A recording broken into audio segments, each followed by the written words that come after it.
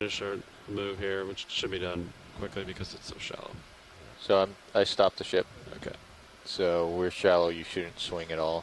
Okay.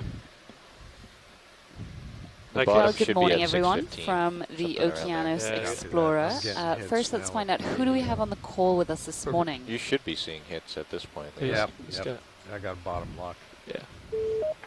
It's odd that he has it before you. Well, here's Bill Keeney. Yeah, I'm back 11 from meters Mexico, so I'm hopefully Thank you, more Bridge. engaged with you. Great, and I know a lot of us were very jealous of where you were, Bill, so I hope it was a good trip. We'll just go all the Who way else down, is on the Don. call? You can stop Yeah, at 40 well, altitude. 40 altitude, copy that. Yeah, let's do that.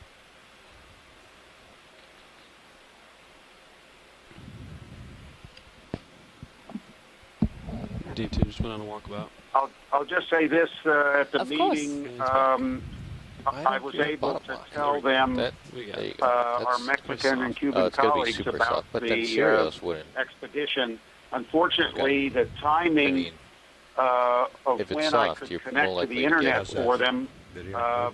D2. either were one of your down days, and the other one was when you were exploring the washing machine. So it maybe wasn't the best timing to show them, but. Yeah, unfortunately, we got weathered out by a couple of days. Okay. So that was a downer for not only us on the ship, but also those on shore. And the washing machines 50 showed our meters off unobjected now. approach to Sounds ocean serious. exploration. There you go. Anyone else on the call? Yes, this is Robert McGuinn at the Hollings Marine Lab Exploration Center. Thinking I'll Hi, back Robert. kind of under you. You turn port, I turn starboard. We Hello. meet northbound. Okay, copy Hi, that. Dave. It's Mike Ford from Noah Fisheries. Hey, Mike. Okay, you're coming to an easy stop Coming to there. Easy stop at 39 off. Terminal Report USGS. Great. Thanks for joining us. 20 Delta, you're all stop. Video's clear. Copy that video, thank you. I'm in auto depth with a Okay, good Delta. well, today is When I dive thrust to stern, you 15 can of punch this in your expedition auto that I've heading. had to Yep, leave. I don't know. And today we're going to be Point the exploring a camera site straight known as down there. Gulfoil. Auto heading in. Great. And so this And we're area looking is back. located within a Flower Garden get Banks the, Marine National HD Sanctuary back roll? expansion zone, as well as it's in pretty close proximity to a wreck known as Gulfoil. We are hoping that this area, well, the area has shown high habitat suitability for deep sea corals in models. So a lot of our observations should go ahead and support stow this the on Southeast right Deep now. Coral All right. Initiative.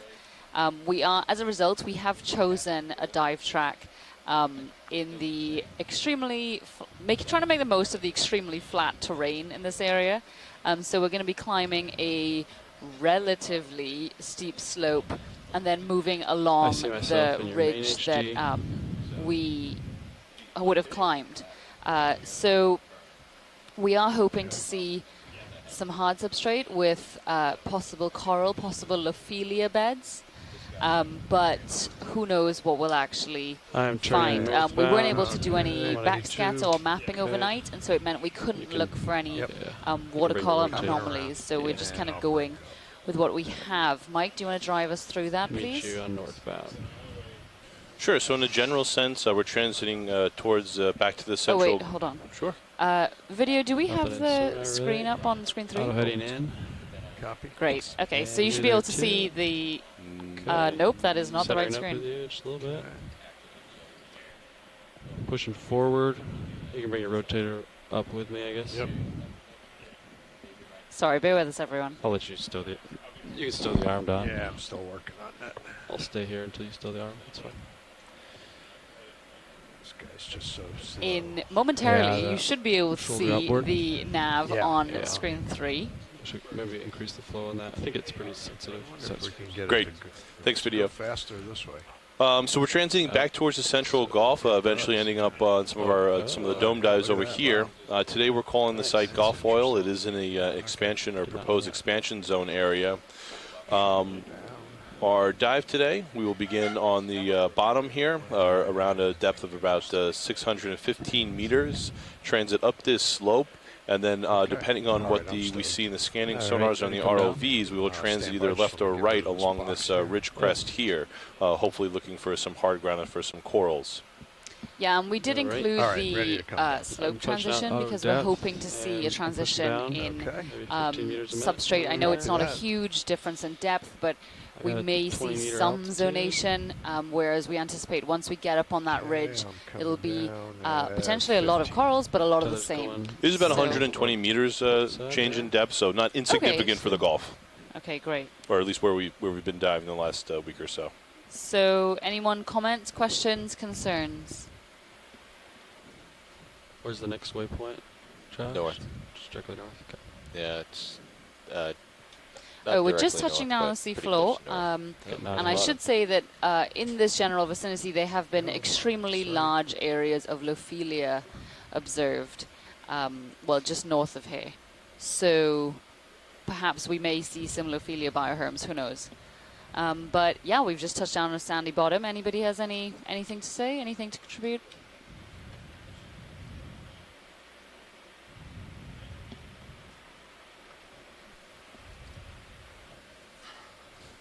Okay, well, with that, let's proceed with our dive at Gulfoil. We should be coming off the bottom at 4:10 local time, so that's Central Standard Time. And after this dive, we'll get together to chat about our final two dives at Dauphin Dome and whatever we decide on for our final site.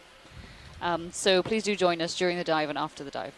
And thanks for calling in, everyone. Thanks, Eva. Have a good day.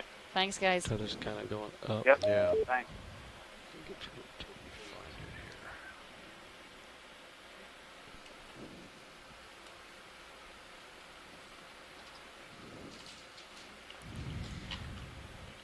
Okay, well, good morning, everyone. If you're now tuning in, we have just touched down on the bottom at our site known as Gulfoil. Just like to let you know that the This vehicles is are an on area bottom now. which is within an And our bailout expansion plan zone will of the be to Flower the Garden south. Banks Marine National Sanctuary. It's a very That's poorly correct. explored area. In fact, this area, this patch of seafloor we're looking at, Yes, as well please. as what we'll likely see during this dive, has never been explored. There has been one small ROV dive north of here where huge coral you want me to colonies put your, were swim arms out? observed, Yeah. Lophelia Okay. coral colonies. So today, our plan is to transition up a ridge, one of the largest features in this area, and then we'll work our way along the top of that ridge. And that's in the hope that we'll find some exposed hard substrate that, of course, will hopefully host some outboard deep sea first. corals of Probably draw various into it. descriptions. Draw This in area, on I should say, has And been deploy on the port side. proven halfway. to, or rather, it's shown They want 'em high all the way habitat up. suitability for halfway's deep fine, sea yeah. corals in models. Like that. So whatever observations we make today will not only Starboard. support the Southeast Deep Coral Initiative, Upper but also swing have arm management out. implications as a result of this proposed expansion zone area. With that, I think that's kind of it for our little intro spiel. We should have a relatively long dive today and be transitioning from about 615 meters to about 580, or maybe even a little bit shallower than Oh, that. you want to draw it Yeah. in, But right? Okay. we are hoping to see some corals, and of course, you know, it's exploration. We never know what we're going to see during these dives. There you go. All right. So Okay. just to give you a little bit of a rundown of, again, who you're listening to during this expedition. Hydraulics My off. name is Diva Amon, and okay. I am a research fellow at the Natural History Museum in London.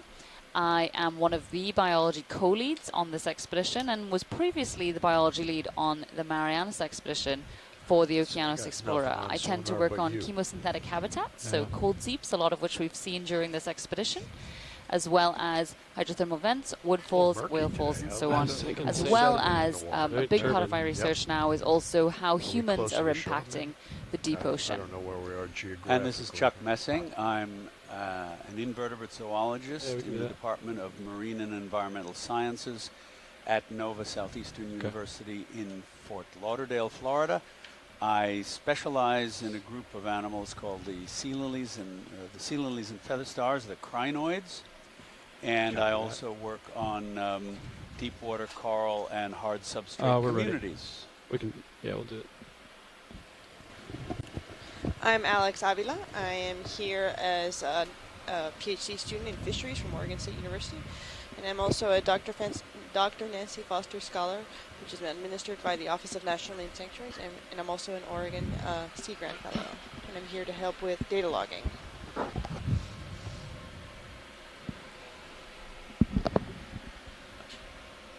And in the front row with the ROV team, sitting pilot is Levi Unima, and to my left, It's Joshua Carlson in nav. and to my right, Don Liberatore, co-pilot. And in the far corner is Roland Bryan at video. And in the back is Caitlin Bailey. and we're all from the Global Foundation for Ocean Exploration. I'm going to call in a Thanks, ship guys. move at 350. So, in addition to Okay, the voices copy that. you have just heard, we do Great job, also utilize 30 an meters, 0.2. amazing bit of technology called Telepresence, and this is where we can Like to stream call in a all ship of our move, data please. from the ship, as well as a lot of our imagery, the images which Range you're probably 30 watching meters, bearing now, 350, in near real time to speed shore. decimal So our 2 knots. scientists are actually able to get it about 3 seconds after it's captured, whereas a lot of the That's folks correct. watching the YouTube, for instance, will get it about 40 seconds after it's happened. So by using that amazing technology, we can have participation from a wide range of scientists of various expertise, and it really does build that sort of knowledge base that we're working with, as well as allow folks to participate from their homes, from their offices, folks who may not necessarily be able to take an entire month and head out to sea. Thank So you, it really is just an incredible resource. And so I'm not sure if we have anyone still on the line this morning. If so, would you like to introduce yourself?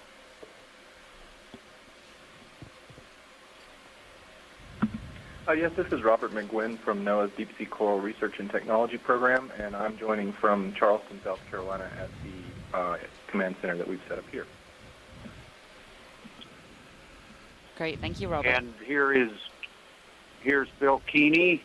I'm a marine scientist with NOAA's Office of National Marine Sanctuaries, based in Galveston. I work for the region, which Gulf of Mexico is kind of my area, and but I'm based at the Flower Garden Banks National Marine Sanctuary office in Galveston.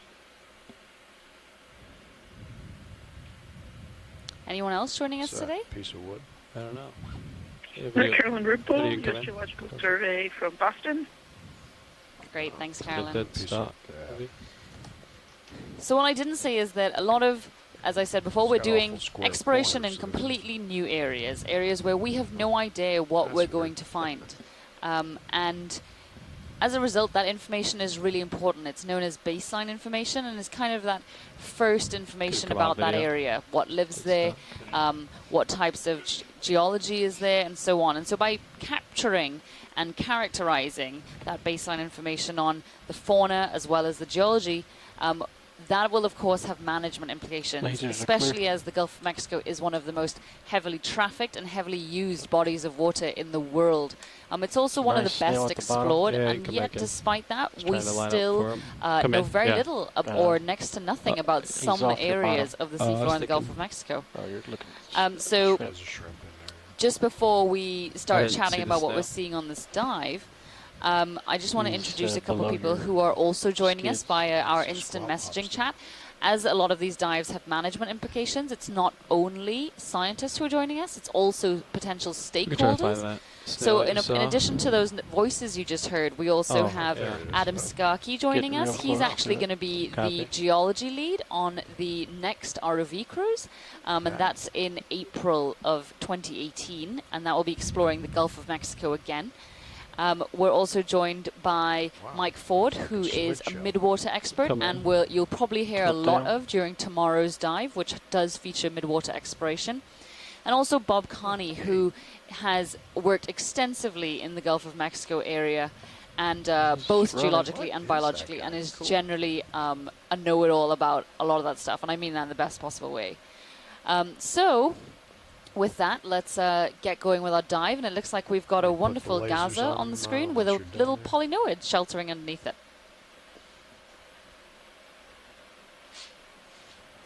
That's right, Diva. This is a snail, of course, and that is a scale worm on its foot. And this snail is unusual for a couple of reasons. It's got those filaments, those long feelers coming off its body under its shell there, in addition to the pair of antennae at the front end. And this is the foot of the snail is quite elongated, and when this snail is disturbed, you have any more Zoom, either by a potential predator or senses the ROV's bow wave, for example, it will launch itself up into the water column, thrashing its long foot, which can carry it several meters through the water column, or at least several feet through the water column and away from any potential danger. Let's get a medium shot. That's great, Pilot. On. When you and video are happy to move on, we are as well. Copy that much then. Okay, they should be on. Okay, video when you're clear. Get lasers with it there. Documentation. And you can see a couple of things here. Right behind that gaza is a smoothed area of sediment. As it glides over the sediment, it releases, of course, some mucus, and it's gliding on cilia, microscopic hairs, I believe, on the underside of its foot, and it creates these wiggly trails on the sea floor, modifying the surface layer of the sediment. Sounds good. And you can see also the general surface of the sediment exhibits what we call bioturbation. All of those pits and pock marks and cones and mounds are all evidence of infauna, organisms that live below the sediment surface, either burying themselves or tunneling and kicking up sediment, as most of them are deposit feeders that do that, or at least many of them. And so the tan surface of the sediment is mostly organic material that has drifted down from above. And there is a glyphocrangon shrimp. I don't think that looks like glyphocrangon. No, it isn't. It's got huge eyes, but it's different. Yep, that's different. I don't know what kind of shrimp that is. Looks like a Caridian. But if anybody on shore can help us out, that would be fine. It's getting dusted. But you can see the very soft flocculent nature of the sediment surface here. That's much of that is organic material that is more stable down shot video from in just a second. Shallower waters near the sea surface. Yeah, the water's pretty turbid today. Nutrition for many of the organisms that live on the deep sea, on or in the deep sea floor. And when we see some burrows... All right, there we go. Now we can get what you want, video. You will see that the sediment has a different color because it's kicked up from underneath, or shoveled up from underneath. There's an example right there. And some activity, because you can see that smoky, something's going on in the sediment there that's creating that little cloud of sediment. Someone's very, very fine sediment. Digging one of their holes. Some action in there. And the discoloration, or the paler color, is less organic, indicates less organic material in the sediment, and is brought up from below. And you can see somebody's busy either house cleaning or doing something like that. All right, that last move's done. I'll wait because you're way behind, Sirius. Maybe adding an extension. Okay, video when you're clear. Thanks. Renovating. Time for me to move here. You want to look down at that as you go across it? I might be able to, yeah. And that gives you a better idea of the extent of the bioturbation in this seafloor area.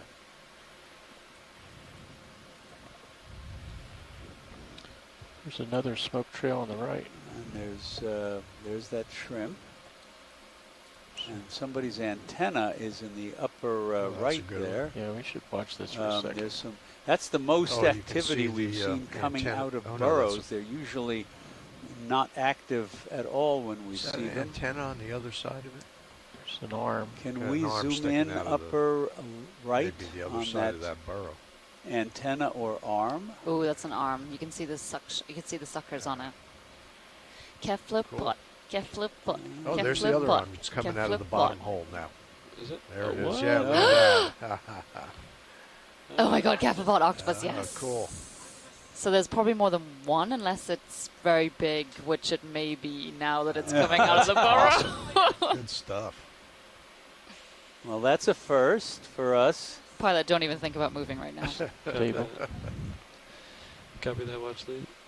Tilt down and get me stable. Oh, it's peeking at us. To the right. Could this be a moose octopus? That genus? It It- doesn't look it like could tilt Granolodon, so I'm It thinking could be. It's certainly moose got large octopus. eyes. Oh, May shoot off fabulous. to the This right. is awesome.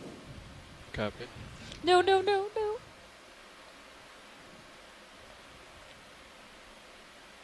You're right on top of them. Yeah. I'm trying to get a lot of light on him. Sizing us up, checking us out, seeing if we are a threat or something he may want to tackle. The eyes on this octopus are different than the one we saw early in the cruise. Those were uniformly dark. This one has got a slit. I don't know if that's the pupil. I suppose it could be.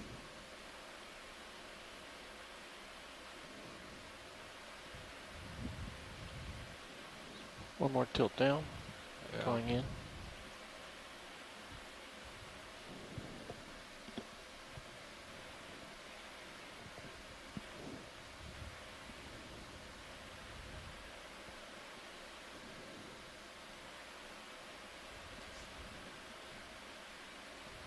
Interesting eyes.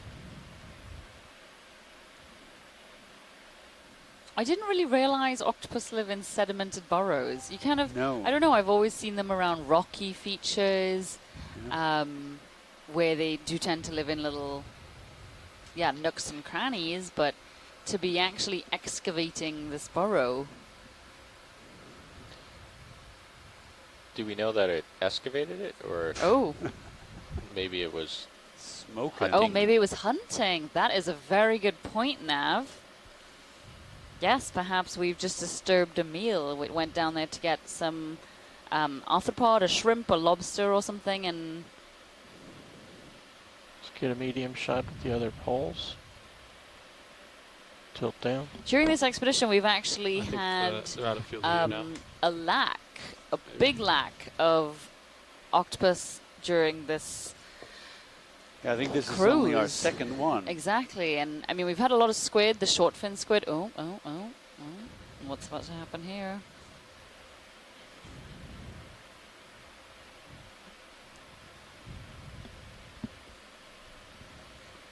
Yeah, a lot of squid that have come by, but very few octopus. Video's clear.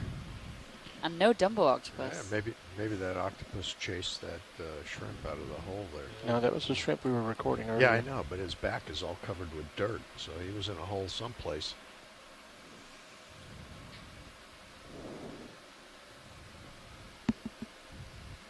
Now, I noticed the Watch lead. Do you need more footage of this? Or? Yeah, we don't really want to go anywhere just yet. Copy. Stay here. I noticed that in the eye of the octopus, the slit has closed, probably in response to the ROV's bright lights.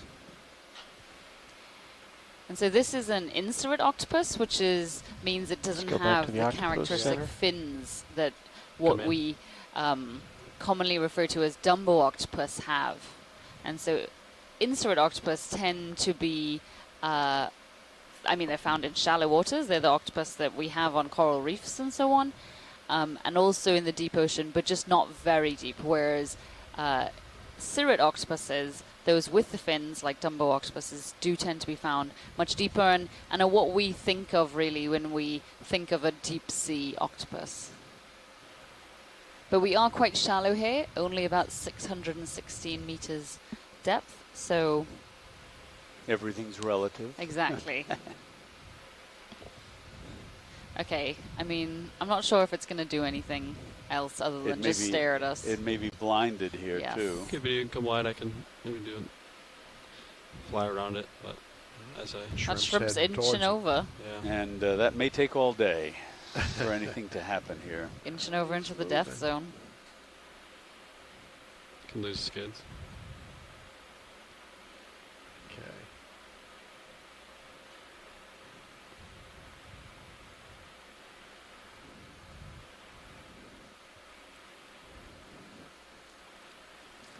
It's also, I suppose, possible that that shrimp made the burrow and escaped, too. Yep. And Bob now Carney suggested that.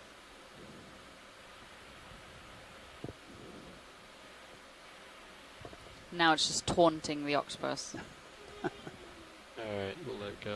It should be noted that as we came up on those burrows, not only the burrow he came out of, but the other one that was smoking, but there was another one further off to the right, about 30 centimeters, that was also showing. Quick zoom on the thing in sediment. the black thing showing. Yeah, right? video. Zoom in on Thanks, video. water column, dark subject. Oh. That was a Takes midwater in. fish, I Look at think. all these little cones out there, too. So went All away black from us. and slender. Although, Yeah, I don't recognize it. he's No? coming at me now. Hit the brakes. Full light. Oh, and in the distance we've got maybe a batfish or a goosefish. The orange. Pink sediment. Yeah, he can come in. Yeah. That looks like Cownax. You want to sit down on his front side. Sure. The common name for this group, they're related to the frogfish Get lasers back on and for a second. others, Unless Copy video that. doesn't is want 'em. coffin fish. Not sure where that came from. The two red dots you're seeing are our parallel laser scaling Pointed across the fish scaling once. lasers, Copy. and they are 10 centimeters or about 4 inches apart. It's clear. So that is not a very large fish.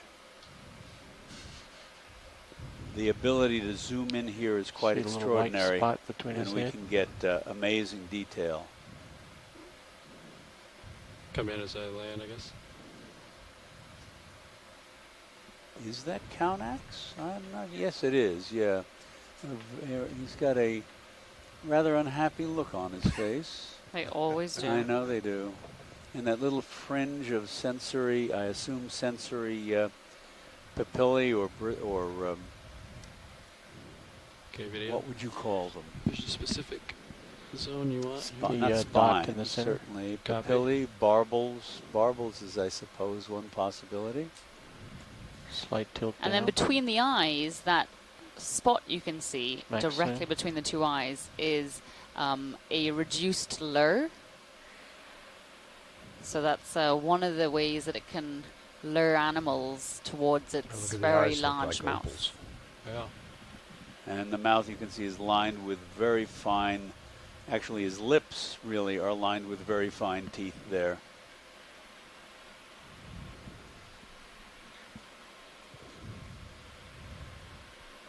Very, very, very unhappy.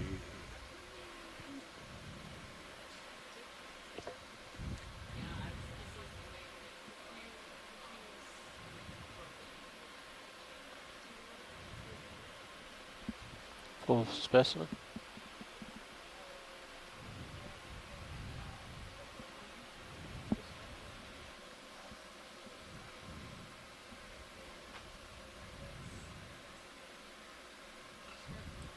Pilot's clear when video's clear. Okay, video's clear. Alright. Taking off.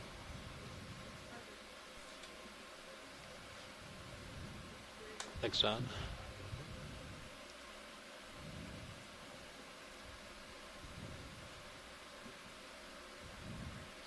Something black in the sediment straight ahead. You can snap on it and see if It's of interest. Gets a dead stock. There's also a crab on the lower left. Oh yeah. There is a little crab to the left, though. Acquiring now. Just a little ways away. It's got something. His right claw.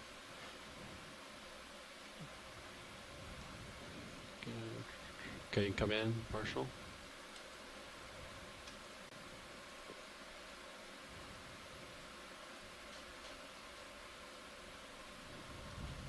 Oh, this looks like the same one that It's we going saw into the the other hole. day with that big heavy claw.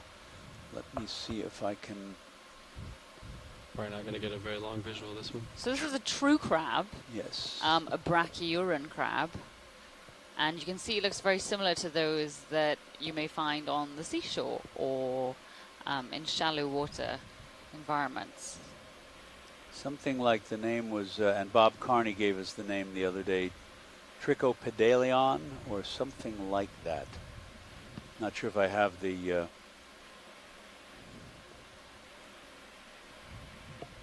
pronunciation quite right.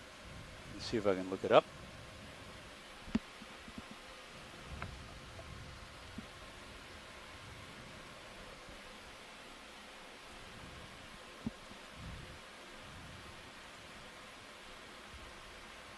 Video's clear. Pilot's clear. That's great video, thank you. Sorry, pilot. Alright. Trichopeltarion. I was close. There's a white something in that hole up above laser. Can snap on it. Ooh, nice little cuke over there on the left. Additional Sea cucumber. Crab. And another one of those crabs. There's a It's fish in another- the background, another also bass off top screen. So that sea cucumber looks like Pseudostichopus. Did you close Left of the lasers. it? Yeah. Yep. There it is. Oh, Yeah, there's the still some question about the species of this. Is there? I believe so. Laser's I clear. don't think Copy the that. detailed systematics have been worked out yet. Just look at the very bottom section. While we are able to get incredible imagery from D2, it's probably one of the best ROVs set up for getting this absolutely incredible high definition video. In many cases, it's still not enough for scientists to identify these Slowly animals. descending And that may be for a variety of reasons. First of all, many of the definitive characteristics what you of wanted these to see? animals Yeah. are They actually just go up the bottom. hidden. They Right. may be on the underside, for instance, of this cucumber, or within it, its skeleton. So without being able to really get a specimen out a in little bit. hand, So we yeah. prefer not to give a true identification, one that we feel 100% certain getting behind. Additionally, Full body. there are many animals in the deep sea which look identical superficially, but in fact are actually genetically distinct, and those are known as cryptic species. And there would be no way to tell that from just images alone. So that is why the Video species clear. descriptions for new animals not Okay. known to Hold it for a couple science more before seconds, then, we'll- cannot be done without having a specimen in hand. And once it's in Okay, hand, pilot's there are clear. usually two different Thanks, analyses video. done, morphological as well as molecular, so that we can really be certain that what we're looking So at and something what there we're left. presenting to Yeah, round inch. the world as something that is new Yeah. Can is snap. certain. I think that's defecation. I was thinking Is the it? That further is left poop of from that sea cucumber. But it's the same thing. And holothurians actually have a huge We'll let that go. range of poop structures. It can be sort of a fat, soft serve ice cream like we were just looking at, silverfish in the or it southern can be top more right. ropey. It really does vary according see to it. the There's species, a and mound. that's actually, while Right that sounds there. kind of gross and weird, Slender. Yeah. it actually in. could help It's indicate above the slender thing you're at seeing. least give an indication of what species may be around. The mound upper And that's left something of we that. term Lebensspuren, which is basically markings on the sea floor, and that could be tracks, that could be Not seeing it. He's not shining. fecal but he's piles, a variety of that things, but mound. it does indicate to us what animals may be around. I don't see it wrong. It looks like there's a lot of particulate here. I can't reach it from here, so in we'll the come water. wide. Hey, I'm I put in another ship move. Sounds good. Same move. We have 600 meters until waypoint 2. Oh wait, hold on. 350 meters, sorry. Our depth is 600 meters. My apology.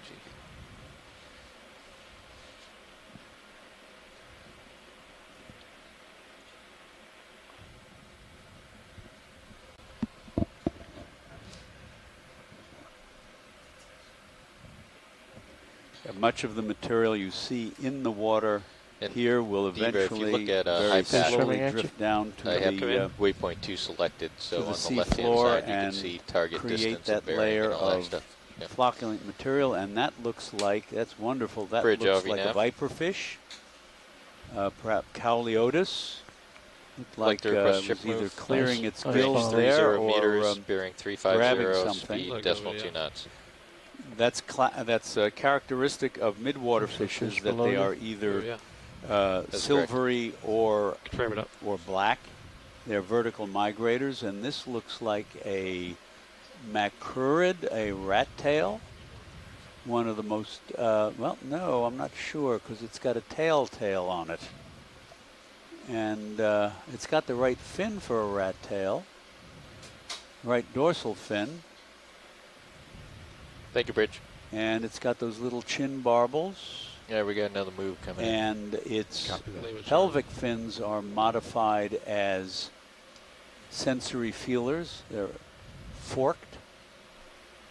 So we'll need a fish person to tell us what this one is. We may have seen it before. Let's get lasers on it. Copy that. Can zoom out just a tad.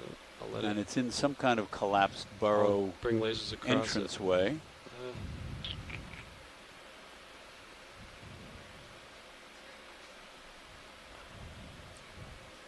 Video's clear. Pilot's clear. All right. The little squat lobster at lower left, lower right there. I don't think that's the one that dug all of this, made all of this excavation here. Looks a bit large scale for it. But that's probably its own tunnel.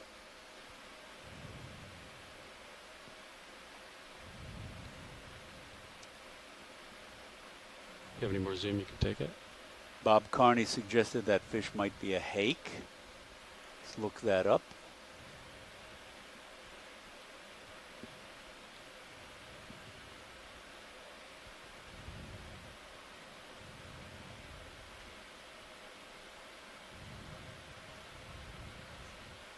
So these galatheids are also called squat lobsters, and you can see video's clear. They've got Pilot's fewer clear. walking legs than true crabs, which have 4 walking legs. Taken off very carefully.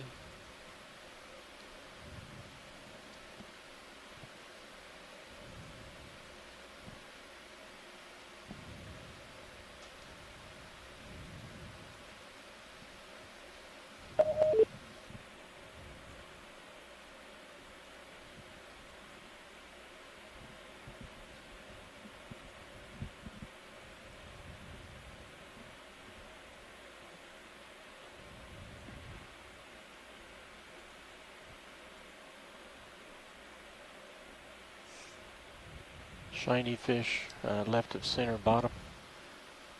Come in. And there is a very small, that's only about at most 4 inches long. That looks like a juvenile rat tail. Very long, slender tail, taller dorsal fin.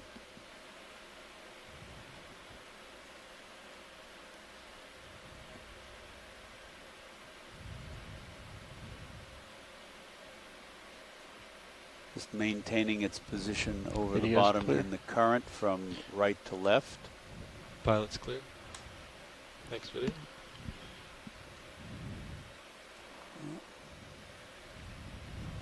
Running crab. Yeah, snap. He's That was a quick one, eh? In and out. You could step on fish if you wanted. Just kind of swim away from And this. another viper fish. These are vertical migrators. They come up towards the surface at night to feed and at dusk. And they are part of the largest migration on Earth. All of these midwater organisms, small crustaceans, cephalopods, fishes, other plankton, migrating up from deep cold waters at dusk to more food, wealthy could grab water this floating object near the surface, more nutrients. Yes, please. And what do we have here? There's a comb jelly, a ctenophore, a low-bait ctenophore. You can see its rows of combs, and those four extensions out from its body within the two lobes are the auricles. They're also ciliated. And the light is not produced by the organism itself, although many of them are bioluminescent. Yeah. That is light that's refracted from on the comb rows, the fused rows of comb-like cilia, refracted from the ROV's Thank you, Bridge. Can we look at the structure behind it? Would that be possible, the elongated structure? And what is that? Very long. Shrimp. It looks like some kind of arthropod with a very long extension. Go for the top head, if you will, possibly. Oh, I think it's carrying something. What is this? Wow, that is it's epic. So that looks like a mysid shrimp, an opossum shrimp. You can see the white brood pouch underneath its body, and it's carrying some organic particle, but I don't understand what that long trailing thing is. Oh. Taking a break. I think that's part of it. I think that's part of it as well. I know, but I've certainly not heard of anything remotely like that before. I think it's a parasite. The ctenophore, the comb jelly, is called Bathosiroe. Thanks, Mike Ford, for that. But that is very strange. Yeah, it came at me. We've never seen anything like that on this cruise. Certainly, I don't study mysid shrimp, but I've never seen any image of that long, slender extension. I'd be really, really surprised.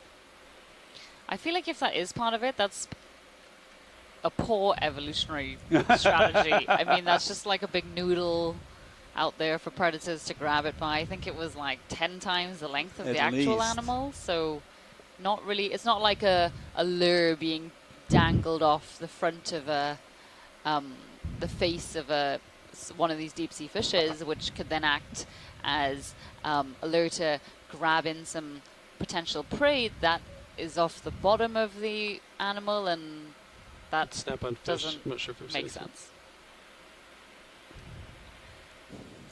So this looks like a shallow water fish, being a relative term. You can see it doesn't have that eel-like tail. It looks very similar to what we see and what we eat in many cases. He's dodging me. He's using his evasive maneuvers.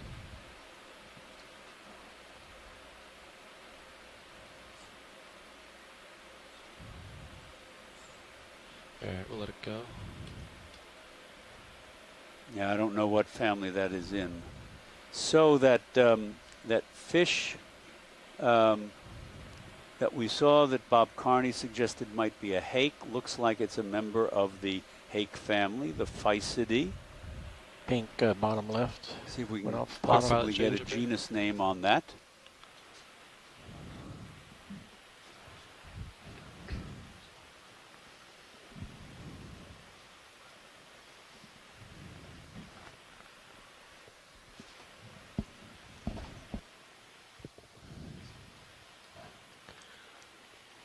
So we're just doing a pilot watch, so we may hold here for a little while our pilots get situated and set up.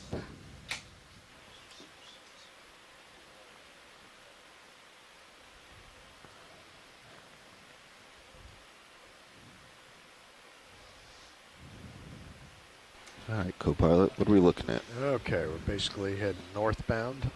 Ship So is these stopped midwater right now. fishes, as I We're was mentioning, migrate push out a little vertically bit, but just hundreds and hundreds of slow meters across the sometimes. bottom, picking stuff out. And perhaps the reason We haven't they moved are very far. associated with the bottom here All right, is video, what are we going for? because This guy? where they were last night, yeah.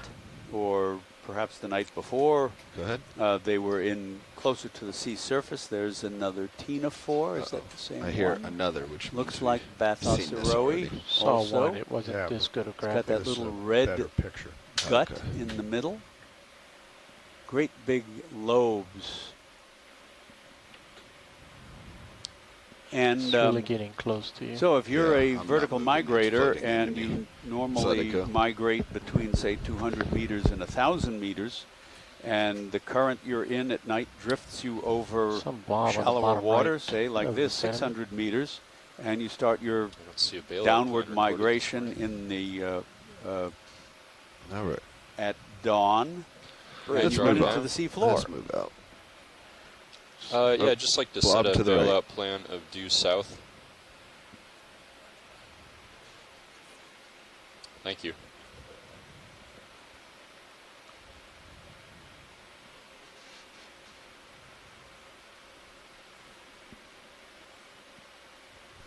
What is this? This is what you were looking for, right? Yes. Well, let's Do take you a have look. any?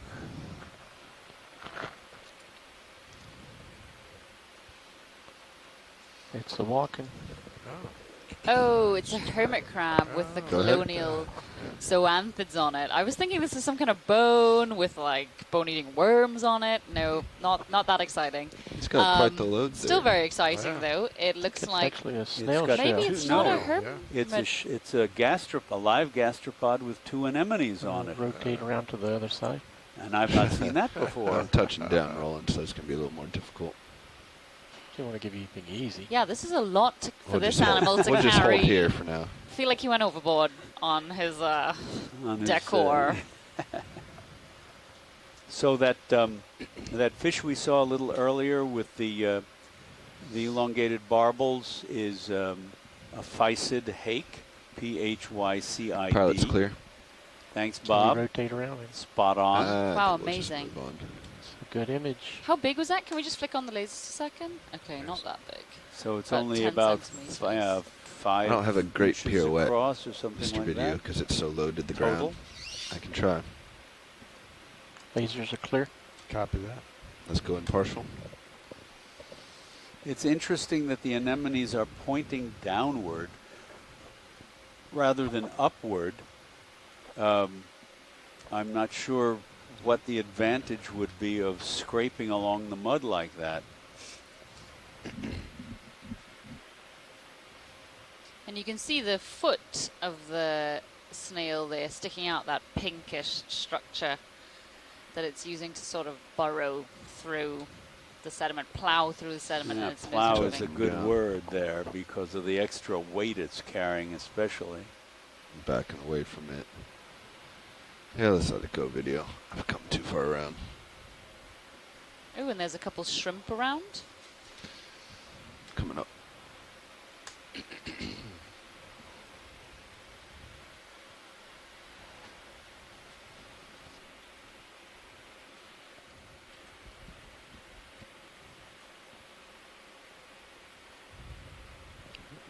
So cool how they move just out of Oh, and there's a another crab crab that's came made an out of this one. appearance. out of That's nowhere. another Just Trichopeltarion. Something you large in And the so that upper crab is a great example of I would inspire me how for much a we sci-fi may be movie. missing. We're moving over Out the of sea nowhere. floor and thinking, Yeah, it looks oh, like, there's not much here. debris. But in Looks like fact, rope. we saw that octopus in a wire. burrow. The shrimp This is potentially a came molt. out of the burrow. Looks pretty heavy There's, on the one side. That crab, which just popped itself out of the sediment where it had been covered in. It's likely that there's a lot of animals living within the sediment, go both ahead. very large and very small. And here is we've seen this before. This is a all right, mass of here, water Don? hyacinth that's been washed down Looking one at of the 355 rivers there, into the Gulf of Mexico, perhaps the Mississippi. 350. It's interesting that we've seen Yeah, a 350 is few fine. traces of examples of terrestrial 30 meters, I guess. vegetation on our expedition. A few bits of grass of some sort Bridge, or RV another. nav. But this, Yeah, it was this like a water move, please, of hyacinth 30 meters. has by That's 30 far and meters, away bearing been the 350 at most 0.2 knots. Yeah, let's let it go. piece of terrestrial vegetation that we've seen. If I recall correctly, good it is copy. an invasive species that has created havoc with clogging canals and Thanks, video. and parts of rivers.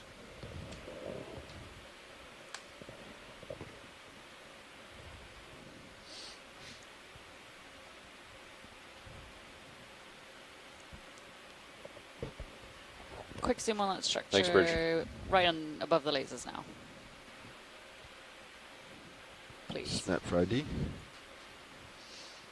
And that's another of our Trichopeltarion crabs. That claw is enormous. The right-hand claw there, proportional to the body, is larger than is the case in many, many crabs. The commercially fished stone crab, of course, has enormous claws, but this is a real powerhouse, a real blockbuster of a claw. Sorry for the bounce video. I'm not quite sure why it. And we saw some of these yesterday, and we were wondering why exactly they were so dirty or so covered with sediment. But we just saw that behavior of that crab a couple of seconds ago, and it just sort of popped out of the sediment. And that indicates to us that these actually live within the sediment and are mostly covered.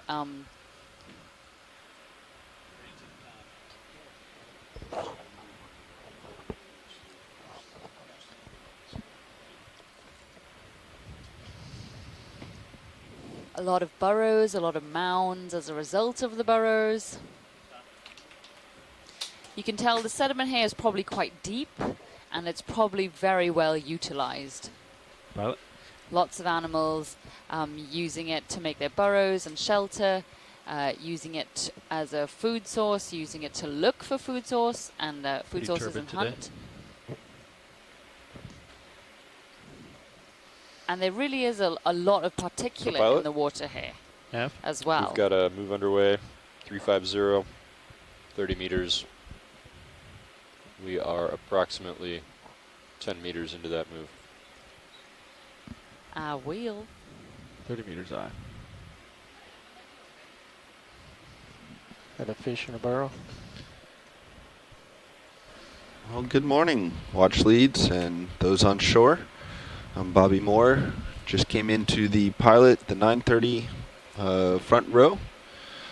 To my left, please introduce yourself. We've got Dan Rogers on nav. Got Levi Unima sitting co-pilot. Got Roland Bryan in the far corner at video. And Caitlin Bailey in the back doing clipping. And we are all engineers and videographers from the Global Foundation for Ocean Exploration, or GFOE, which is a non-profit foundation specializing in engineering of underwater vehicles and systems. And we're very excited to be here today. Thanks, guys. Could we actually take a look at that just about to go off to the right You got it. of the screen, please? Yeah, so those voices you heard from are the folks responsible for building and maintaining both of our remotely operated vehicles, Deep Discoverer and Sirius, as well as those people who are responsible for making all those incredible highlight videos Just on the after my website pilot. and taking all the amazing photographs.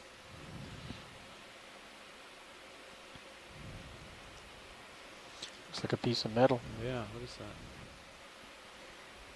So our bridge just let us know that the current highlight video, which Caitlin Bailey, who's sitting next to me, put together and is called the Headless Chicken Monster, was actually on MSN just a few minutes ago. So if you haven't had a chance to look at that highlight video, please do go check them out on www.oceanexplorer.noaa.gov. You can find that highlight video as well as many others from this expedition there, and a lot of them are really entertaining. And plus, wondering what a headless chicken monster is? Better go check it out. So this is some kind of trash, marine debris. It looks like a metal structure that we can now see corroding and rusting, and it's become a home to these squat lobsters here. Get lasers on the structure and while the length of it. I mean, we don't want trash in our deep ocean. It's a sad reminder of how much we impact even very remote areas that we don't necessarily go to or use very often. Not really. They can provide a shelter or a substrate attachment, and sometimes even food for a variety of organisms down here. Thanks, Bridge. Stand by. So many little mounds here. What is this? It looks crustacean. I was going to say dead squid. Oh, no. Keep going. It is a pagurid. Oh, doing something to another pagurid. Not sure if this is some kind of predation or mating happening here, but this is one of the best things about the Okeanos Explorer. We get to look at, because we're exploring and we don't have scientific objectives, we just get to drive around and look for cool stuff, and that means we get to see some really cool behavior that may not have ever been recorded before. And a couple of interesting things about this, the larger hermit here, and is this looks like one of the hermits in which the shell is replaced by the anemone? Yeah, and it has a massive claw. It has a massive claw, but its left claw is missing.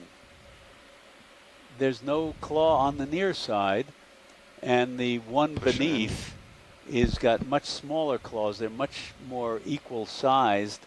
And it's actually upside down, the one on the bottom. Yes.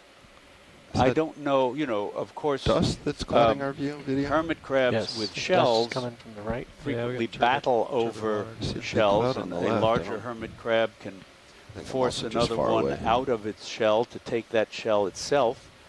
But I don't know if that's possible with these anemones. I don't know if anybody knows.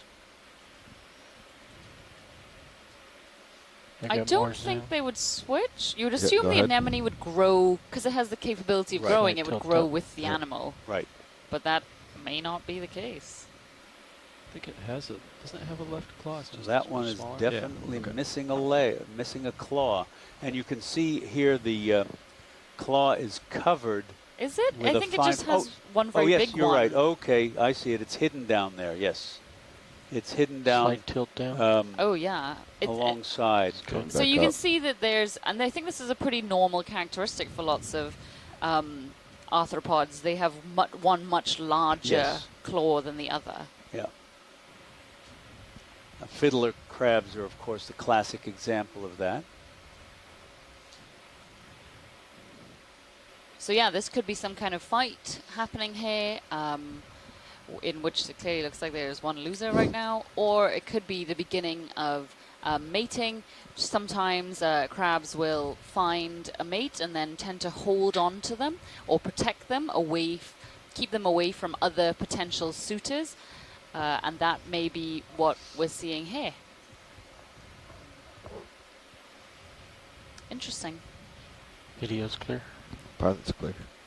And this points up one of the I won't say shortcomings, but one of the aspects of studying the behavior of invertebrates, and that is frequently you have to have a great deal of patience. All right, pilots, thinking of putting in a 50-meter move just to keep us going. We got a lot of ground to cover today. Okay, big hop. Here we go. Trying to go 0.2, trying to... 0.2. Okay, so trying to 350. Trying to make some moves. Okay. Copy that. Bridge, this is ROV Nav. Another move, please, of 50 meters. That's 50 meters, bearing 350 at 0.2 knots.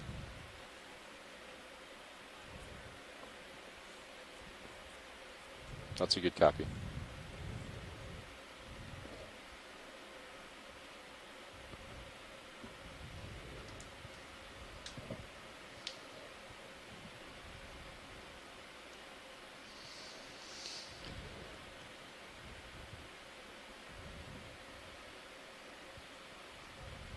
Have we seen flatfish yet today? No flatfish yet. We have not All right, seen any then we'll today. make a quick stop Thanks, there. Birch. That looks like the same tonguefish, a member of the family Cynoglossidae, that we've seen before with that black band ahead, video. Laser's at clear. the just before the laser's posterior end. And this is just really extraordinary how it uses its individual fin rays as individual legs to walk over the seafloor like a centipede or millipede would on land, Soft today. or like many Yeah, polychaetes, Not sure why it keeps bristleworms kicking up do, on my port side here. in the ocean. They have these unsegmented paddle-like appendages, on a pair of them on each segment with bristles, and they use them the same way, although this is Go interesting for more if you because want it. Video. in polychaetes, in the worms, the waves of power stroke and recovery stroke work from back to front. In this one, the waves of muscle contraction, the power stroke pushing, and the recovery stroke work from front to rear. And this is a right eye flounder, a right eye flatfish. When they start out life as larvae, they have an eye on both sides, just like a normal fish. But here, the eyes migrate and over to one side of the body. And characteristic of this family is that hook-shaped jaw. I believe the only genus in this family in the Atlantic is Symphurus. But there are a bunch of species. Like this and rotator. several of them do get into deeper water. Video? Video's clear. Got you at 60 degrees.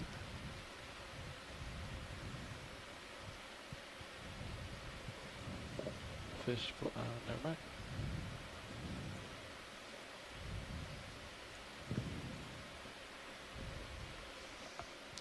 Running crab right. Yeah. I think he may have ditched into a hole. I'll let him go. Fish tail right. A little off the dive track.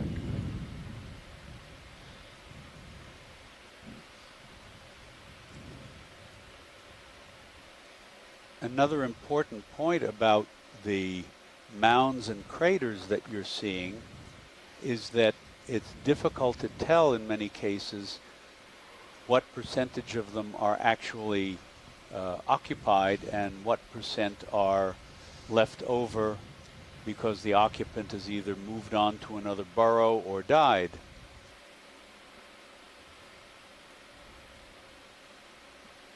So Heather Judkins, has just written into the chat and said that Mike Vecchione, who is a cephalopod expert, so that's all squids and octopus and so on, says that he thinks that octopus we saw at the beginning of the dive was from the genus Musoctopus.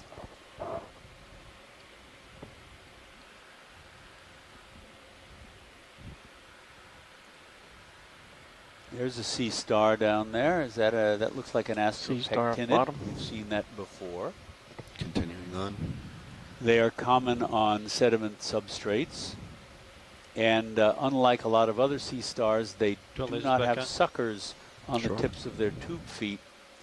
And you can imagine You got lasers. walking on sediment like this, it Going would off. not be the Port best side. of all possible solutions to have little sucker tube feet that would just pick up clots of sediment and not move you anywhere.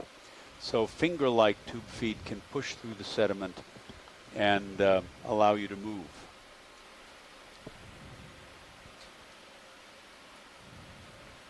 Taking a picture of my notes. Gonna write up an actual SOP. Yeah. Did you like my translate? As we're moving on over the seafloor, we can see some more of those tonguefish, some more The of those calculator. crabs that burrow themselves down into the sediment to conceal themselves, potentially from predators. Lots and lots of burrows and mounds and just general signs of a lot of activity very in this good. area, biological activity. Explore and repeat. That's what we do. Fish with his head down coming center. What's this right here? Let's see if I can get it before. Sargassum. Is it? It's a bit of sargassum weed, Right, brown you are. algae Alright, that let's move has on. drifted down from the sea surface and also contributes to the nutrition of some of the deep sea organisms. There's a shrimp.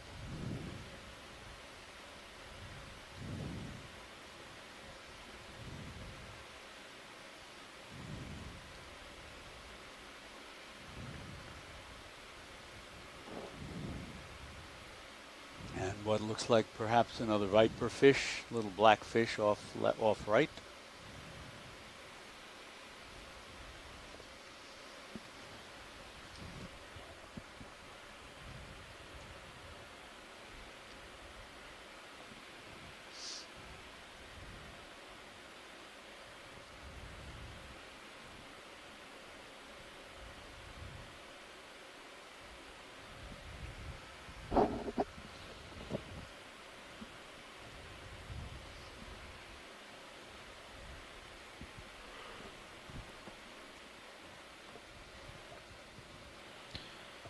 I've seen these before, but this is probably new for this dive, so let's get a snap. It unfortunately is not, but Oh, that all right, animal off moving to on. the left is upper left. Continuing on. So that little one was another cownax, but this looks like a burrowing anemone. And a large squat Go lobster. partial. Oh, beautiful. Oh, that's beautiful. Yeah, you can really see the tube that this anemone constructs out of its specialized nidae, the capsules in Turn certain lasers off, cells make that it clear. produce an adhesive thread and collect sediment. And there is a nice little Caridian shrimp with green eggs Nice. sitting on the column. Down.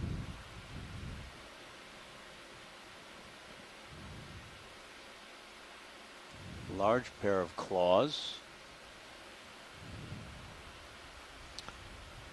The burrowing Going for anemones, full in screen. addition to that adhesive and thread-like, well, the tube composed of threads and adhesive and sediment, you can tell these serianthid burrowing anemones because they have two rings of Video's clear. tentacles, a short Mind inner that. ring and the longer outer ring.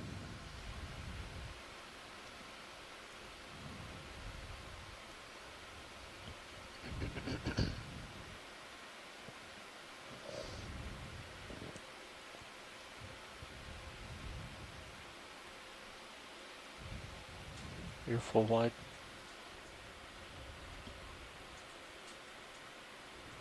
Just another 5 meters or so to go. Rat tail top left, large crab top right. Somebody swimming across the bottom. It may just be seagrass. That looks like a rat tail. And this looks like another water hyacinth. That's like that's I think the third one we've seen. That's The third clump. Thanks, Bridge.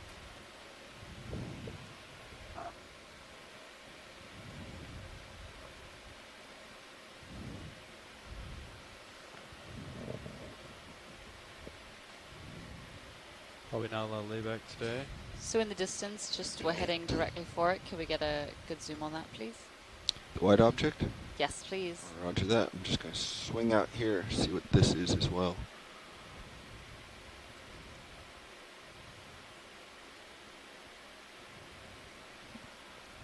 So it looks like we've got Let's go another partial on this. serianthid or tubed anemone just here, Confirmation. and above it potentially a There's a small Let me bring shrimp you as in. well. There you go. Okay, and we're going to continue on to the white object. And that looks like another hermit with an anemone.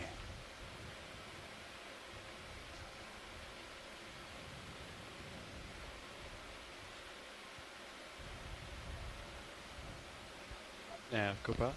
Go ahead. What's the Bob Carney feature mentioned of the dive on of the whole chat course? line that We're just making our the way up site a is near very the shallow southwest slope pass of the up to Mississippi the top River, of this which ridge and would then follow along.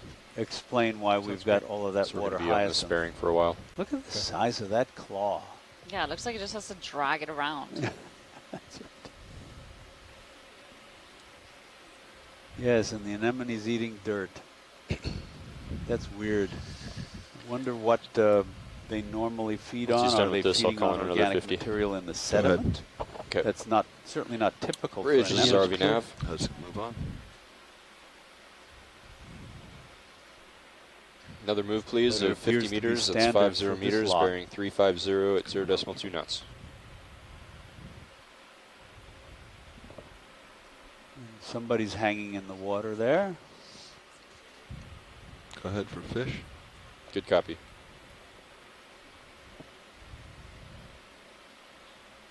That's, what is that kind of fish called? Scabbard fish, I think. Yes. Moving into it. Very small fins on the top. Moving in slow, coming down.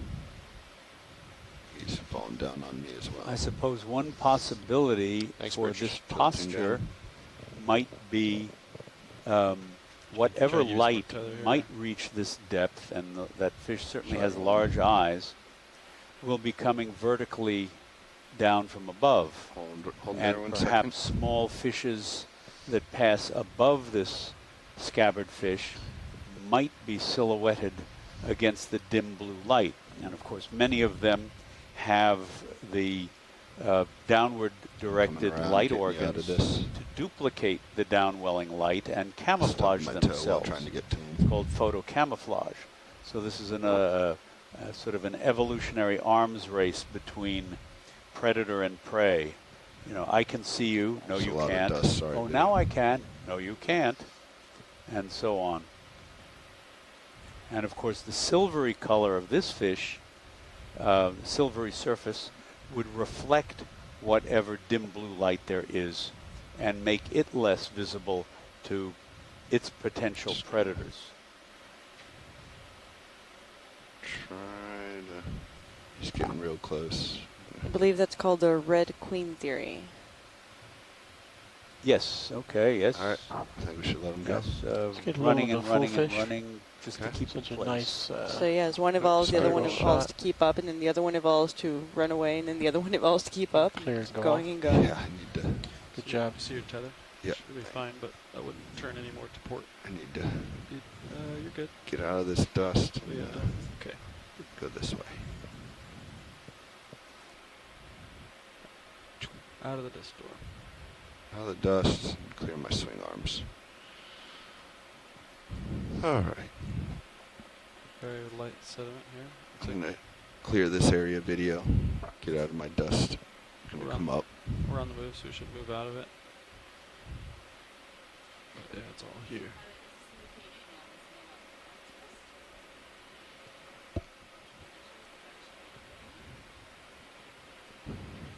Yeah, there's a fair amount. Probably the best indicator here is actually the tether.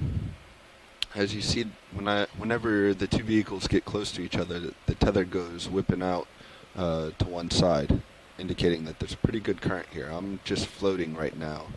You can see everything coming across to port. As soon as I stay here for a little bit, we'll also see that tether go swinging off to port. So there's a fair amount of current down here today.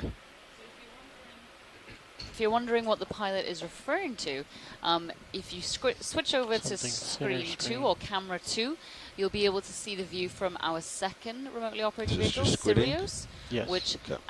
hangs out in the Or water sediment. column above Video, can you Sirius. see if my Zeus is full wide? It and should be, but not I Sirius, just- sorry, D2. And Okay, yeah, it is. Thanks. that Primers full provides Thank lighting as well as gives a really great broad perspective of the site. including That usually last some fish kept fantastic sinking on images me, and I of stubbed my D2. toe, getting close and kicked up that big There's a big burrow. thing of dust. So Mark Benfield has just put in the chat that yes, that was likely a scabbard fish, or they're also known as a cutlass fish, that shiny fish we were looking at. And they are predatory, found in the seas throughout the world, and they're, of course, as we were just looking at, long, slender, and steely silver. They also have large fang-like teeth.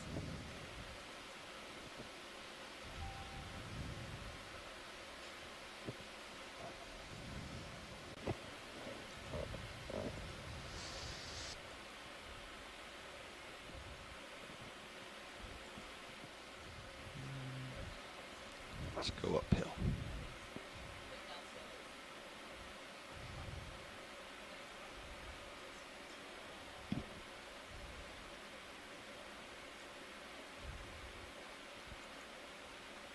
Better.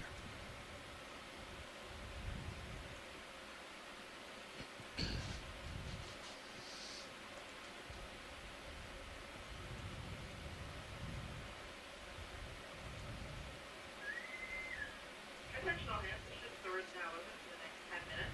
Again, as the ship's door opens for the next 10 minutes. Today's bingo numbers are O as in Oscar 63, that is O as in Oscar 63, and G as in Golf 59, that is G as in Golf 59.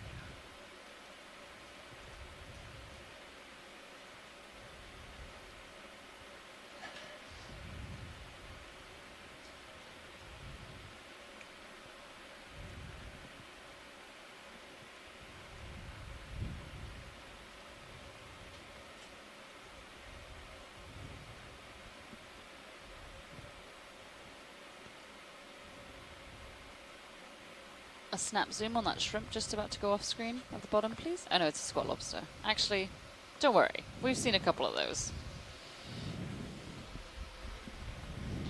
Okay.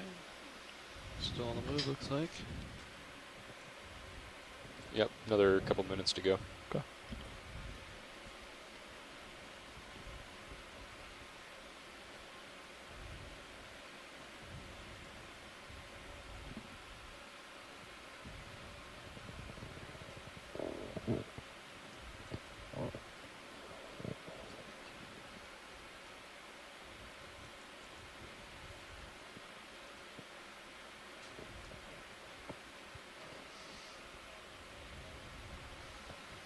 That looked like something's been partially eaten there on the left. And squat lobster and looks like another hermit with the anemone. Or gastropod. Or gastropod. This time, yeah, it's the gastropod with the twins. And there's a tiny little batfish off left. That's probably the Dibranchus that we saw the other day. This is really interesting. These anemones, I don't know what they are, of course, but every one we've seen, either on the snail or the hermit crab, is face down on the to get sediment. that little fish after the. And that's certainly a posture that I'm completely unfamiliar with. If anybody on shore knows this, that would be a help. An off video.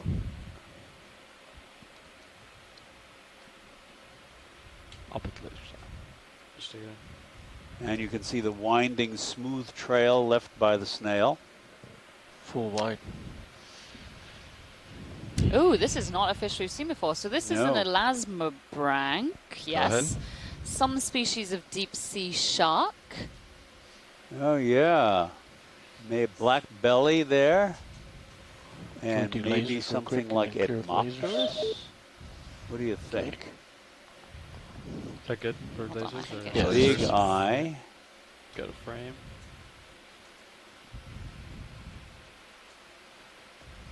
Boom, boom.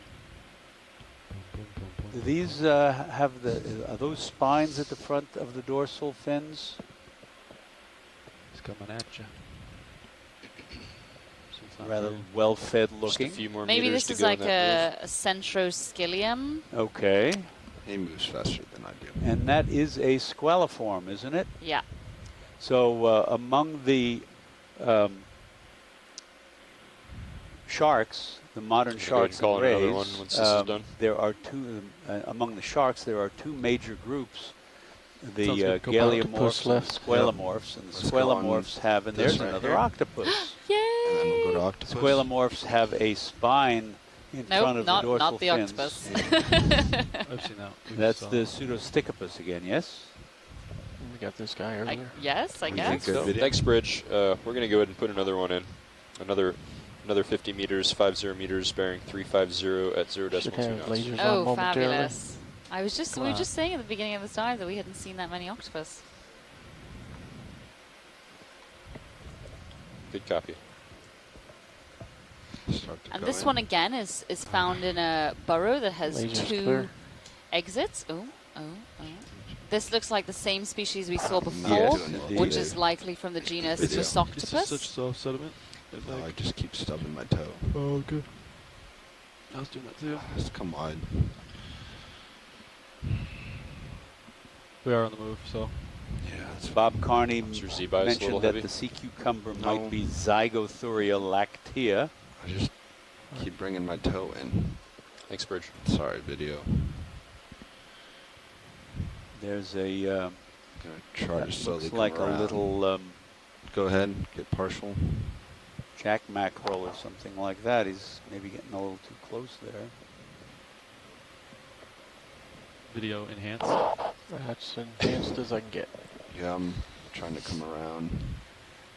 You're off my port side. I can turn to keep you in view or stay here. He's going inside. He's gone. And Yeah. the octopus appeared to Oh, be he's walking using now. that He's dust moving. cloud as a cover Someone to else make a is move. helping me kick up some dust too. Oh yeah, look, it's really sticking to that dust cloud. And off it goes. All right, we're gonna follow him back this way. Bridge, RV Nav. Yeah. Can we please bring the ship to an easy stop here? Thank you. Okay. Look it down. Video, I'm really sorry. I don't know where this is all coming from. Current should blow it away. Wait Hang for on. the clouds Go to ahead. pass by. There we are. It's on the move. That walking pace, he might find something. Yeah, he's probably gonna reach his tentacles. So this octopus will be one of the apex predators, likely, in this ecosystem. We've seen quite a couple of what those should be. So this octopus would be one. That potential Thanks, squaliform shark that just went Ship by, is stopped. another. Copy So that. but the squaliform would Looking down at probably 91, but we're you know, stopped, so I'm happy. feast on things in the water column, Ooh. perhaps things sitting on the sea floor, Column. whereas this octopus would Go. be able to probe in burrows and itself sure if get Python itself or in burrows hunting. in some cases, as we're seeing here. Perhaps it thought it could make a getaway, but now it's feeling a lot more vulnerable, and so is attempting to hide down in this burrow.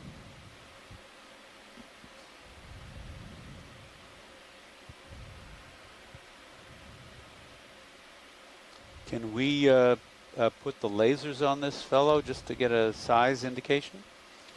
We had the lasers at the beginning. So really a small octopus. The body, though, remember the lasers are 10 centimeters apart. So the whole Lasers are body off. of that octopus, if you lay it sideways, not including the arms, would Interesting eyes. probably only be about 10 centimeters or 4 inches. Not a large animal. I'm gonna It bring looks much the bigger port than lower. it is. I think it drifts in, so I'm gonna bring it outport a little bit. Lower And here we're getting some great views of the Yeah. eyes as well as the suckers on the Just a little bit, not tentacles. Sorry, the arms, not tentacles, arms. Nice shot, Bobby.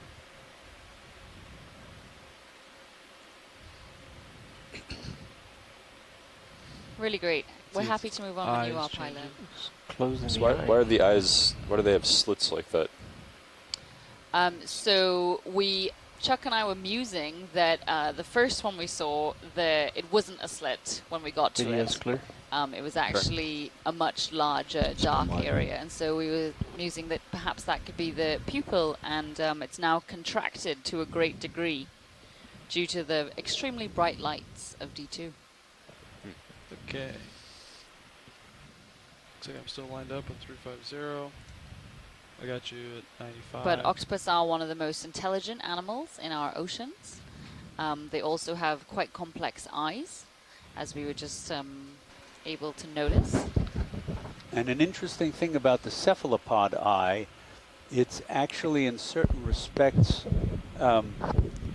better than our own, because if you look at the human eye or the vertebrate eye structure, and that goes for any mammal or reptile, our rods and cones in our retinas face backwards. They don't face towards the light. So the light that reaches our eyes and enters our eyes has to go through the bodies of the cells in order to be sensed. Whereas that's called an indirect eye, because the rods and cones face away from the light. But in cephalopods, they have a direct eye where the rods and cones face towards the light. And it seems to be a bit We're more going to reinitiate that move. Let's do 50 meters, 50 meters, bearing 350 there are other at differences, 0.2 of course, knots. as well. For example, if I remember correctly, and Heather, you can good copy. Jump in here if I misstate, but in the human eye, our lenses are somewhat flexible, and the muscles around our lenses modify the shape of the lens in order to focus. But in the cephalopod, the lens is fixed. It's rigid, and it has to be moved back and forth by muscles in order to focus. Top.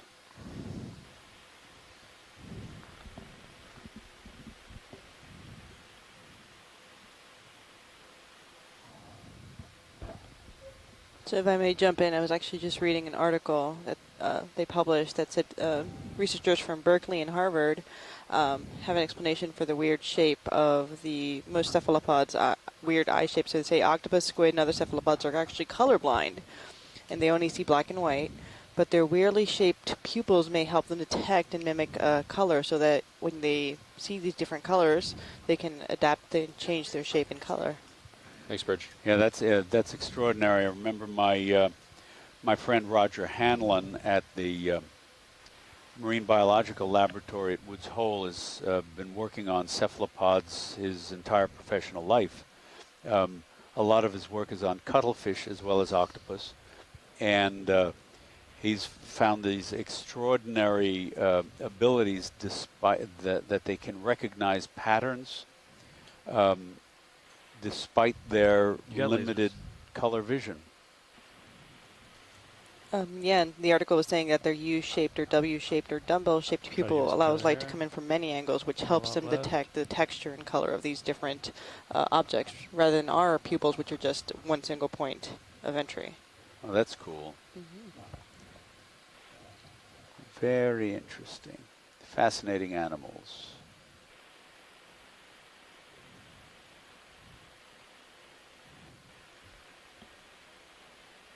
Fish left upper. There's another Trichopeltarion, the large clawed crab that we've been seeing.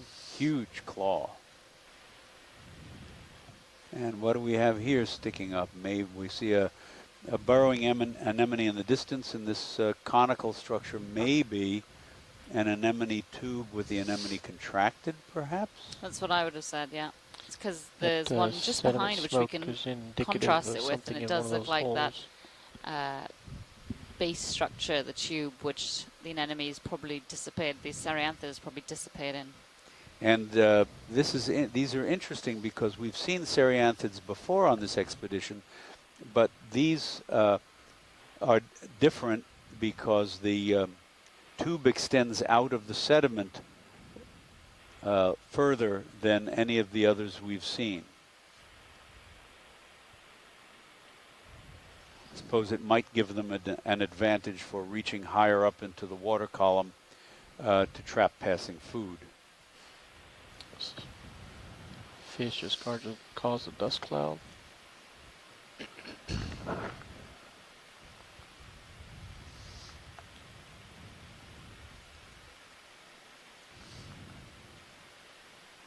Going off to my starboard. Some more squat lobsters, some fish kicking up some sediment, perhaps looking for a meal or trying to get out of the bright lights of D2. Looks like we're coming up to some big burrows. Tina Molodtsova, who is in our chat room all the way from Russia, has said that the that burrowing anemone is probably Pachycerianthus. Oh, that's a big Bathynomus in there. Stop in that burrow. Yep. What is that? Oh. And it's burrowing its way in. Yeah. That's cool. Can we turn keep in view, pilot, or not? Lasers clear. So these are the giant isopods. We've seen quite a couple of them during this expedition. Turn lasers off for you, yeah. They are there we go. ridiculously charismatic looking. Okay, but here we can see the backside of one of these isopods. Right side there. And you can see all that dust it's kicking up as it tries to get a little deeper into its burrow. That was a good eye. It's maybe just arrived home. Oh, and it also has a little spider crab on its bum. We are on the move, pilot, and you are off to my starboard. But understood. Yep.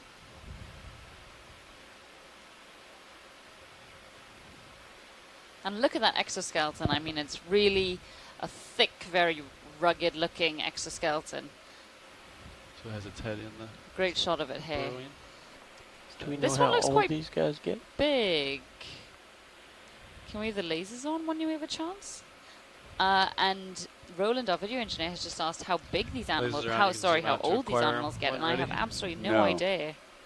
Nope. I don't know if anybody does. 10 wide. I think aging animals in the deep ocean is, seeing as we're still trying to understand what actually lives there, being able to answer those bigger questions such as what do they eat, how old do they live, and so on. Let's get a little more. We haven't gotten to many of them for many species. And when you're clear. That's neat. Nice shot, Bobby. I didn't know they did that. Yeah.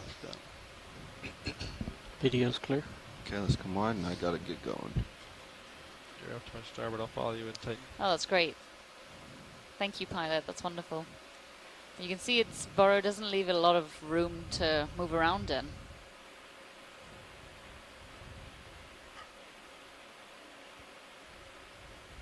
And you can also see how different the sediment appeared there that was freshly excavated from the surface sediment with its tan, flocculent organic layer.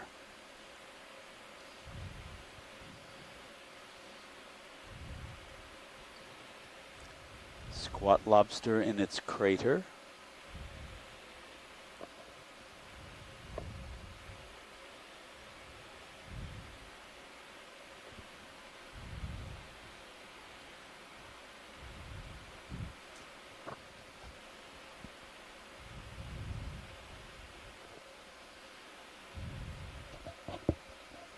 Can we have a zoom on that Cerianthid, just going off to the right, please? Just another couple minutes left in that move. Copy that. Go ahead. Yeah, a really close zoom would be great. Oh, stand by video. Now this is much smaller than the ones we've just seen that Tina suggested were Pachycerianthus.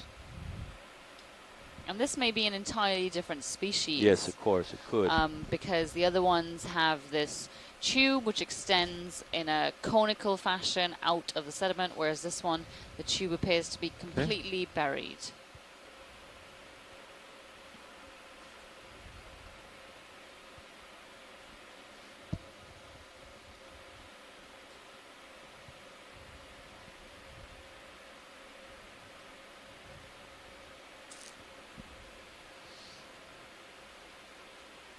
That's great. Thank you, pilot.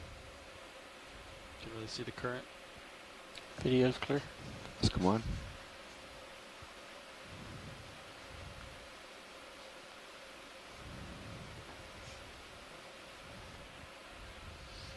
Pushing out. Rotating down just a bit. I only had, let's see, 84. We got a lot of bioturbation here. A lot of these large, deep burrows, these excavations. And let's see what that little dark object just looks like the entrance to a burrow. Yep.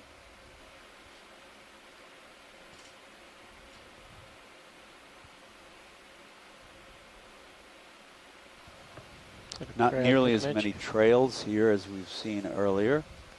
Thanks, Bridge. Those are squat lobsters again at the entrance to their craters. I'll stand by for another once you push out a bit. Sounds good.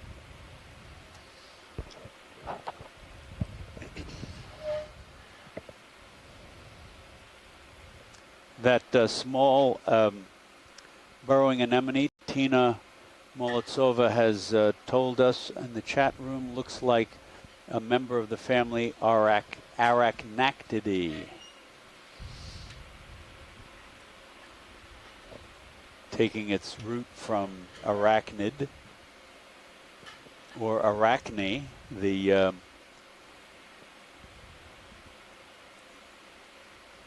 woman of Greek mythology. Something burrowed right, another one of those. Yep, we'll get a look.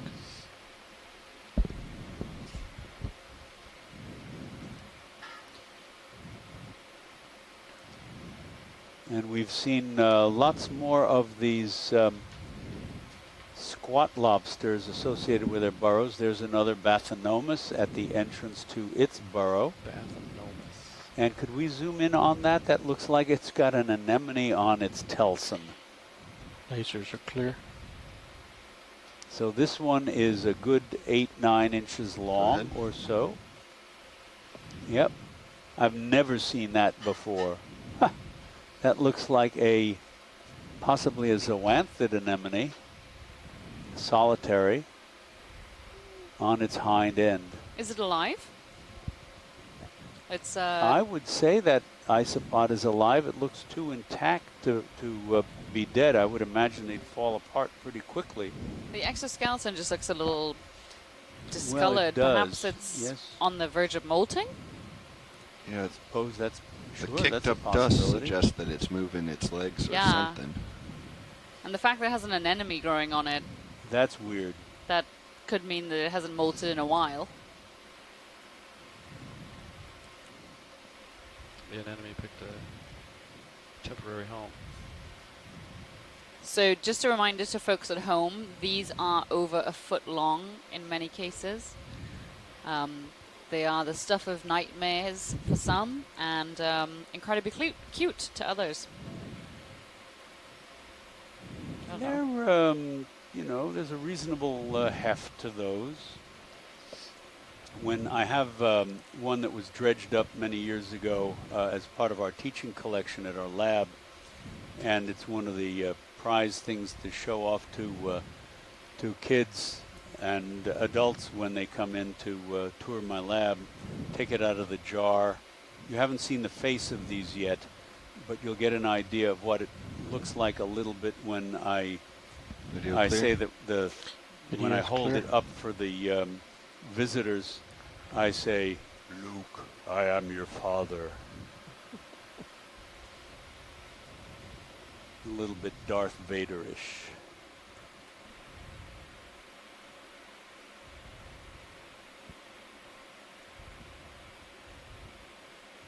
At least we know what is one of the animals making a lot of these burrows around here.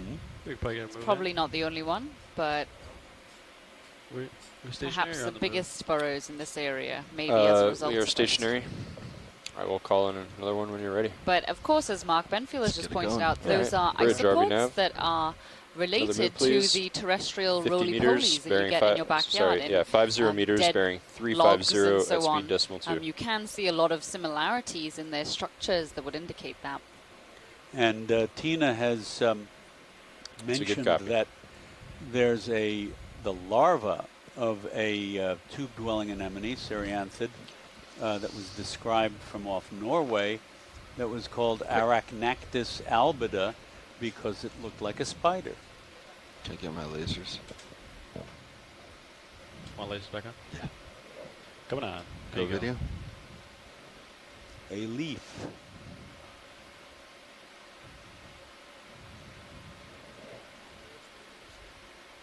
Thanks, Bridge.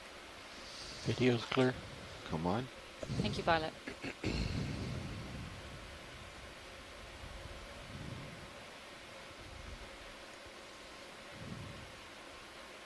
So in the distance, we can see a very large crab looming into our view. Yes. Oh no, it's an Acanthocarus sika. Oh, the blind lobster. And again, this is probably one of those burrow-forming animals in this area. We have seen them throughout this expedition, both within burrows and outside of their burrows. And again, they are one of the major predators in this area. Or there's something in that right. Should get lasers off for a second. Copy. Lasers off. And when we come closer, you'll be able Get to him see going its towards long that burrow. claws. Go ahead. They're held frame up up. with basically the elbows bent at 90-degree angles and the claws open at close to or over a 90-degree angle. And each of the Looks like it's on the hunt. sides of the claw, what am I calling them? The movable finger and the fixed finger are lined with very sharp needle-like teeth. And it looks like there's something in the burrow just ahead. We can see that because of all the kicked up fine sediment. It's going to come back. Um, and perhaps there's not going to be a square off.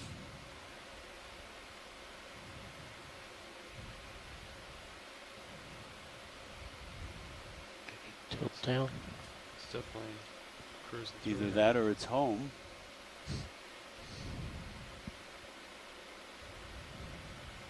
Still in its swing arms. Oh, oh. Pretty aggressive.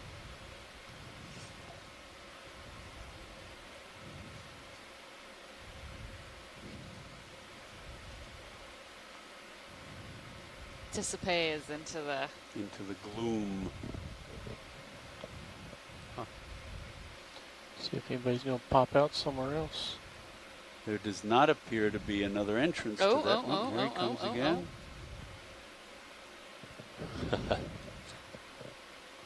Oh, there is definitely something in there, I think. God damn you, Dust.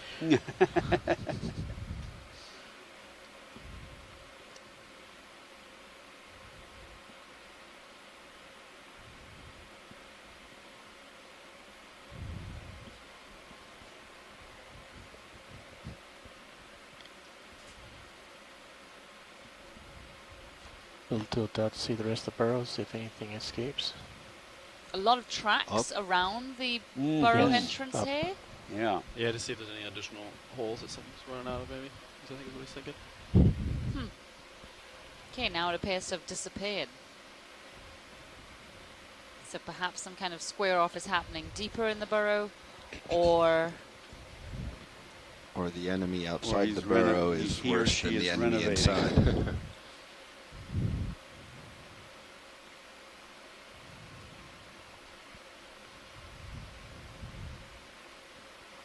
Seeing no sediment from any of the other burrows. and it's likely that this It's it's coming coming back. back out again.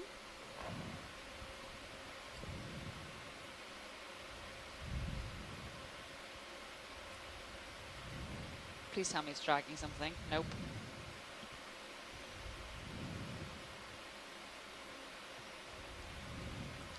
Well, Okay. go ahead.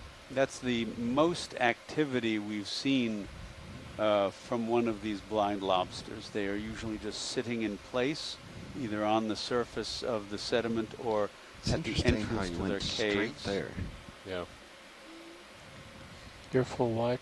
Yeah, understood. So either that was that lobster's home, and it was doing some spring cleaning or something, and kept exiting and then re-entering, or it went to see what was inhabiting this burrow and potentially try and eat them, or to try and evict them and take the burrow. But whatever it was, if it was the latter, Do you want to try it to was not peer in there? successful. There's still a lot of dirt, but yeah, I'm not sure we're going to get a view.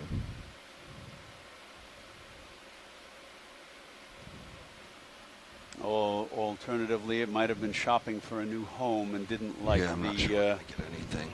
fact that this There's an didn't awful lot have coming out of. a rear exit. All right, taking off. Looking back at you, 91.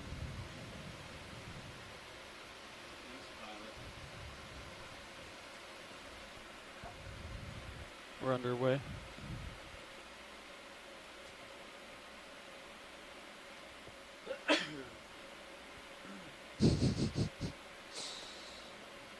Oh, no.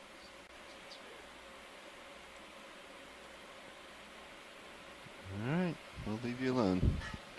Moving on. Another deep sea mystery.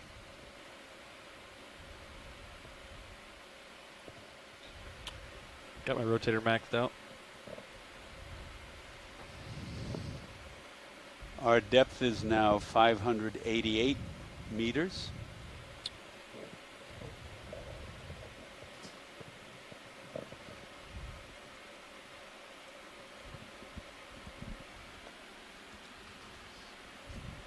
And more terrestrial plant debris.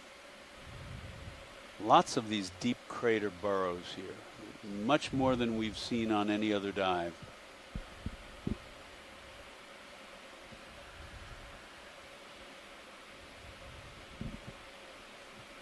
But difficult to tell how many are active now, how many have residences versus are obsolete. Squat lobster. More plant debris. And up ahead, just right, well, there's two things. Left of center, looks like a small anemone. Want close-ups on either? Yeah, we'd love some on both anemones, please, if possible. You got it. Go ahead, video. And this looks a little different again from what we've seen. But this does not look like a serianthid because it doesn't have the inner row of tentacles.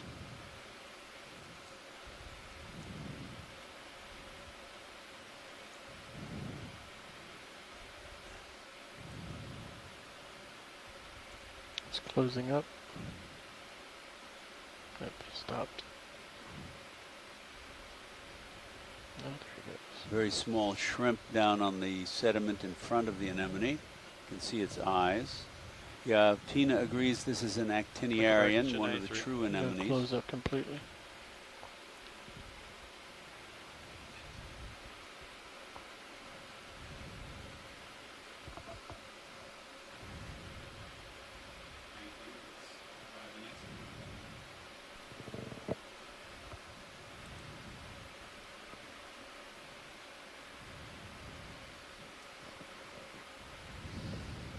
Sorry, video. That move is finishing up. Sounds good. Copy that. A little bit of contraction going on there. May not like our bow wave or the light. On your clear video. I was hoping he was going to go a little faster than that. No. Thanks, Bridge. Clear. Okay. Let's go on to the other one.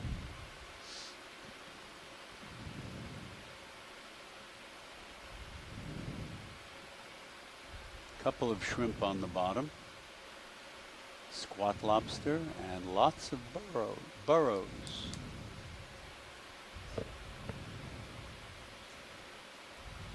And this is this looks similar. Rotator's maxed out. Tina We're suggests swinging that in that position, so. anemone might be something like Bathyphilia. And we'll see what this one is. This is a bit more similar to the one we saw earlier. Not sure if it's the same. Lose the skids. Go ahead. No, this is a regular anemone, not a burrowing anemone, even though it's burrowing. And a little tiny spider crab on its left side. So a burrowing anemone, a cereanthid, would have an inner ring of tentacles around the mouth. And this one does not. It's got a very knobby column.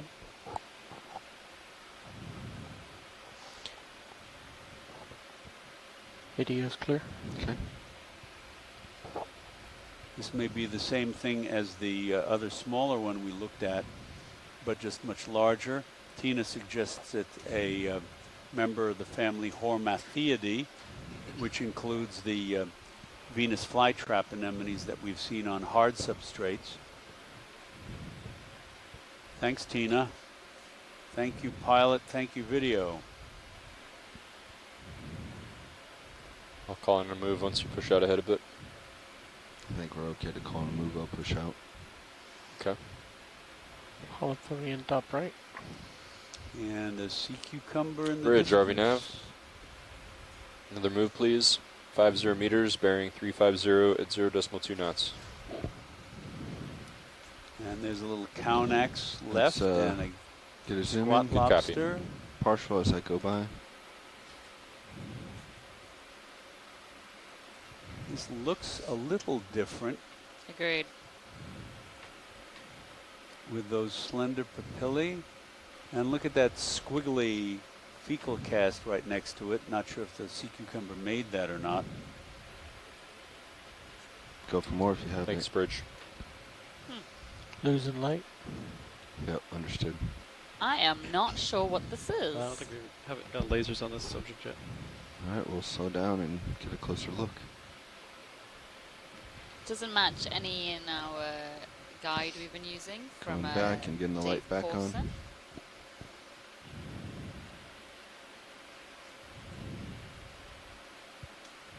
Maybe a parariser, but it just doesn't look quite knobbly enough. Like the texture of the skin isn't rough enough. So, but then all these projections are suggesting something from the family Synallactidae.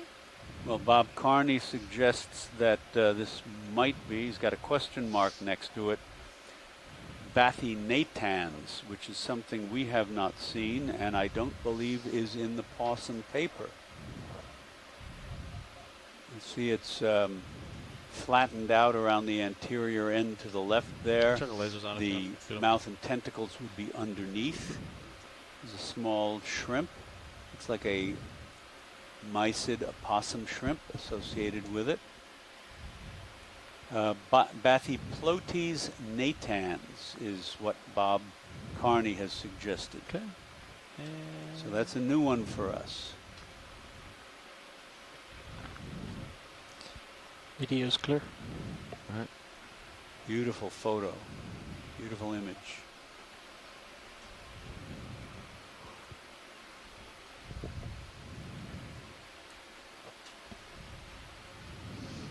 So we have seen probably, I don't know, 7 or 8 different species of sea cucumbers during this expedition. I'd say over 10. Over 10? Okay.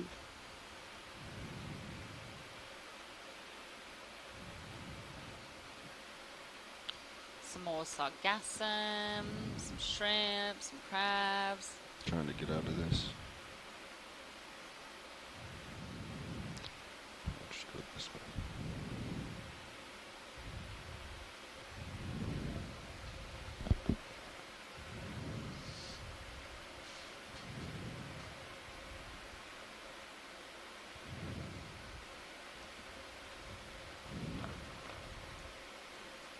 Little deep black tunnels, when they're first off in the distance, make it much more difficult to tell what they are. Can we zoom in on that anemone, please? This is a cereanthid. This seems to be the one that we saw earlier. Go ahead, that video starts going.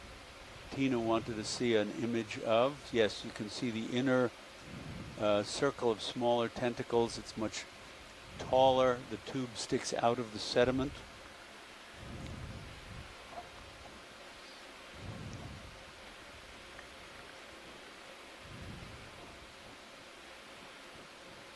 Lining you up. It does not appear to be completely expanded because we can't see the mouth.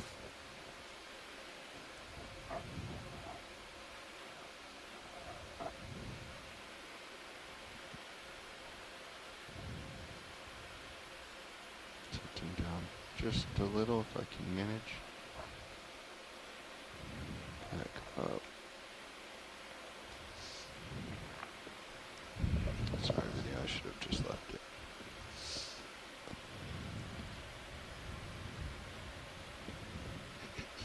Looking down at you, 87.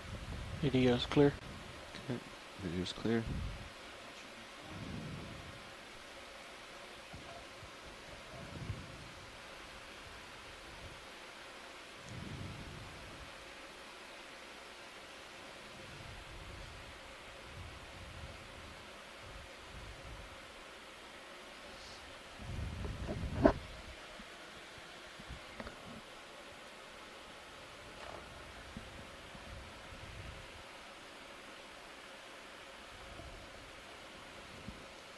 Good.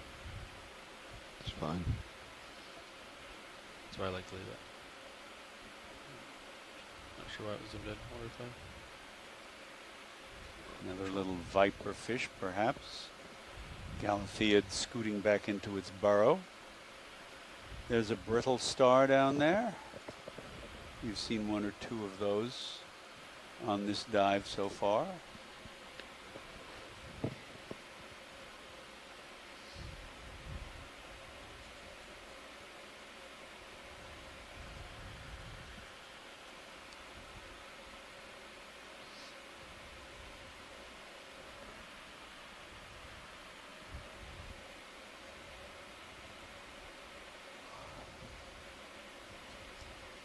Viper fish floating right. And that looks like another.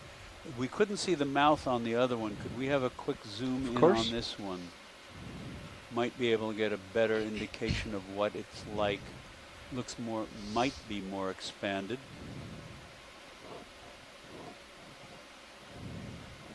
Go ahead, start to go in, video. It's paler than the other one, smaller certainly. I would guess it's the same thing, but just smaller. But let's see if we can get a view. Nope, still can't see the mouth. That dense mass of inner tentacles is obscuring the mouth. I'm not sure if that's needed for any diagnosis, but there is clearly some variation among these specimens.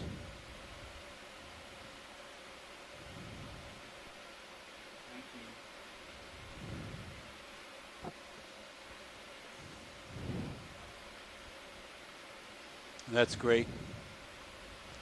Video's clear. Pilot's clear. Lasers once. Come on. Got him.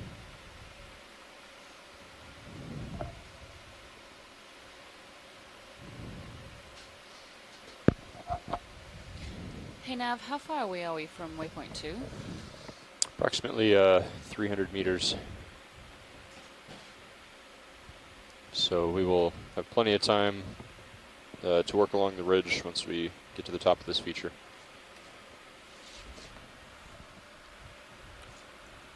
Sure. That's interesting because the previous nav told me about an hour ago that we were 350 meters from waypoint 2. So I'm going to hope we have actually moved. Sorry. And yeah, we're not just been hanging out in the same place. I am currently reading 270 meters from waypoint 2. Okay, great, thank you. And we've moved like a couple hundred meters, right? What's from bottom to current? When we landed, from bottom to current.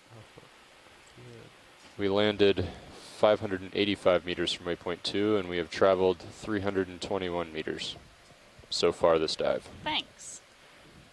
We're actually making pretty good tracks.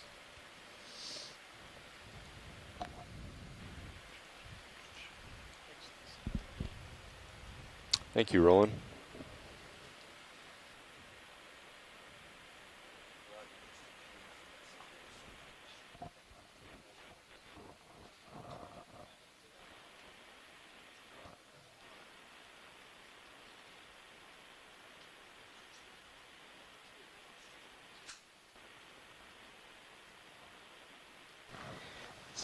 Possible viper fish, top left. Okay.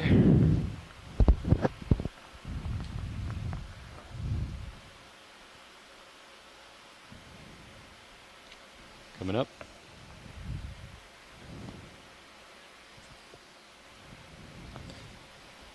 Thank you, Bridge.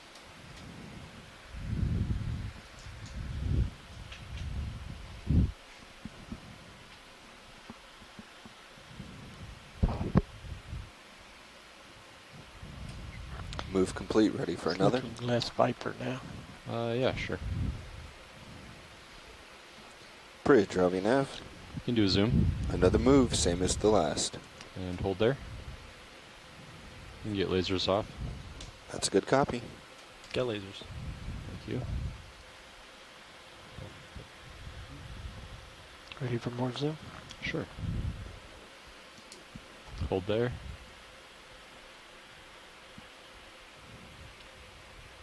Back row doesn't sound too interested. I just don't know what this is. Okay. It's some kind of midwater fish. Thank you, Bridge. But I am not sure what it No. is. But this is great imagery, so hopefully some of our fellow scientists ashore will be able to help us identify this fish. And Tina has said that those large burrowing Sorry, anemones Roland. that we've just seen Clear. are Okay, you can come out. Pachycerianthus. There's another one. And we've got 3 different fish in the Can zoom in on view this guy right here. now. Hold there. I'll come around. It's another one of those hakes we Yes. saw earlier. Okay, we've got an ID. We'll come up to the other one. Push forward and come to starboard. And most Partial. likely a rat tail in the distance. Unless it's one of those ones that likes to fool us. And another Oh, blind lobster. Steinduckinaria. Something. Yeah. I think so. We'll go for the fish here. I think that... Hold there's there. an Azumia. More likely.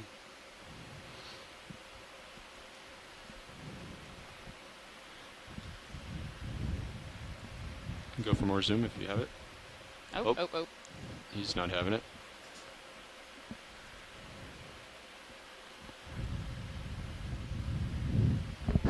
Clear. Okay, let's come out. Go for the lobster, or what I think is a lobster. Maybe a Oh, crab. what's that drifting into the... Oh, Don't worry. stand by. We can do that. Let's go ahead and I go mean, it's very into clear. Could just be gunk. I think it might be. mucus. Yeah. Okay, you can come out. Just up my port, but you're fine. Okay.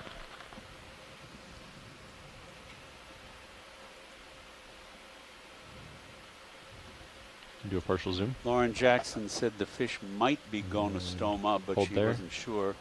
Didn't catch it quickly enough. This is a different kind of squat lobster than we've seen Get today. lasers on real quick. I think we saw it yesterday. A small shrimp at the bottom there. Get kill lasers, and I'll zoom in. And hold there.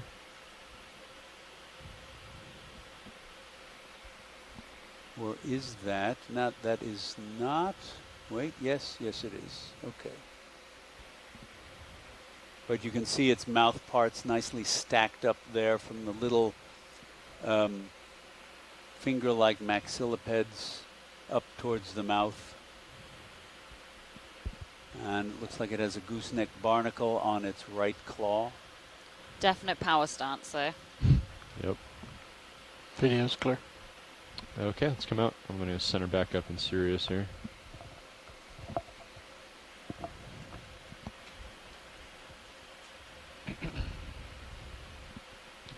Thanks, Roland. Yeah, you can pass the skid anytime. Yep, just tend to wait till I see where your finish is tilting. Appreciate it.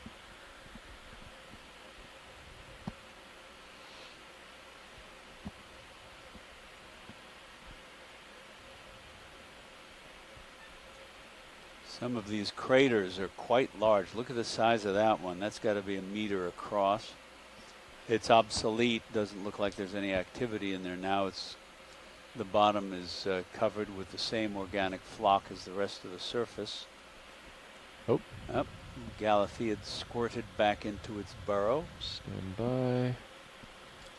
And there's a lot of sediment go for here, partial and that's zoom. likely because we've moved a lot closer Hold to there. shore and a lot closer to various river mouths, including the Mississippi, which does bring a huge amount of water into the Gulf of Mexico, fresh water at that. And of course, it'll be laden with just gonna come sediment, up to this one up here. and that terrestrial input will likely contribute to a lot of this sedimentation we're seeing here, as well as the high amounts of particulate in the water column. Can stand by. Push him a little bit.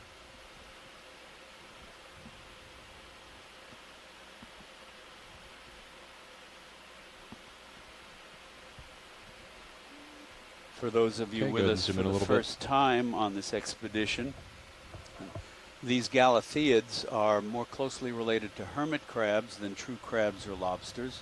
You can see they've got 3 pairs of walking legs, and on the left side you can see that narrow rod-shaped feature just to the left of the abdomen. That is the folded last leg that is frequently Drifting kept forward, sorry, Roland. up underneath the carapace, used to clean out the gill chamber, which is under the carapace there. We usually don't see that, or often don't see that last thoracic appendage.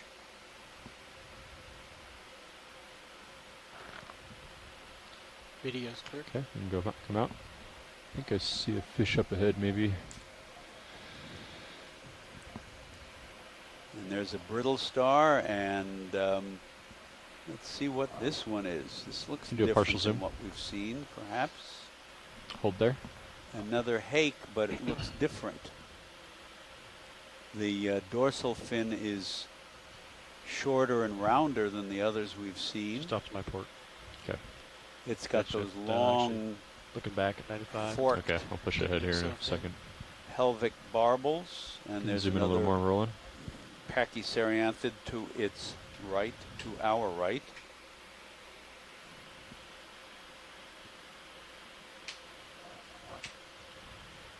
So I'm guessing the genus on this is likely Physis, Phycis, but I'm not sure. If anybody ashore can help out. Lots of little teeth lining the mouth.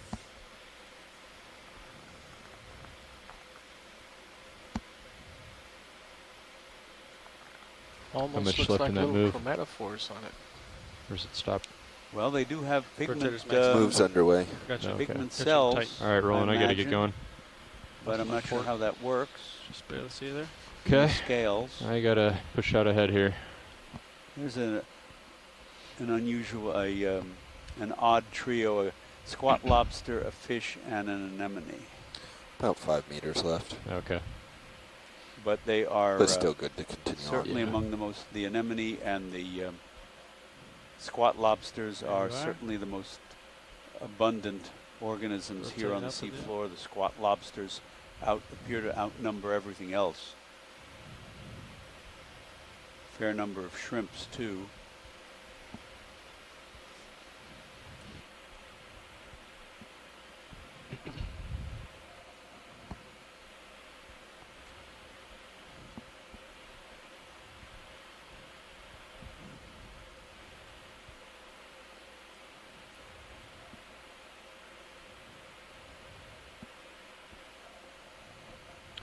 That's a little better. All right.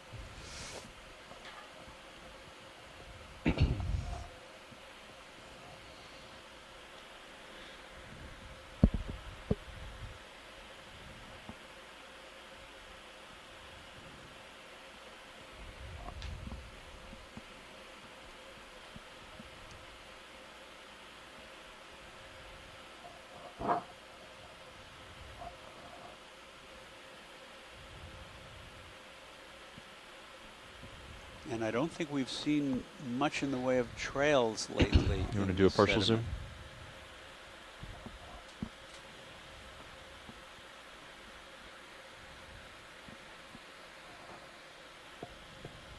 Looks like the same type, huh?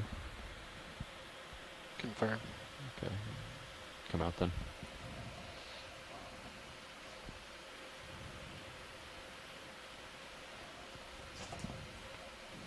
Thank you, Bridge. Move complete. Copy that.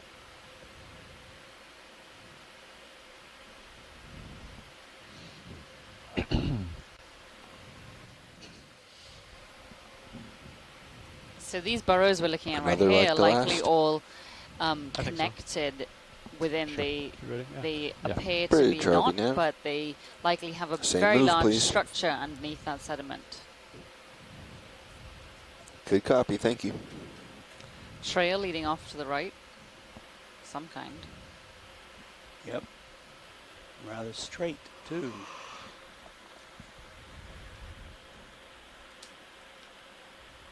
Could we zoom in on that Brittle Star, please, just Sure. briefly? Because the trail seems to end right to its right. Thank you, Bridge. Move us in. Thanks. Go ahead, video. Partial. Oh, no, it goes past that burrow.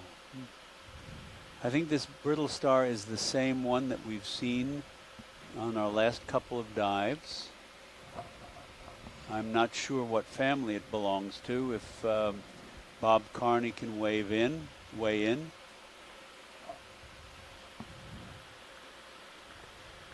Ophiuridae, perhaps?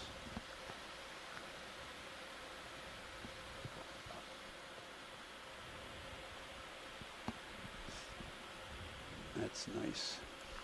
Maxim. Okay.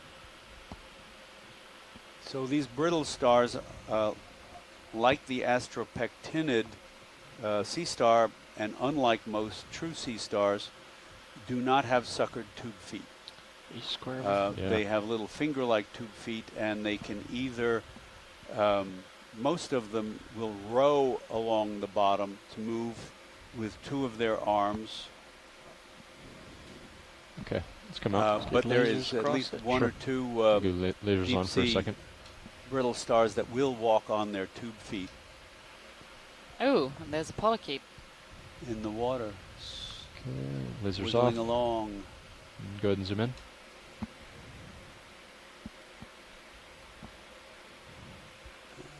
We haven't seen that one before. If that is a polychaete. It definitely is. You can see the Can you chaete. see the chaete? Yeah. Okay, your eyes are better than mine. But it's just not, it doesn't have the very characteristic paddle-like chaete we are No. accustomed to seeing. Okay, let him go. Full wide. Okay.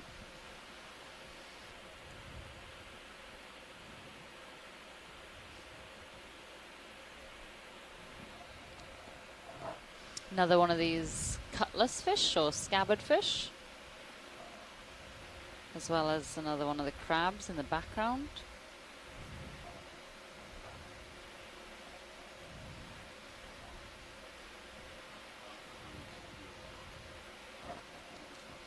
No. Oh, is that a different crab on the right? Got him a couple I times think we've today. seen this one during this dive, Okay. so I wouldn't worry Right. too much. Okay.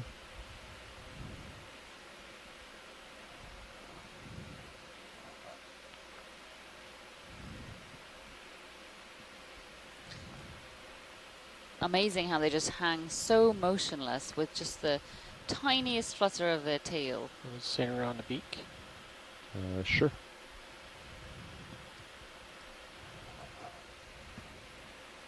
Almost pogo sticking along. And that lower jaw that juts out in front of the upper jaw.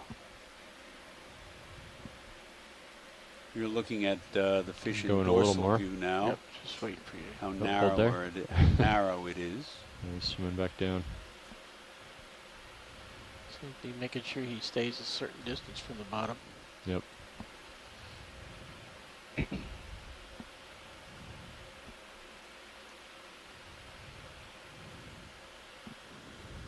That's a great view. Look at that.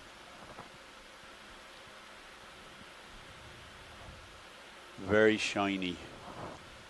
That would reflect whatever dim blue light might reach this depth and help camouflage this fish, both from its prey and potential predators, because there's no place to hide. Okay, let him go.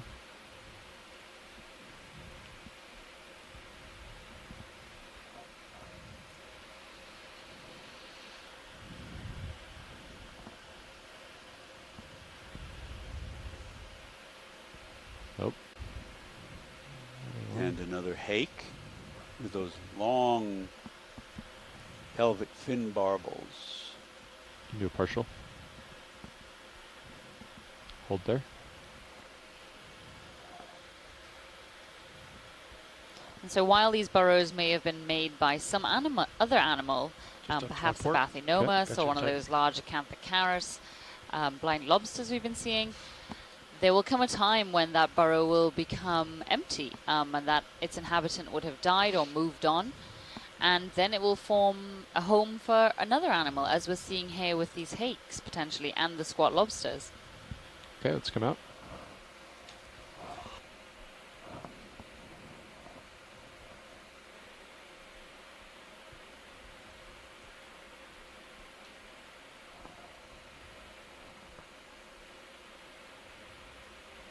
And there goes another ctenophore. Can we check out that dark mass off to the right, please? Sure.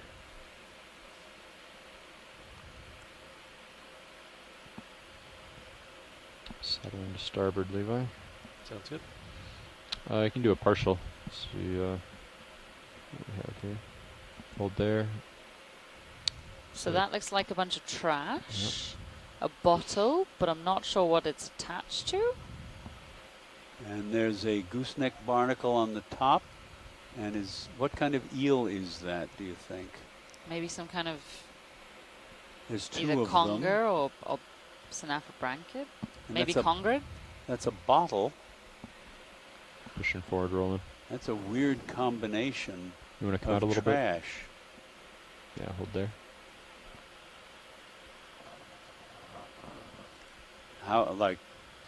How did that bottle get stuck to, It's got some pink whatever stuff that on the back is left side. and not separate on the way down?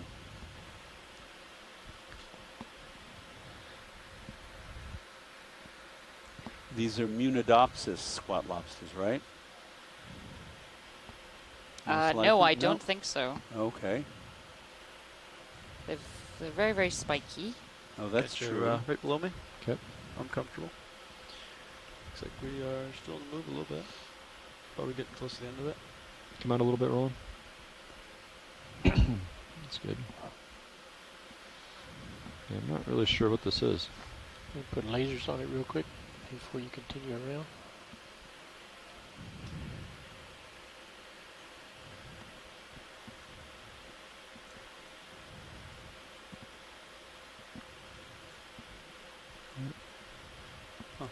Okay. Okay. Pushing Lasers. forward. Yeah, A couple all of those come out full wide. gooseneck barnacles.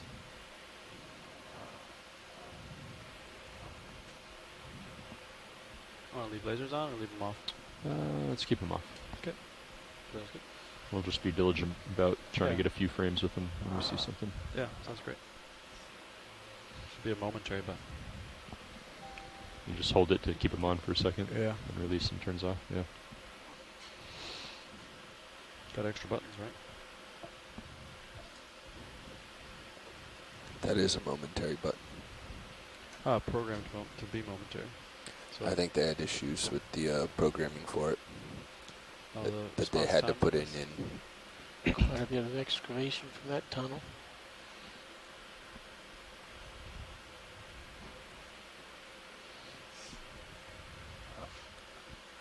And do a partial zoom.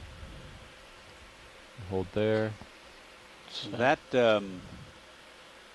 sort of burrow tunnel is characteristic of the blind lobster, Acanthocaris. Well, it's pretty short. It almost looks like an archway. Most I've seen are longer than that. There's a little spider crab.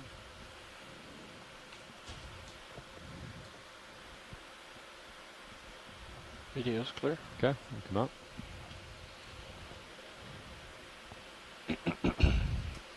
Thank you, Bridge. Move complete. Just give me 1 minute here. And Shot of it. these burrows, these mounds and craters becoming more numerous here. As we go upslope, our depth is now 559 meters. We are slowly moving upslope. Okay, we can get a move in now. Bridge, ROV nav. Repeat the last, please.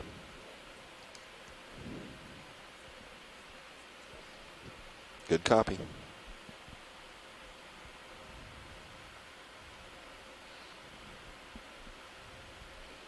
That looks like one of the Arachnactidae anemones we've seen earlier, and another squat lobster Copy, and Bridge. viper fish. Move perhaps? is in. Would you like a closer look?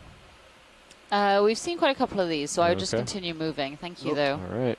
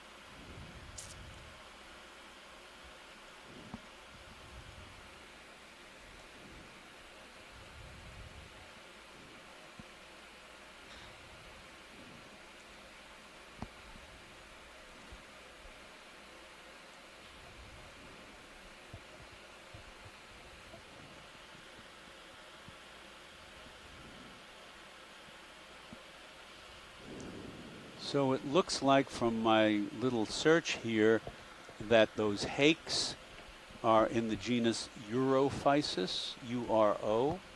There are only 2 genera in the family, Physis and Europhysis. And this one has the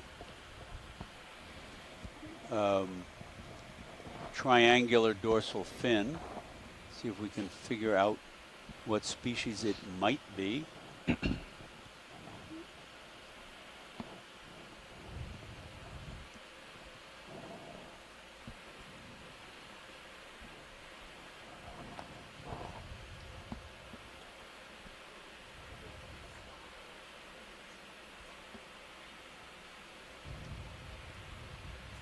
There are 8 species of Europhysis. So it's unlikely we'd be able to tease one apart unless one happened to be only in the Gulf of Mexico. There is something called the Gulf hake. Let's take a look at that. The fish? There's Trichopeltarion.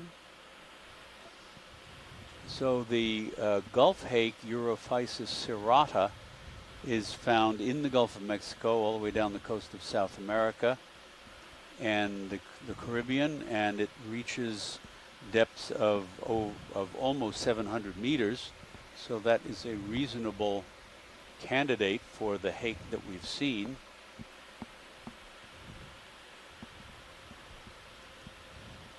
Okay. See if we have any confounding species that it might be. Oh, is that a sea star? It's like something different. I don't think it's the, it's not the white hake. That's found further north. We've seen them, but And we there's haven't zoomed a on sea any star. of I'm the not sea sure if we've stars. seen that one before or not. Take a look if we Okay, we can can. do a partial zoom.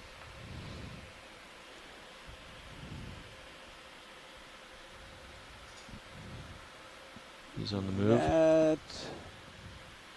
I'm not sure what that is. It doesn't quite. It looks a bit more swollen than your typical astropecten. So I'm not sure what that is. And no, it's not an astropecten. The plates, the ossicles along the sides of the rays are much smaller. There's another species of hake, Europhysis floridana, the southern codling, but that only goes recorded to a maximum depth of 400 meters. Looks like something chomped his arm there. Not sure if that's a possibility or not at this depth.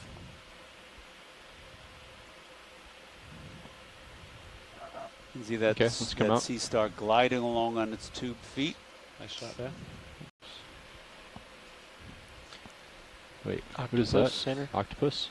I'm going to do a quick zoom. Or fish. Fish.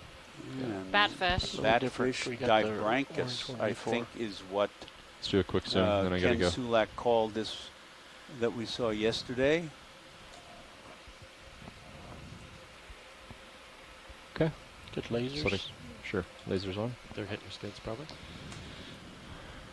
he's a small guy. So I'm going to go with Europhysis serrata, the Gulf hake for that species that we've been seeing. Lining back up with you, Levi. Lasers are off.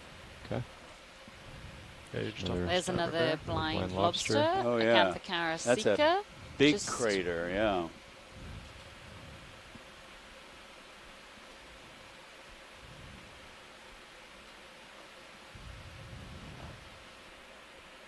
Okay. Go back into my screen. Oh, that guy just took off.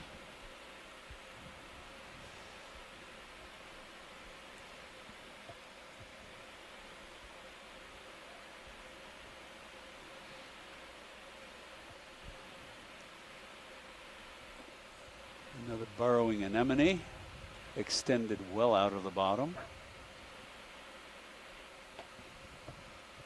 And yet another of these Acanthocara sika.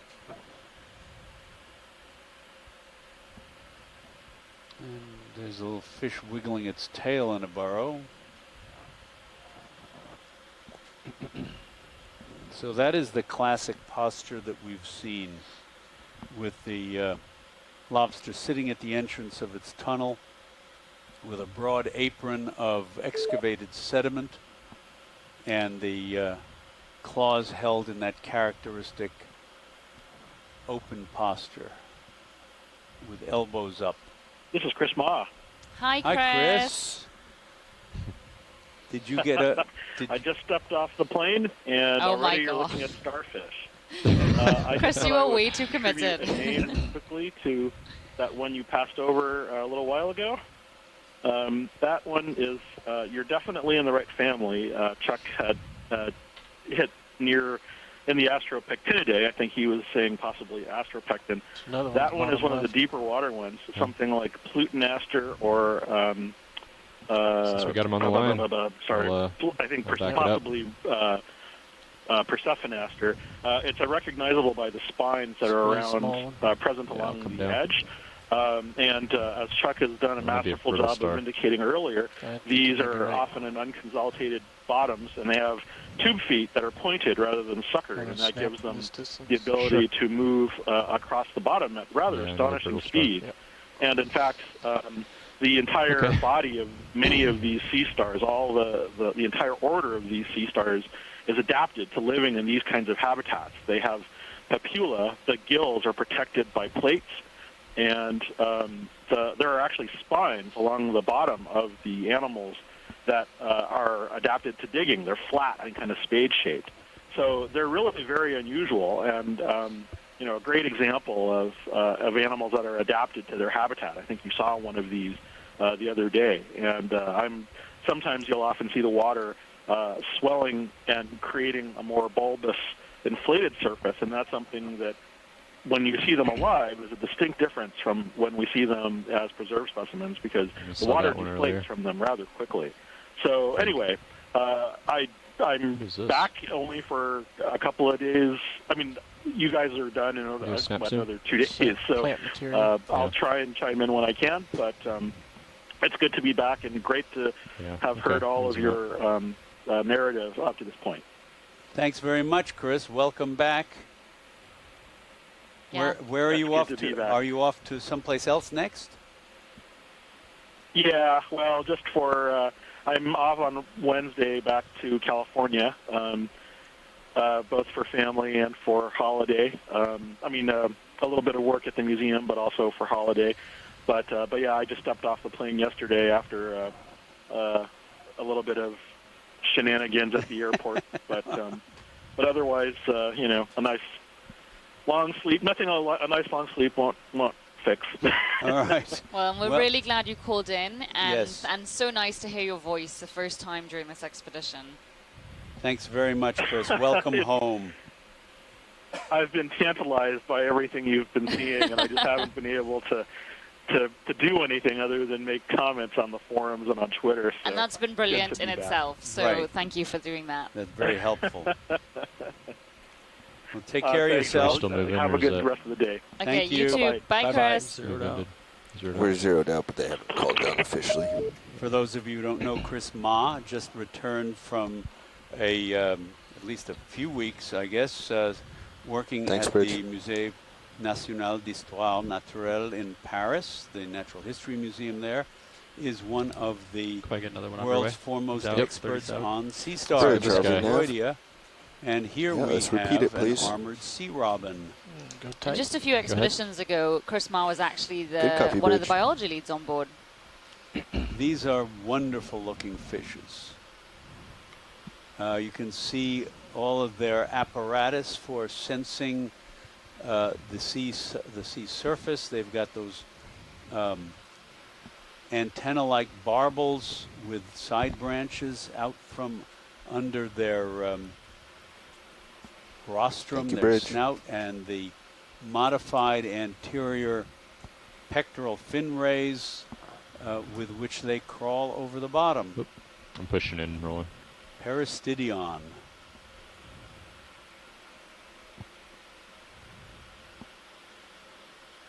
They feed on small benthic invertebrates. And you can see him stretching his jaw. The mouth can enlarge quite a bit to suck in its prey. Video's clear. Okay, come out.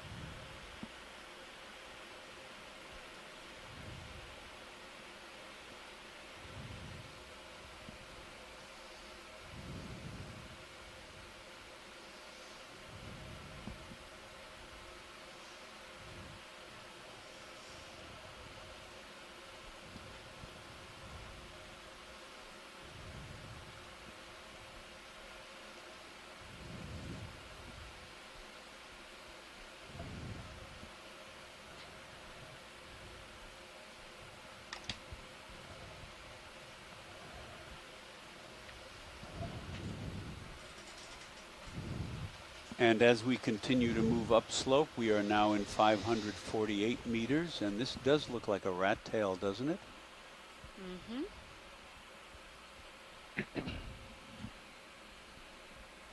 And lots of little, the sediment surface seems to have changed here.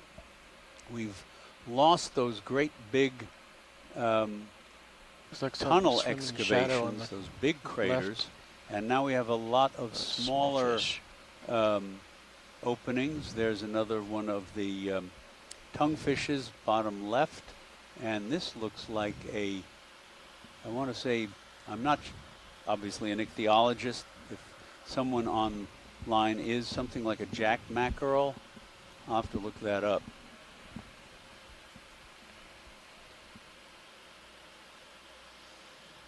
I may be completely wrong.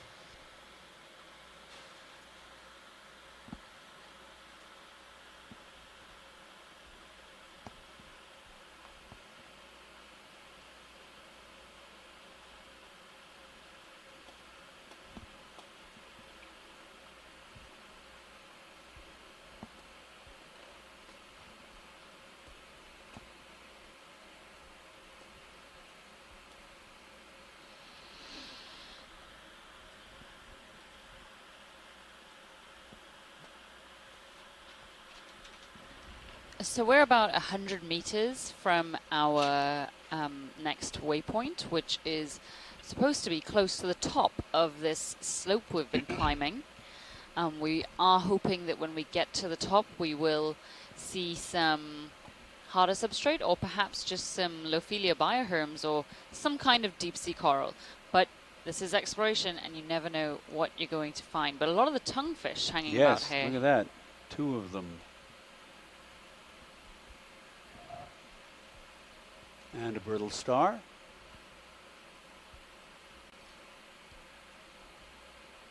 Another burrowing thing on the right.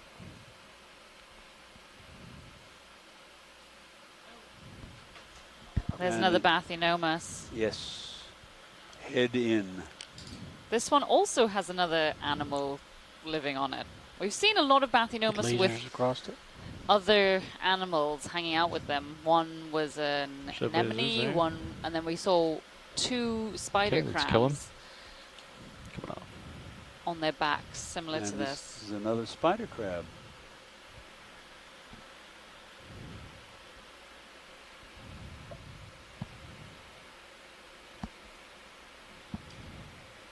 You can just see one of his legs peeking out on the left.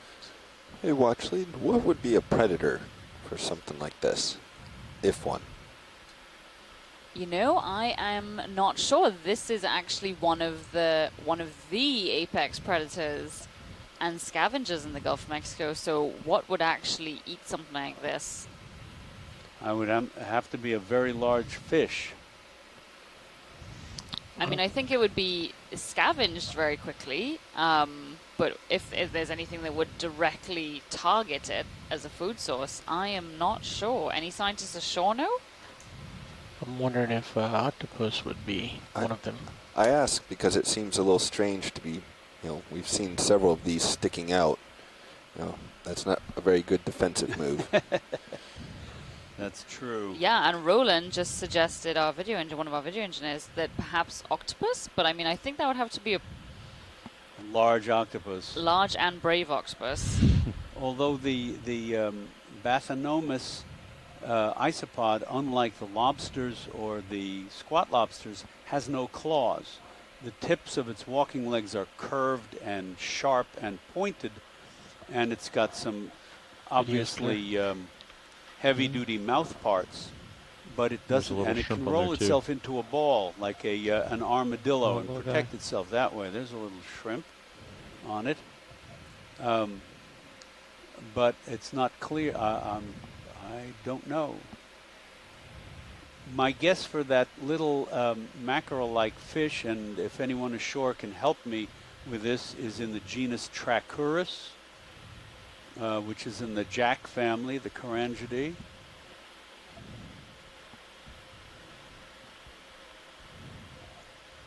So these Bathynomus have been recorded from the West Atlantic, from off Georgia, look at all his the way lower down to right. Brazil, and of course in the Gulf of Mexico and the Showing Caribbean. leg. And Bathynomus giganteus is one of 4 species, and it's the only one recorded off the USA. All of the others are restricted to the Indo-Pacific.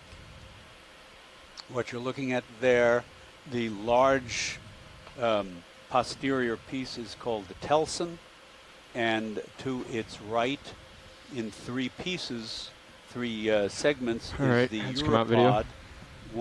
It's the posterior most appendage. There's a pair I'm of gonna them pick on up. either side. One Push pair ahead. of them, one on either side. Come back at And ya. just like a lobster or a squat lobster, they form a tail fan.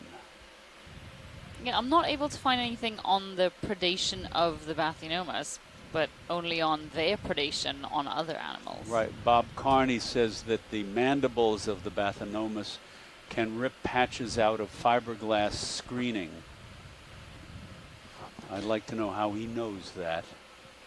Thanks so for apparently looking, we Watchlead. are a predator for these giant isopods. Apparently we eat them.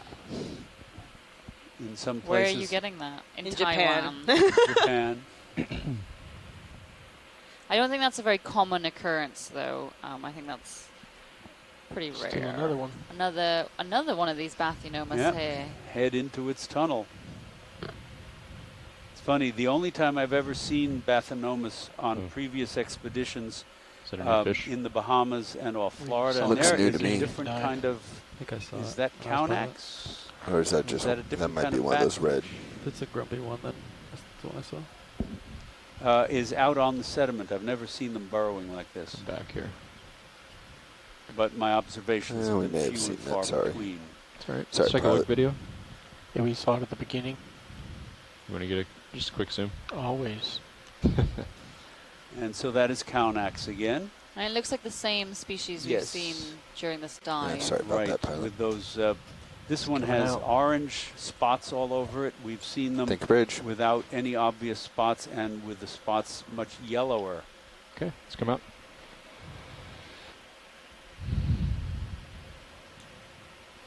Move complete.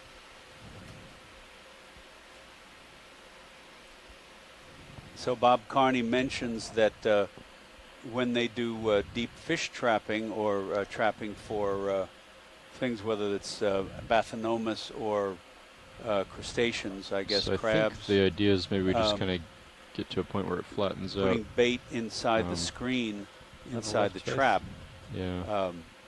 the Bathanomus can tear right through that. I'm not sure how exact waypoint 2 is.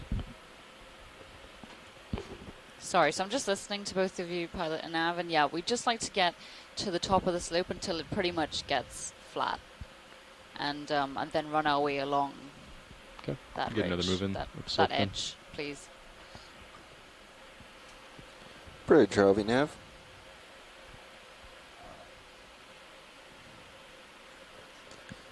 Yes, can we please repeat the last move? 50 meters at 350 degrees, 0.2.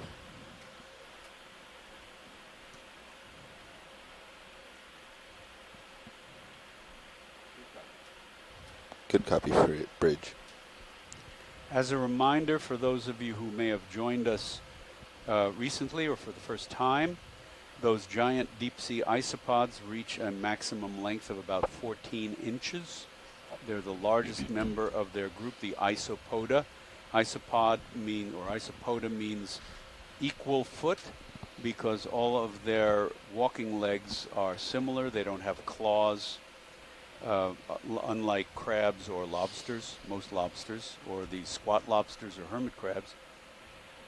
And they belong to a group, the isopods and the amphipods Black stick and the lady. opossum shrimp and some others, and there's another Cownax, You want to do a partial all zoom? belong to a major group of crustaceans called the Paracarida, and they are united among other based on other features, as well Almost as metallic. they all have a Thank you, Bridge. ventral brood pouch. I think it's They wood. have these Right. large flaps Oh. that the female develops that combine to form a brood pouch, and they release their eggs, and those look like little, perhaps, barnacles. They release their eggs into the brood pouch. The eggs Okay, hatch come back. in the pouch, and they hatch as almost miniature versions of the adult. They don't go through a series of different larval stages in the plankton like true shrimps, crabs, and lobsters do.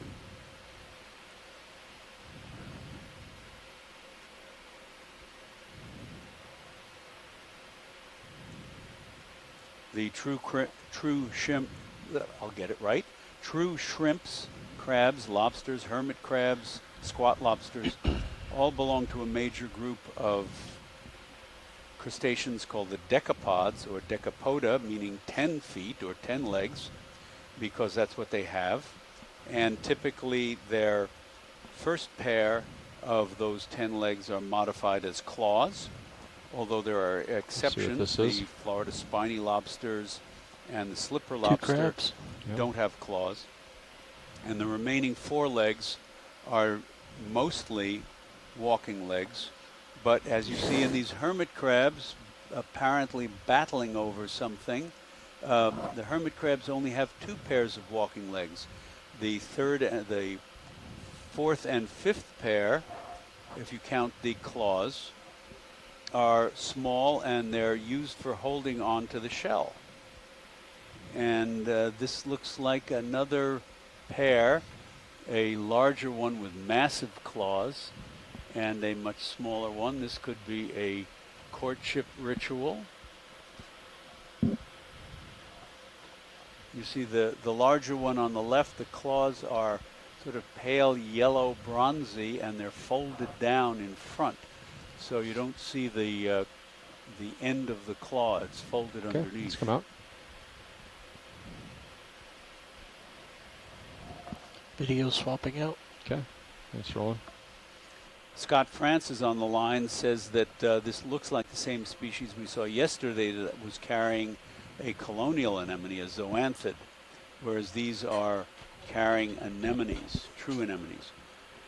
There are important anatomical differences between true anemones and burrowing anemones and colonial anemones with respect to the arrangement, for example, of their interior partitions. They all have their interior partitions, which are called mesenteries, that radiate inward from the inside wall of their interior cavity.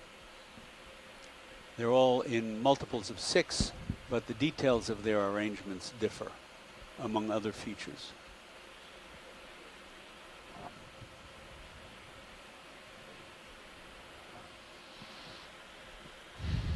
Video.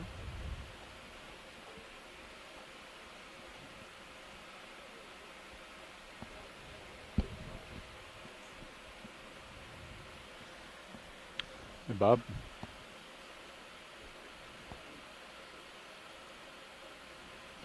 Good afternoon, pilots.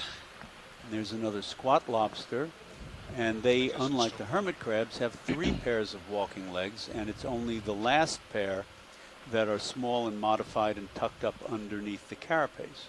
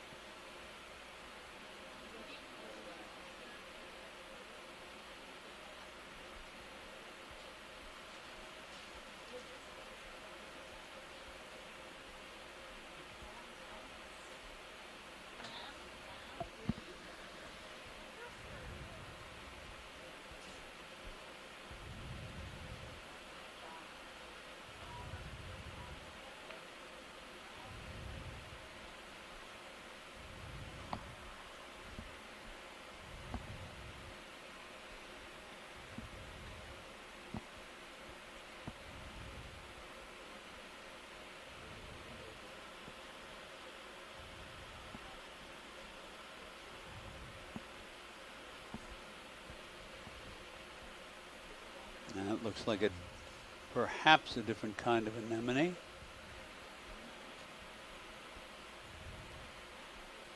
Different kind here.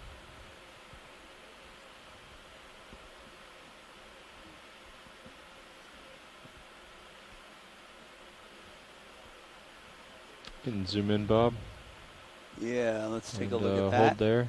So that is one of the true anemones. It does not have the inner ring of tentacles. Tina Molitsova has mentioned that's probably a member little of the tighter. family Hormathiidae. And hold there, please. One of the characteristics of this family is the knobby exterior of its column.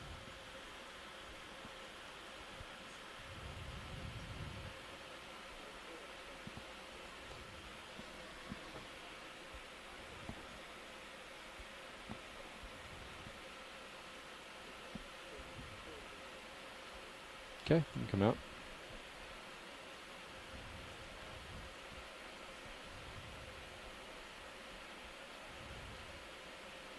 Let's see what this Thank you for that. this creature over to port was. Another one.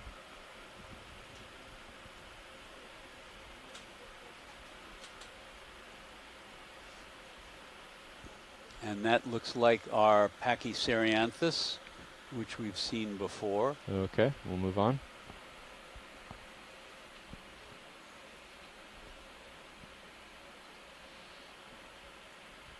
Pushing ahead.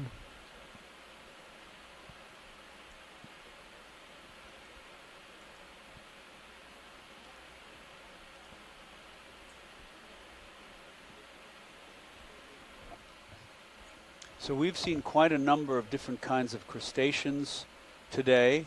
I mentioned the Bathynomus, the giant. We mentioned the Bathynomus, the giant isopod, which is in a group, the Paracarida, and most of the other crustaceans we've seen are members of the Decapoda with 10 legs, 10 pairs of legs. And within this group, we have the commercial shrimps, many commercial shrimps and prawns, the Penaids, and that's interesting. What's going on? Oh, that's a blind lobster in its burrow. And the Penaids are different from all of the other decapods because they don't brood their eggs on their abdominal swimmerets. They release their eggs into the water. And the eggs hatch as a very early unsegmented We've seen a lot of these so far, Bob, but life history stage called a do a quick zoom. Among the other groups of crustaceans, this lobster belongs to, I believe, the Astacidia, which would include the Maine lobster and freshwater crayfish. And it's characterized, you see, by these large first pair of walking legs modified as claws. They're called chelipeds, and you've got 4 pairs of walking legs behind them. The many of the small shrimps that we've seen on the seafloor today are members of a group called the Caridea, C-A-R-I-D-E-A. They're very diverse, and they include snapping shrimp and some of the cleaner shrimps, as well as some prawns and grass-bed shrimps and so on. Okay, let's come out. And they have the unique feature that the side of the second segment of their abdomen is broad and overlaps the side of the first segment and the side of the third segment. So you can always tell one of those. Then the Anemura, which includes the hermit crabs, the squat lobsters, the mole crabs, the porcelain crabs. A lot of them are crab-like or sort of semi-lobster-like, but at least 1 or 2 of their posterior-most pairs of thoracic appendages, their walking legs, are modified, usually reduced, whether to hold on to the shell or to tuck under the carapace. And then you have the Palinura, which are the slipper lobsters, spiny lobsters that don't have a claw at all. And finally, the Brachyura. Brachy means keep going short, up slope a little bit until it gets a little tail. flatter. I So can check with watch lead. Brachyura are the true crabs. Waypoint 2 is just an estimation. Abdomens are flexed permanently up underneath their cephalothorax, the main part of their body. And of course, they have 4 pairs of walking legs and a pair of claws. There are a couple of other groups. I'm ready for that. He's stretched out. Bridge, Harvey Nav. That have more Tyler. Relatively few Yes, members. can we get a ship move, please? Won't bother with them right now. We have 30 meters, bearing 350 degrees, 0.2.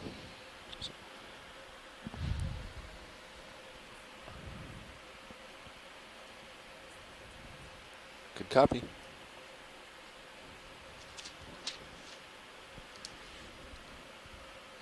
I think the idea is that they're hoping to see hard substrate once it gets to be a little flatter, and they're looking for coral that might grow on that substrate. So I mean, we haven't, at whatever contour we're on, haven't seen anything hard yet. So I assume we keep pushing up slope until we do.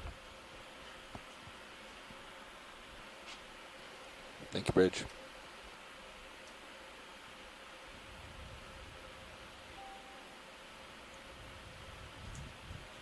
Coming towards me. Yep, I'm just coming back a little bit. There we go. Move us in. Thank you. Thanks, Nav.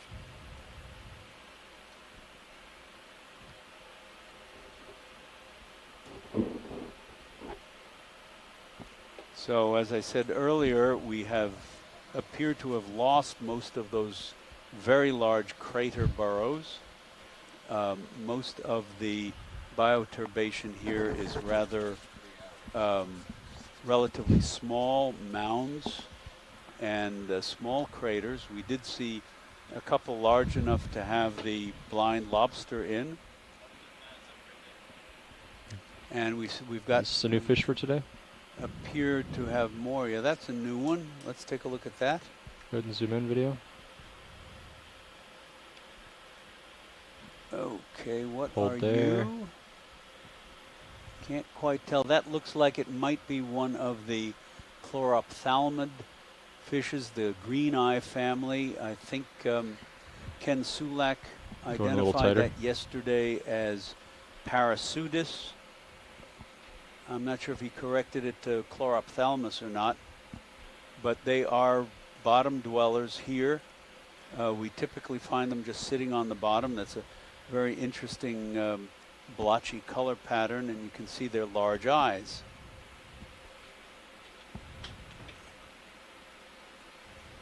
Wonderful video.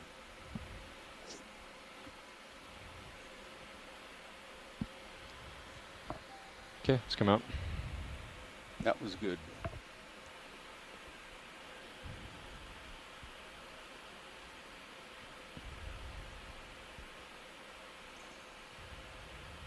And we are moving up slope until we get to the top of this rise, and then we'll turn along the rise to see if we can find any hard bottoms and corals.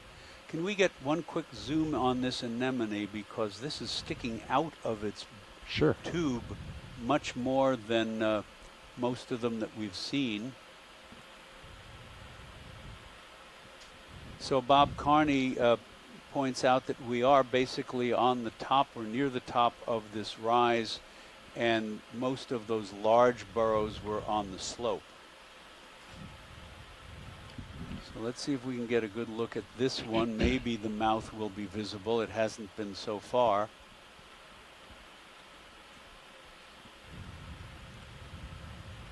This looks like the same Pachycerianthus that we've seen earlier, but paler.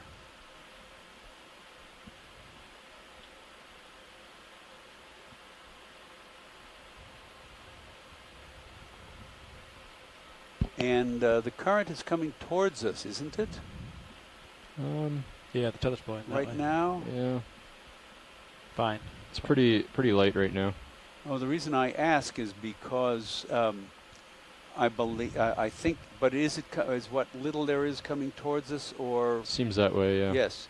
So this is interesting video. because you can see there's very little current, but it's coming towards us, and this Hold anemone is actually flexing its tentacles back into the current, which is a very similar posture to some of the stalked crinoids, which we have not seen except for at the very beginning of this expedition. But this is definitely a Cerianthid. It's most likely Pachycerianthus, which Tina has identified for us, all the way from Russia.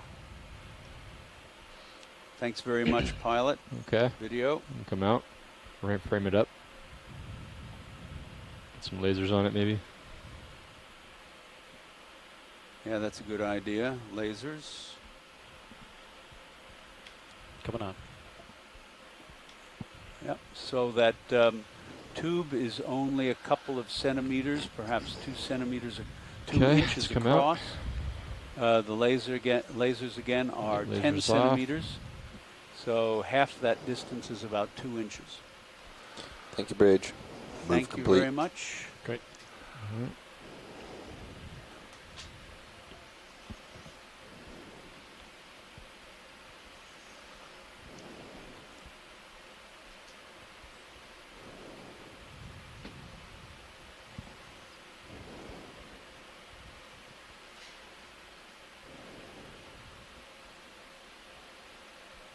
Now let's see what's out there. Want me to turn with you? Sure. Because we're turning that way now. Yeah. We could kind of maybe do a kitty corner. Cut the slope a bit. No hard substrate. And all right. What's bearing to waypoint 3?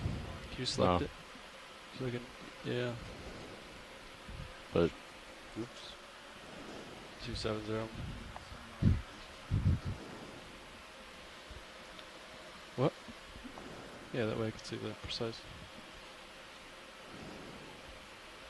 I know it's westbound, but yeah.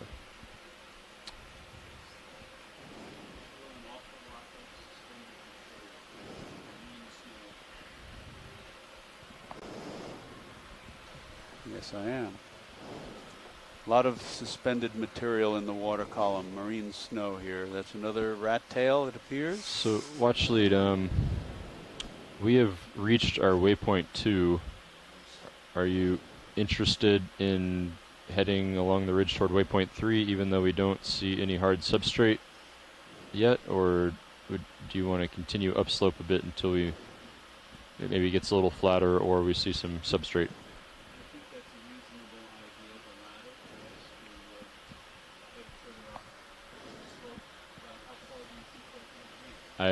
It's hard to say. Our navigation software shows it flattening out, right in front of us. But I haven't seen any kind of hard substrate in this area at all.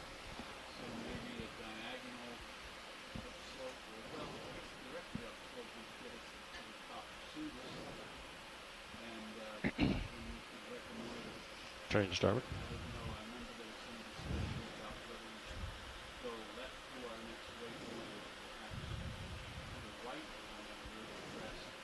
Do one more hop. Sure. Okay. One more 30-meter move up slope, maybe. Bridge, ROV nav. Yes, can we repeat that last move? 30 meters at 350, 0.2. Coming back for you, Levi. Yeah.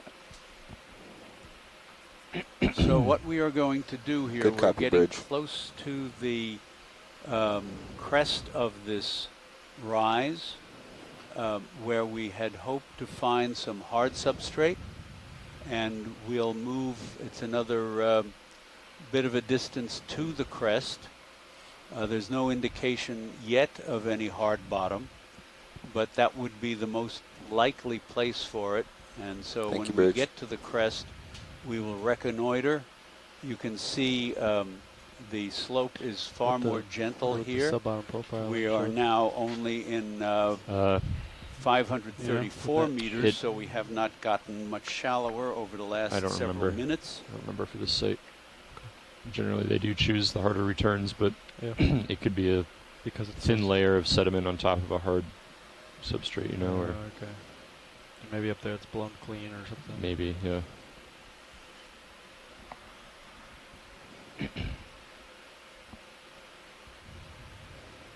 But the slope is so shallow, and we are, as Diva mentioned earlier, quite close, relatively speaking, to the mouth of the Mississippi River, which discharges an enormous amount of sediment, that it's possible that whatever hard ground is here is buried. On the other hand, not too far north of here, which would be closer to the river mouth, exploration has previously found hard bottom with coral communities on it, and that's what we are hoping to find here. What's this? And what is that sitting on top there? That's another hermit crab with an anemone, I believe. Okay. You want to do a snap zoom video? I think you're right. Yep. Yep, that's it. Okay, come out. And it's still very strange to me that all of these anemones should be pointed down towards the sediment, the ones that the hermit crabs are carrying.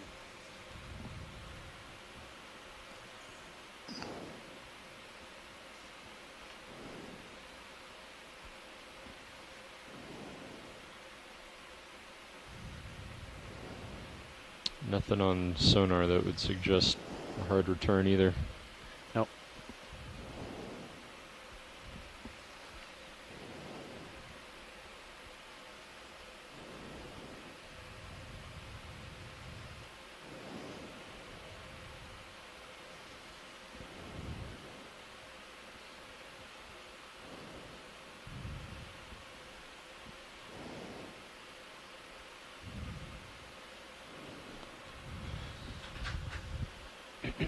I had to guess, your best bet's here, just because. I don't know. My gut tells me I think it's some kind of chute there, landside chute. The steeper it is, but that's. I mean, like this, but it's all relatively flat. So, see.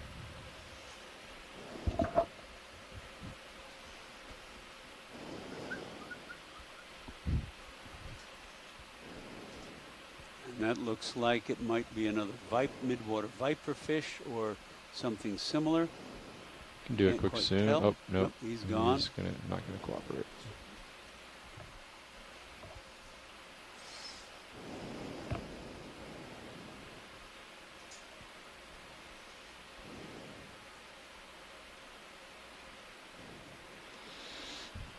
Let's see what this is. That looks like another armored sea robin. You want to snap zoom? Parastidion. Yep. Moving rapidly along the bottom. Yep. Oh, he's slowed down. We can come out. We've seen a couple of these guys.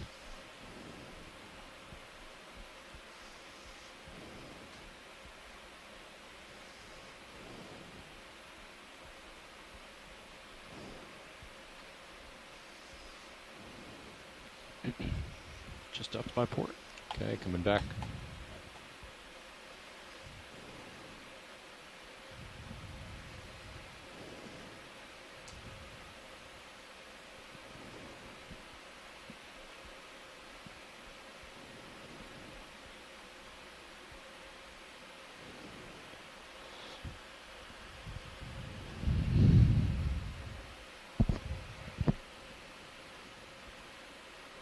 Lots and lots of burrows, suggesting lots of infaunal activity, but it's still difficult to determine what percentage of them are actively occupied versus obsolete, abandoned.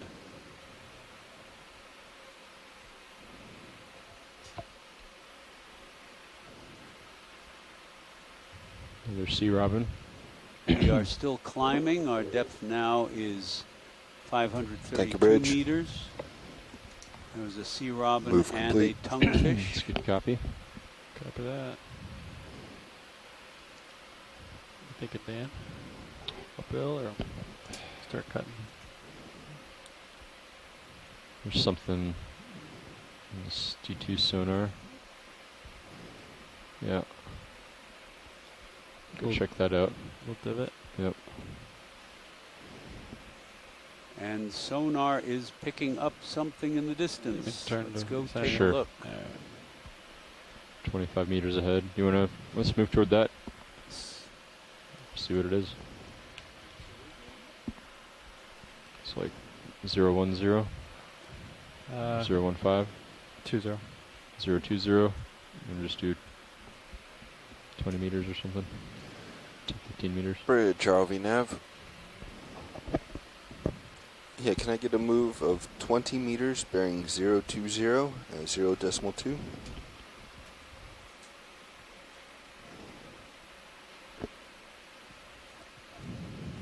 The operation that goes on here is really quite Good copy, extraordinary. Bridge. Thank you. Because the ship has a system called dynamic positioning, which allows it to maintain a position extremely precisely.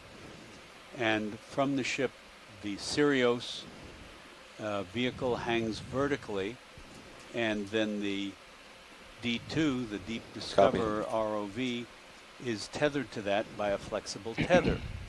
And of course, when D2 gets near the end of its tether, both the ship and Sirius have to move. So there's a relatively frequent communication between the bridge and the pilot and navigator to tell when the ship has to be moved in order for D2 to move further along the sea floor. And right now, the ROV crew has identified a return in sonar, which might suggest some hard bottom about 20 meters ahead of us, and that is where we are going now. And Diva, I leave that in your good hands. Thanks very much. That's a pretty good place to leave me.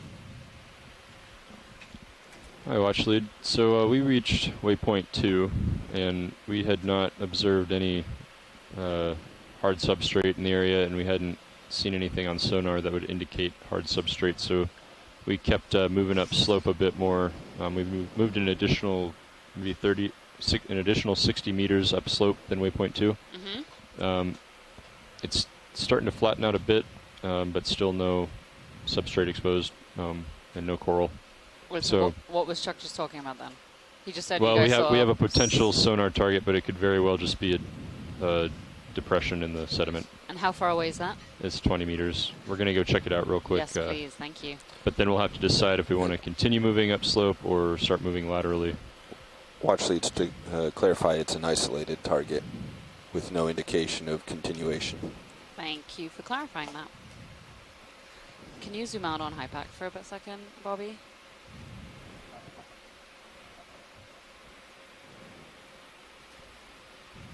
That good, more or less? Just one more iteration out. Okay, that's great. Thank you. Just give me a got second. it.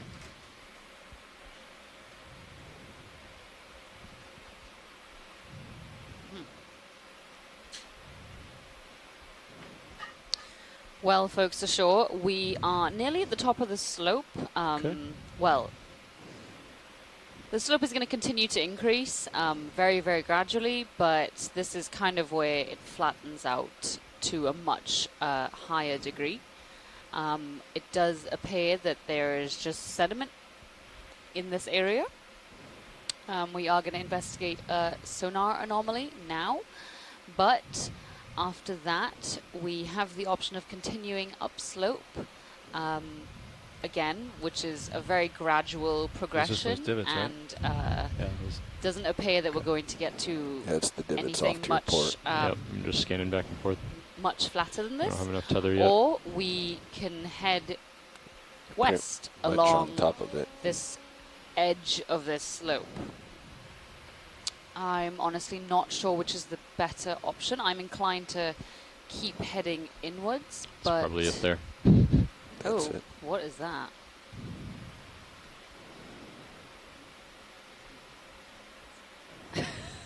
A giant isopod made that.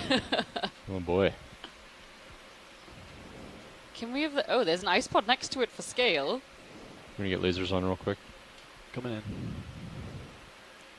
1, 2 lasers.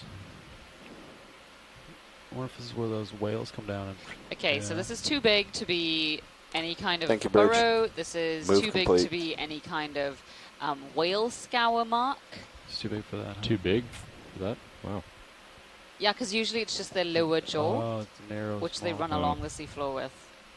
That's why it's like normally like a foot wide and like 30 centimeters deep. Maybe like I a mean, this could be like an anchor. entire whale when it lay down on the seafloor, or its head. Oil rig. Yeah, maybe, yeah. Fishing gear, some kind That's of what I was being going to dragged say. across. Something anthropogenic. Yeah. A buoy. Buoy weight. No. Anchor, Anchor, yeah. Anchor, good choice. but not good option. traditional forked anchor. More just like a clump weight. Yeah, I think this is probably anthropogenic. Bob Carney is saying that this is a lease block where oil and gas exploration would occur, and so that could potentially be some kind of gouge from a piece of equipment, or Alright, lasers Carolyn off, has also and, echoed that, and you can zoom past Scott the as skid. well suggested I'll back up a perhaps an bit. anchor scar. It kind of So looks folks like ashore, what do anchor you and then think? a cable or something jutting out the one end. Yeah. Heading a little further upslope, if you take a look at screen 3, you can see HYPAC. Do you want to, continue to head up a little bit more upslope, or do you want to just try to cut along the edge of that, the western edge of this feature? I am not hopeful for hard substrate. I'm sorry to tell you.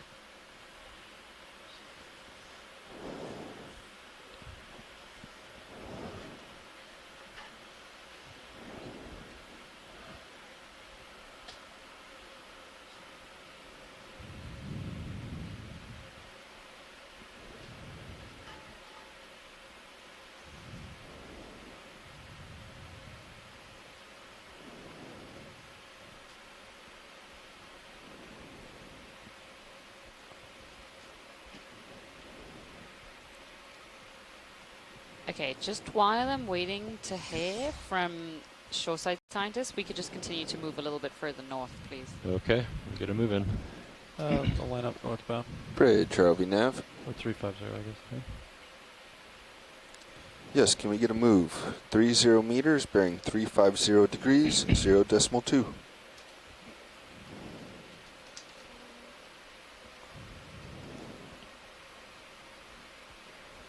Good copy.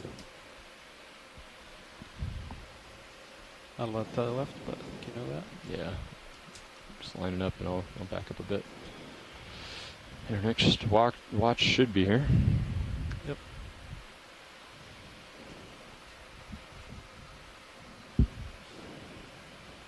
Yeah, if we go, I think, yeah, they want to skirt this edge, right? Right, but they were assuming there would be hard substrate and coral here. Okay. Thank you, Bridge. So I think they're move us in. They need to decide. Yep.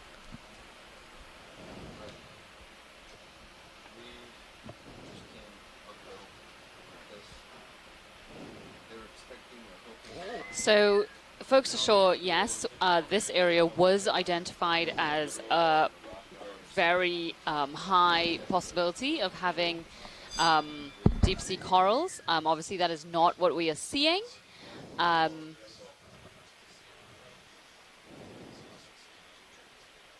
Scott suggests we head northwest. And yes, I do see what you mean about the slight indication of the ridge.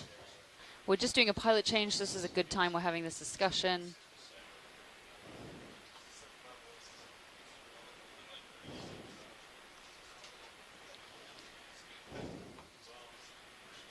So Scott, you don't mean the actual edge of the feature, where it transitions from green to yellow. You mean directly northwest of where we're seeing the boat right now. There does appear to be a small ridge, correct?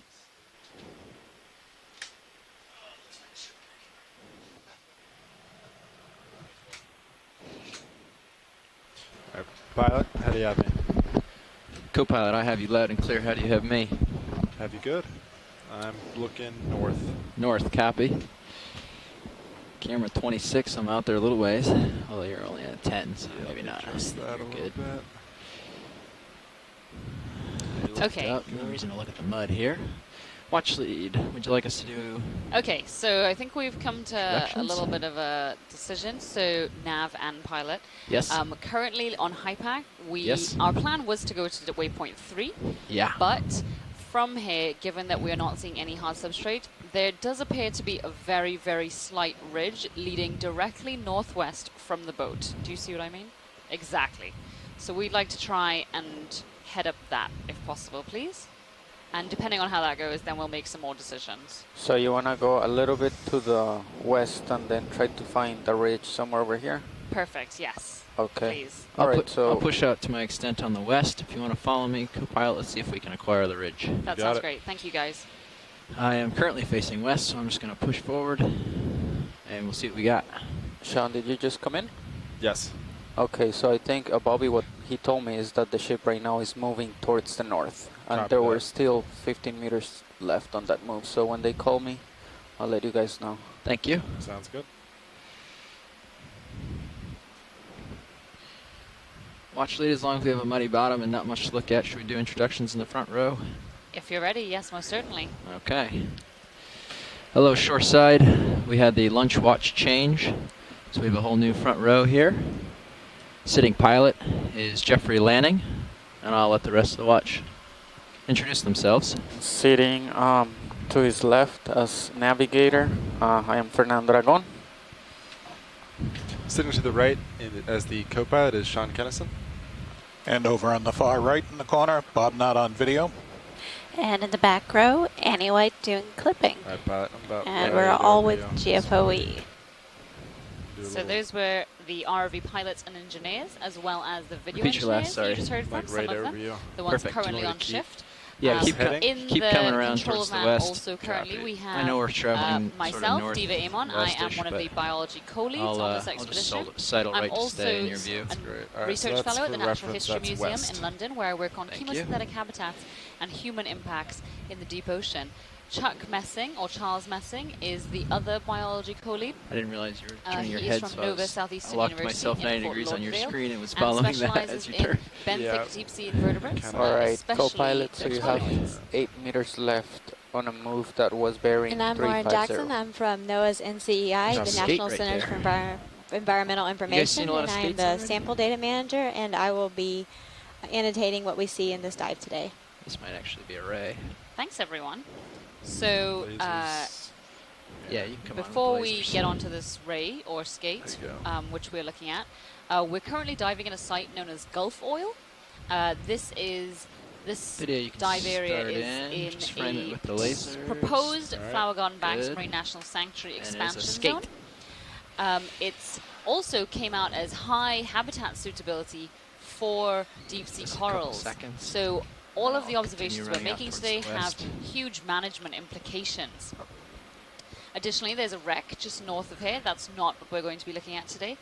And we so far have climbed a gentle slope, I should say, to get to the top of this plateau, and now we're hoping to find a little bit of a ridge feature where there may be some exposed hard substrate that is normally necessary for most deep sea corals as a form of attachment, a place that they can attach to and then grow on. So far our dive has been pretty sedimented, a lot of inhabitants of burrows, some Bathynomas, some Acanthocaris, some octopus, lots of different squat lobsters and hermit crabs. Also some fish of various descriptions, but yes, mostly muddy bottom so far. So we are hoping to see a little change, but this is exploration and we have no idea what we're going to see, as this area has never been visited before. Keep an eye on that sonar for me. Yeah, not seeing. I see you, that's pretty much it. Yep. Nothing on yours. Okay, we're pushing out towards the west. That ridge feature that you were speaking of is pretty much within the reach of the tether, so we're going to reach out to it. Let's see if we can find it.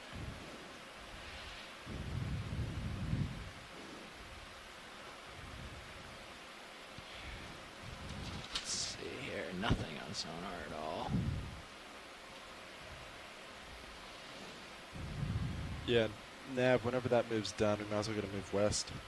Copy that. 20 meters, 30 meters. You can cheat it a little and do northwest. Northwest, we're going to do at least 30. You fine with that? Move like 315.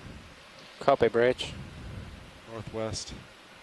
Where do you want to go? 30 meters, bearing 315. Yeah, sounds good. Sounds good. Nav, I'm going to line up at 315.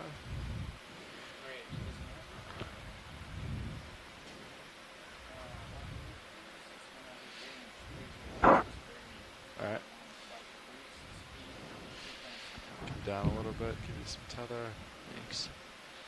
So folks are sure if you can hear us, we're having quite a lot of problems with our instant messaging service, and so we are being kicked out of it quite frequently. So if you are typing things into it and they're not getting to us, please just do bear with us.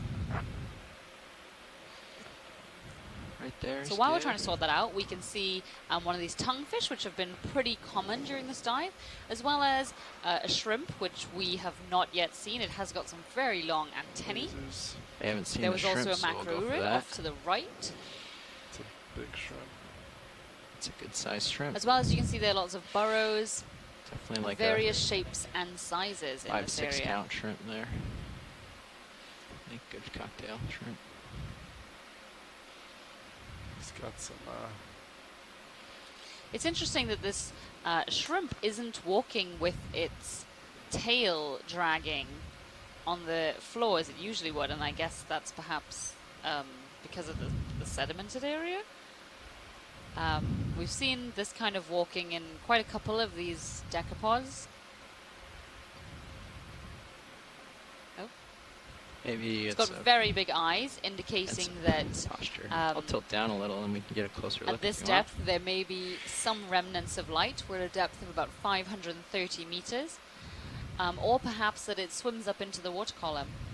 But regardless, it needs very big eyes to be able to detect any faint traces of light whether from the sea surface or from other animals. I'm kicking up a little dust. That's great, Pilot. We're happy to move on when you and video are. Okay. Whenever you're a good video, I am. Yeah, okay, coming out.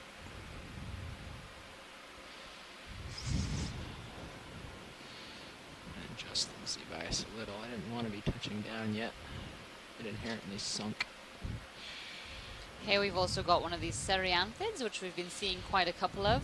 We've seen two species, one which the tube seems to be buried mostly in the sediment, whereas this one has this very obvious, thick, mucousy looking tube that protrudes from the seafloor in a very conical way. Quite high, huh? Yeah. Oh, what is that? If that hadn't have moved, I wouldn't have thought anything No, of it. same. Is this a Sipunculate? Come in partial video. Brachyuren? I think it just may have moved around in prop wash. Oh yeah, that was so weird. I saw exactly what you did, Pilot. Yeah. So that is just a leaf from a water hyacinth, maybe, which is a terrestrial freshwater plant. But the way it just moved, both the pilot, Jeff, and I thought that may have been something slithering along the bottom. This guy's hanging out in his hidey hole.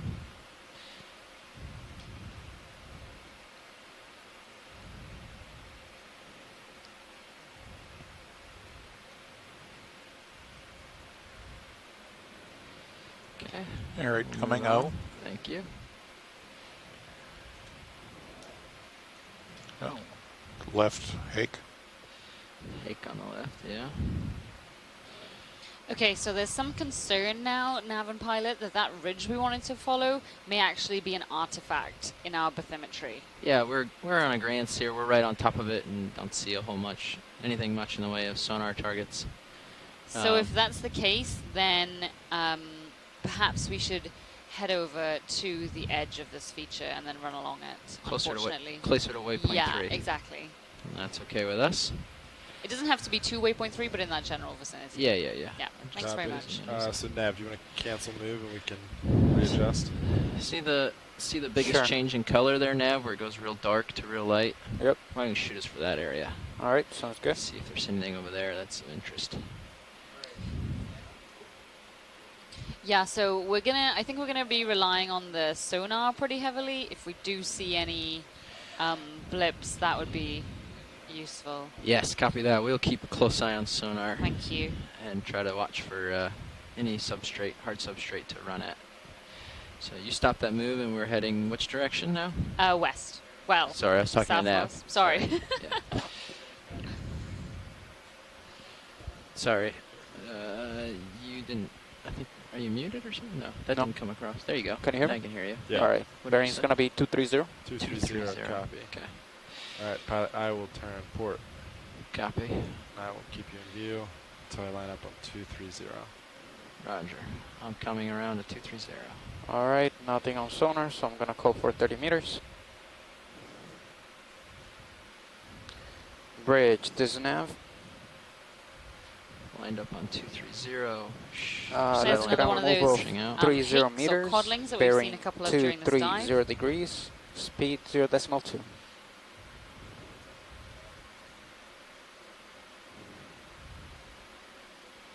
Good, copy. All right, that's pretty much 230. Copy.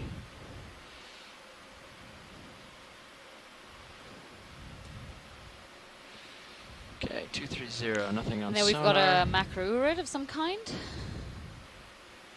Dropping down a little bit. Yeah, it just looks like a lot more of the same. Very, very sedimented. You know, a couple of feet of sediment at least. A lot of it which has this green tinge, which indicates that it's pretty rich in phytodetritus. About 160 meters. And lots of burrows, lots of activity, lots of animals living here, but not Thank you, Bridge. much else in the way of hard substrate. Yeah, you could do the next one at 50 if you want. Okay. Just to get us there. All right. If we see any, it's shallow enough. If we see any hard substrate, we need to change direction or So stop. Carolyn Rupel and I were just chatting, and she was reminding me that we are essentially in the Mississippi Canyon here, and as we were saying earlier, the Mississippi River is one of the largest areas that fresh water with terrestrial input and sediment enters into the Gulf of Mexico basin.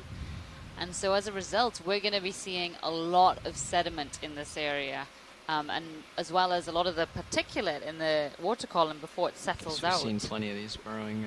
Yes, so we have seen quite a couple of these cereanthids. Okay. Thank you. Yep.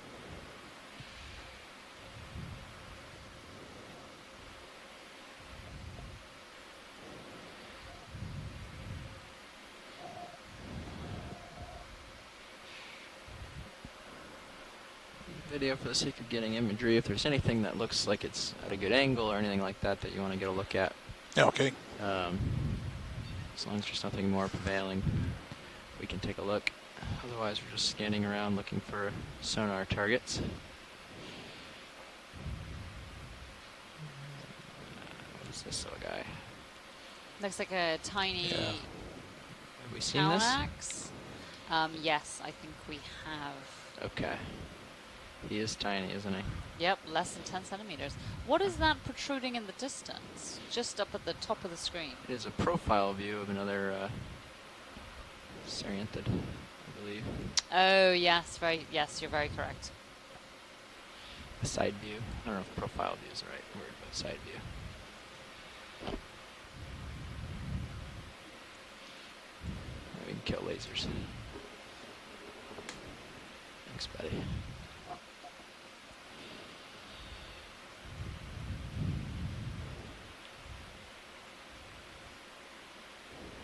Another tonguefish to the left there.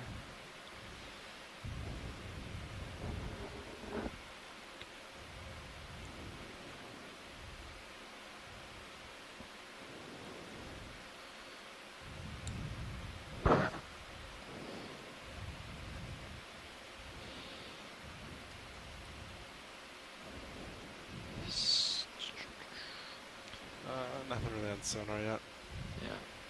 Adjusting my heading to more westerly just to take a look. Do a scan this way. Whole lot of nada.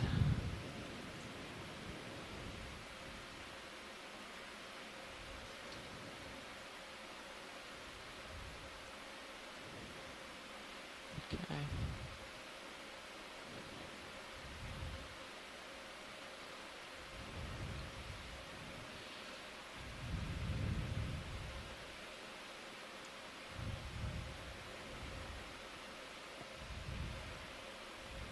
We've seen mostly arthropods, so those are squat lobsters, shrimp, crabs, and isopods today. We've also seen a fair number of fish species, and then also some echinoderms and cnidarians. No corals so far, which is what we're after, but we have seen some anemones, some zoanthids, and some cereanthids. A lot of these animals, not the cereanthids, require hard substrate to grow on. And so those zoanthids and anemones that we've seen have actually been growing on other animals, interestingly. We even saw one growing on the tail of a Bathynomus giganteus, the giant isopods, which none of us had ever seen before. So that could be an indication of how little hard substrate there is in this area. That these hard substrate dwellers are being forced to dwell on other animals as a backup plan.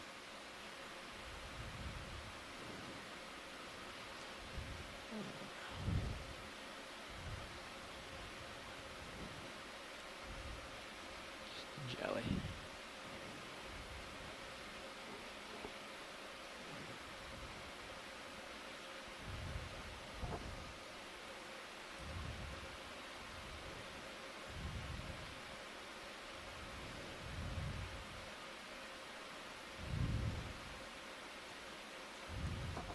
Here we've got probably another hake or codling here, burying into the sediment.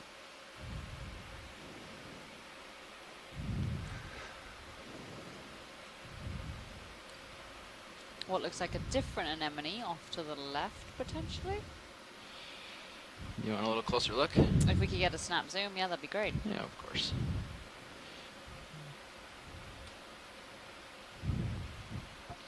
Start in video. See if it's something different. Nope, Cerianthid again. It's cool looking though. It's very bright in the middle. Actually, yes, perhaps you're right. This may be a Copy, different Bridge. species. So you want the next one to be 50 meters? Yeah, I think that still looks good. I got nothing on sonar. Pilot's happy with that. Pilot, once you and video are okay, we are happy to move on. Okay. Video. A Yeah, couple seconds Bridge, of this, there's an out. and then we can run on. Okay. I'm sure you guys got plenty of footage of one of these, so. Coming out. Thanks.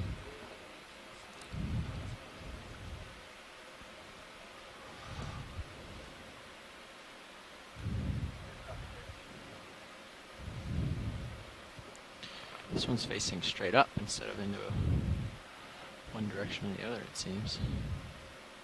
Which is kind of interesting.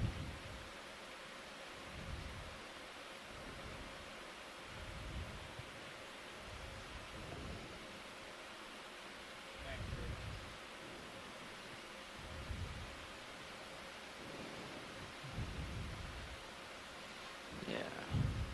Yep, some more of these Cerianthids, which are tube-dwelling anemones. Yeah, so the last one had white tentacles in the middle and a bright white middle, and this one's sort of darker. Yeah, so we've been seeing two or three species around here. One which appears to be mostly buried, apart from its crown of tentacles and mouth, and then two others which seem to be projecting a little bit further off the seafloor. Huh. The two which we've just seen. Right. Cool. So what they'll do is they'll catch bits of particles, food, so on, floating through the water column with their tentacles, and then bring it, using that tentacle, to the mouth, which is located in the center of that tentacular ring. Right. And they would most likely be facing into the prevailing current. These were. wait a minute. They were. Yeah, it was observed they were facing the other way. Oh, okay. That's interesting. Is there something to be excited about? I don't know. It just looks like something sticking out of the ground here. I thought it might be one of those. Can't tell if it's garbage. You mean the mucus stuff? It's mucus. Okay. Well. Well, no. It's likely of biological origin. Some animal probably created that. Actually, it looks like it's coming from that burrow just left of the lasers. Yeah. And so what some animals do is they create these sort of mucus nets, send them out of their burrow. They then catch particles, many of which may be organic or inorganic, and then they reel in the entire net, eat the entire net, and are able to take from that the organic stuff, the good stuff, the food, and then they poop out the stuff they don't want, or some are even able to selectively eat. I was once told that holothurians can selectively eat. They can, most certainly. All right. Well, and so that's how they're able to keep the good stuff and poop out the rest. And the good stuff is phytodetritus, so what we can see here floating in the water column, marine snow. It is how more than 90% of the animals living in the deep ocean get their food. It is basically the dead bodies of phytoplankton or zooplankton, their molts, their poop, their everything that exists in the surface of the water column. Then they will die and sink down into the deep ocean, and that is where most of the food comes from. No, shrimp. Unless, of course, where there are areas of other nutritional pathways, and those are vents and seeps and so on, where chemosynthesis is used, or perhaps sometimes even you get much bigger parcels of food like woodfalls and whalefalls, the bodies of larger animals that drift down into the deep sea and can cause a feeding bonanza. So this looks like a glyphocrangon shrimp. This looks actually like a different species than we've been seeing so far during this expedition. It's got these very big characteristic eyes, as well as this very robust, stocky, spiny carapace. The ones we've been seeing so far have been slightly different color.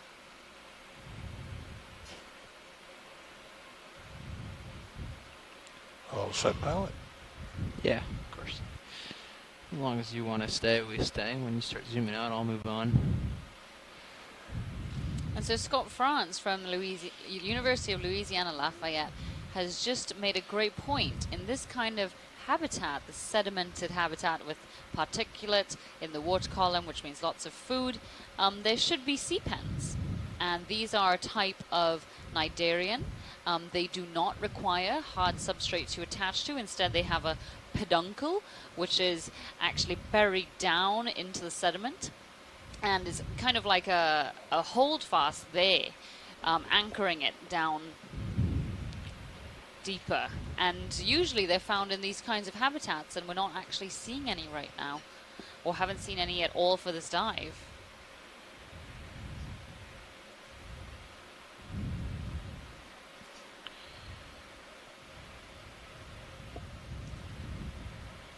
Again, more cereanthids, 2 species potentially, or color morphs of 1 species.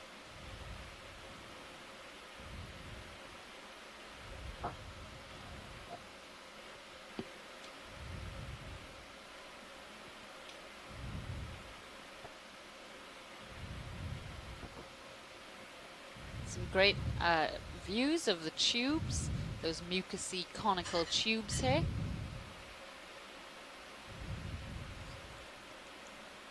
As well as still a lot of burrows, a lot of mounds, shrimp, spot lobsters. That's cool. And that one actually looks like it's mid-meal.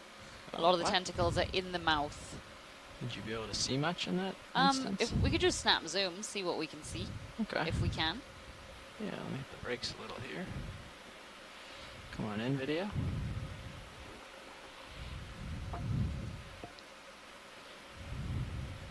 Yeah, so you can see that it's like it's got many, many arms, and it's just sort of smushed them all towards its face, holding whatever food it is it had just caught.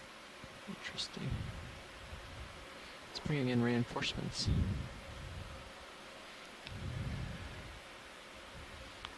Come in a little more if you like. Is the current coming towards you? No, from behind, I think. Okay. Interesting. Thank you, pilot. Thank you, video. But it's very faint, whichever direction it's coming from.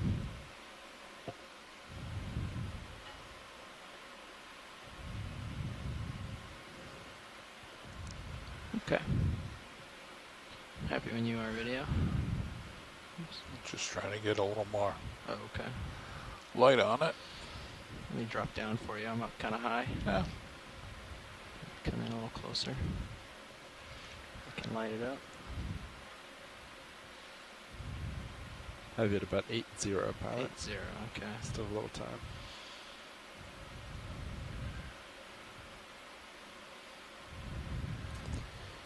$10 meters left on that move. All right. That's good. Okay.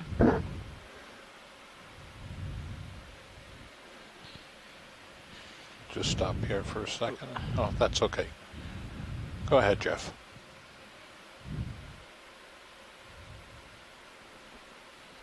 All right, let's get out of here.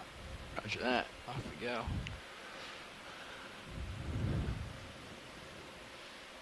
Oh, little jelly just swam by the ROV.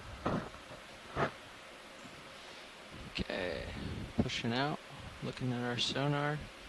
There's a little downhill this direction, but that's okay. That's exciting. Okay. See what we can get.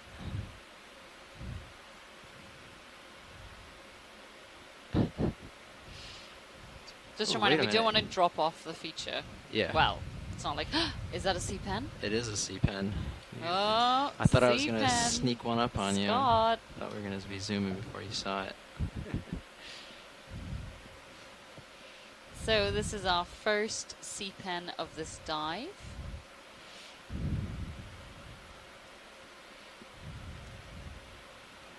You can kill the lasers. See if we can get a closer view. Also a tonguefish off to the right, which we've seen already. So these belong to the order Pennaculaceae. Still have you about 8-0. Oh, beautiful. Copy that, 8-0. That fish was just going nuts in there, so he's It's made a little dust around it. Hopefully that will clear out in a little bit. So yeah, these are colonial animals. They have polyps, which we're getting a pretty good look at right now. Each of the polyps has 8 tentacles, and that's why they are called octocorals. That's Max. Unlike other octocorals, however, the sea pen's polyps are specialized to special functions, specific functions. They also have a root-like peduncle, as I was saying before, and they use that to anchor into this sedimented bottom. Some may be quite large, up to about 2 meters, which is huge, and I didn't know that was possible. That's something. And there are many different species found in the deep sea, everything from Umbellula, which has a long, thin stalk with polyps at the top of it, to animals like this, which are closer to like Peninsula or something, which have polyps the majority of the length of this animal. So Scott's saying he doesn't immediately recognize the genus. Pilot, do you think this is something that we'd be able to collect? Possible? Yeah, I think we could. The ship's pretty much stable. Yeah, I don't think I'm going to swing too much more. Come on out, video. I am looking back, but I don't So we don't have any polyps. We don't have any collections yet for this dive. We do tend to collect up to 6 animals, or rather specimens, per dive. That needs to include both biological and geological specimens. And for our biological specimens, they usually should be something which is new to science, something which is rare, something which is poorly known, something which may be a new record. Are we wide? I'm just past the skids. Oh, okay. Just trying to figure out. Okay, wait. Pilot, can you just hold on for a second? We may not actually want to collect this. Yeah, that's okay. Sorry. No, it's fine. I'll just settle in here and you can... What about one of the Cereanthids? What about one of the Cereanthids? No, sorry, talking to Chuck. No.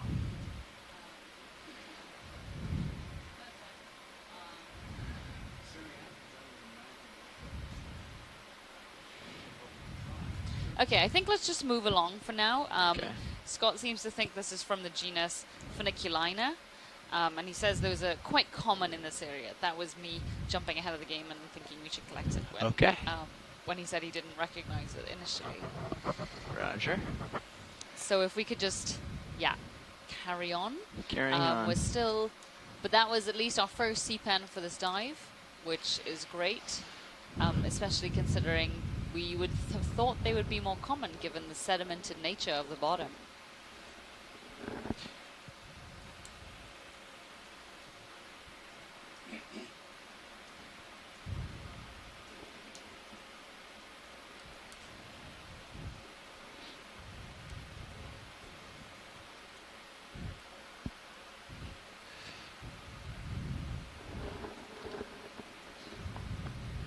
Can we get a little look at this jelly? Uh-oh. Please? Yep. Uh-oh. We'll try. Sorry, should have told you before. I was hitting the brakes, trying not to get him spinning. That looks like well, I can't tell quite yet. It's another one of those ones we were seeing yesterday. It was just clear instead of red, it seems. That is, it looks like a juvenile paraphila. Yeah, so spot on, Pilot. Well done. And you can see around the bell margin, because this one is so transparent, those little dots. There are tiny little purple dots around the scalloped margin of this Medusa, and it's gotten itself caught in a little bit of the organic flock there. And those tiny little purple dots around the margin are called rhopalia, and they are sensory structures, and they typically will have a light receptor, an ocellus, and a staticist for equilibrium position sensing. And in some jellies, like the Cubomedusae, the box jellies, their their light receptors in those Rhopalia have a lens and a cornea and a retina, and they apparently can detect images. They are they're not just light versus dark sensing. They're quite sophisticated. How the Medusa processes those without a brain, I don't know that that's understood. I'm getting pushed out. But of course, that would be 365 degree, 360 degree 50 meters wraparound vision. I still have nothing on sonar. There's a. Oh, that's just a difference in sediment. Sorry, I thought that was a whip or a coral. Moving on. So I'm looking almost 4.5 now. Yeah, I think we got plenty of room if you want to do another 50. Yeah. How far do we have to that big change in color? Quite a bit, like 70. Okay. Yeah. Like more than like 90, so. Do another 50 then. Bridge. This a nav?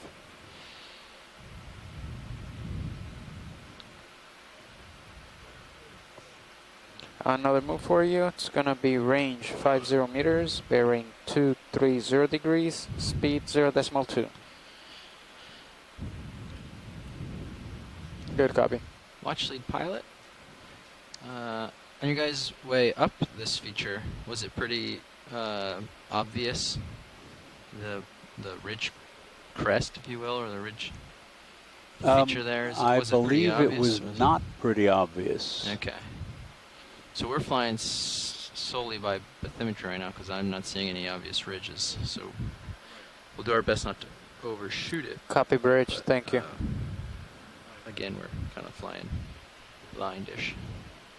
Yeah, what Bobby said is when they crossed this part right here, they didn't see anything really.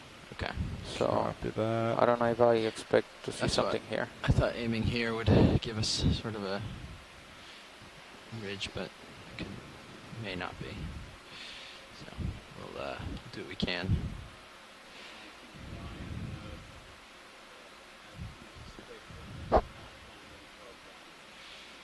Okay.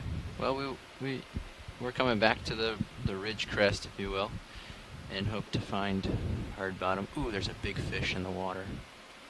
Can you zoom out for me, video, into the darkness here and maybe light it up? Yeah, see it?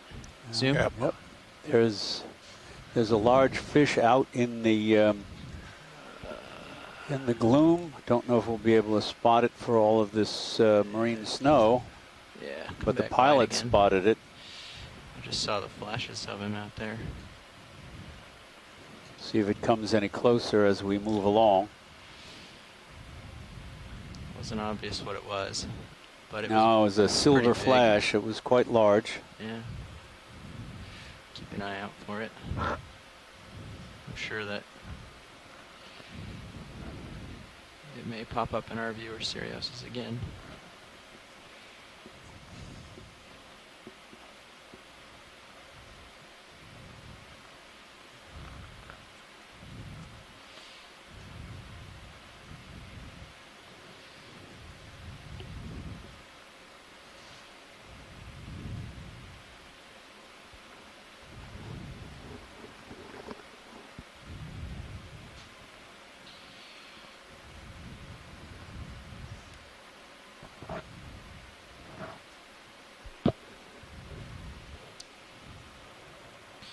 Stretched out, huh?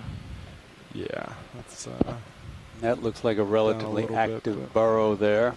Can't quite tell. Certainly large enough.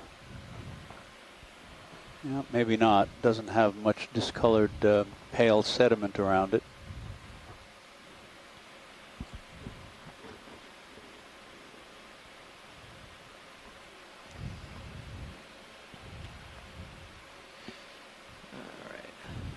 Scan towards the south, which is where the ridge Yep, what do we have here?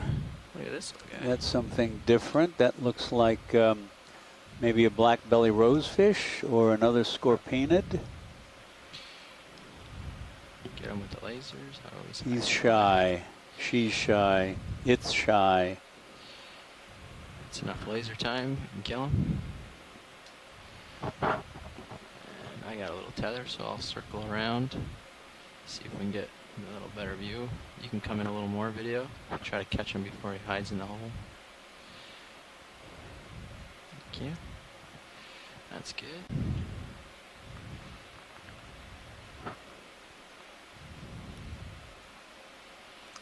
That's a scorpion fish of some sort, or in the scorpion fish neck of the woods. And not one we have seen for this dive so far. No.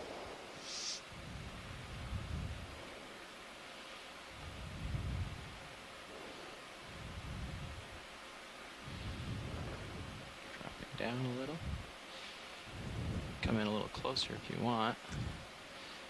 Scorpion fish are called that because of the venomous mucus they have associated with their spines. I don't know if they have venom glands. I don't know that. But I know they, you don't want to get stuck by one. Looks like I'm rising. That's great, Pilot. Whenever you and video are happy, we are also happy to move on. Any shot you want, video? Oh, this is good. Okay. Hold it for a little bit longer and move on when you're ready.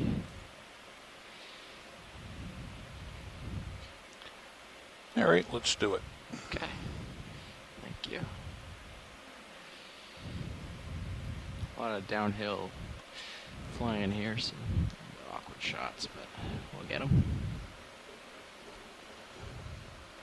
Our depth now is 531 meters. Taking us on. Here's a, looks like another hake, but maybe not. We'll see. Yeah, he's got his feelers out and about. Looks like it. He's good sized.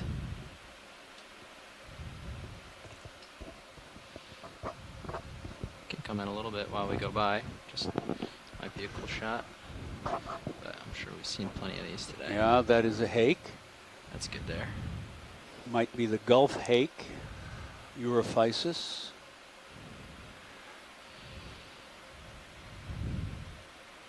Got a bit of an overbite. Yeah.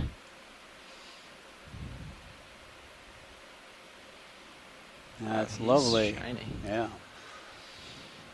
Oops. And he leaves in a huff and a puff.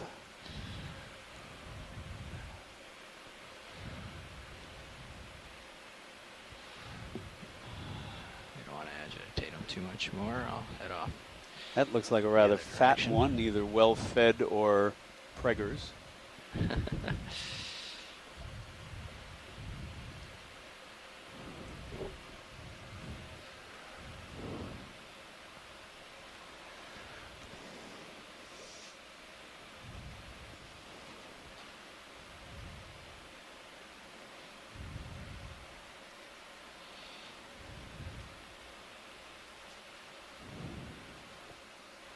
There's another one of these large, shallow craters.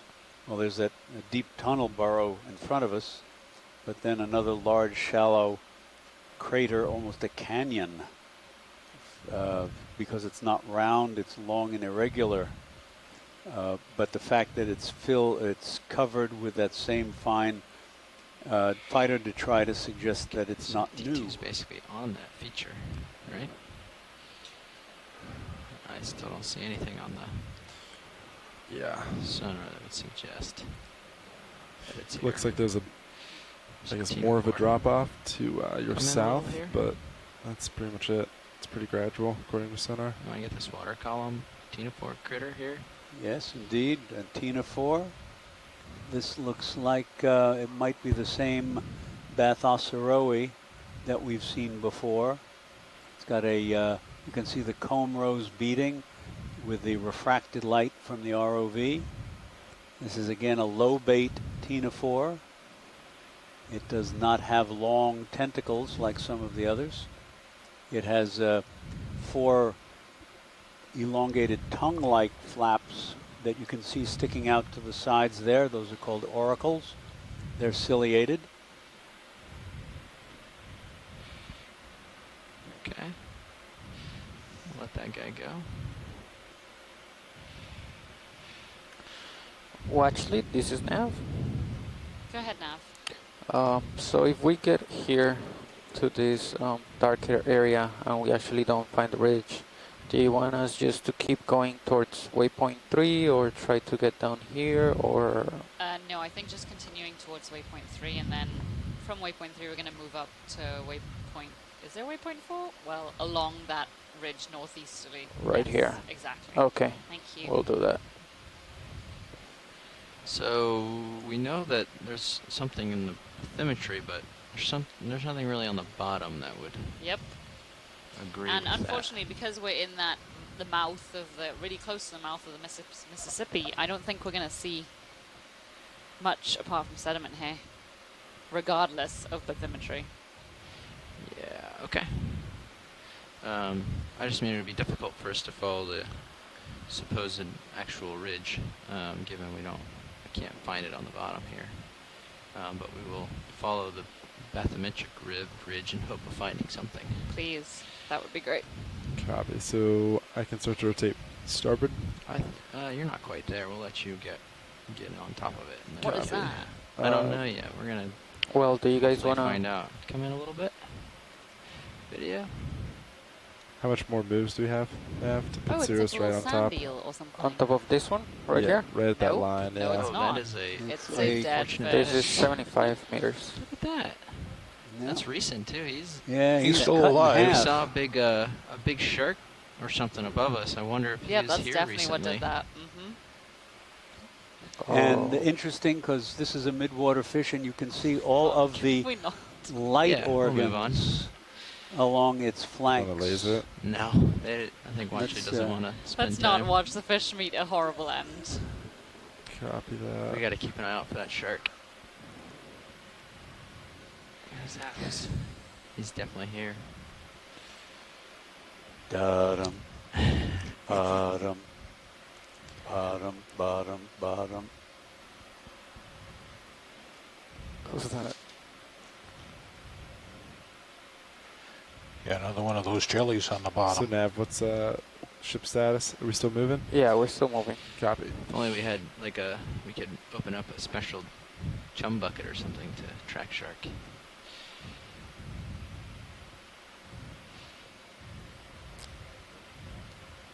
Copy bridge. So to put Sirius right here, that's gonna be almost 80 meters. 80 meters if we keep going at 230. What's this thing? 230. That's just his tail. That would be over here. Yeah. What if we just stick Sirius right on that line, and Right then we here? can just start following it? Okay. So what do we just do? 230. All right. What is that? Is it another move? 40 meters. Yep. So let's do another 40 meter move. 230. Copy. And then we can just start following this. Hopefully we get some sort of ridge. Sounds good. Are you happy with that? Yep. Great. Yeah. So you're gonna come a little closer to me, and then we're gonna Yeah. sort of turn more west. Hopefully find something. Bridge. This is nav. Let's go ahead another move. It's gonna be 40 meters, bearing 230 degrees, speed 0.2.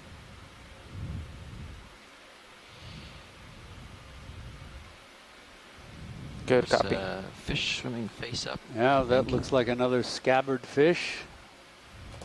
You guys seen a few today? Yes, we've seen a couple of these today. Okay. Well, we don't have to go for it then, unless you'd like to. No, I think let's just keep pressing ahead and making tracks. Yeah. I'm well ahead of the boat here. We will scan around, see if we can find any sonar targets. Or Copy bridge. Thank you. substrate or anything else more interesting. So yeah, this I am maybe looking. that's like, see that? Maybe that's the drop off, or Yeah, very well could be. Scanning to the south, there's at least some line in our sonar that might imply that there's a change in the bathymetry of some sort. So we're gonna go over that way and see what we can find. Which direction is that in? might want It's to towards the south. It's the direction that we expect. Yeah, I was about to say that makes sense. So And there's another blind lobster at We gotta its take a tunnel peek burrow. This is at the typical one that at least I've seen elsewhere, as well as earlier dives. where there are 2 entrances, and one of them has a much broader apron. There's something off in the There's also distance something, there. out in distance. Looks like a Bathynomus, maybe.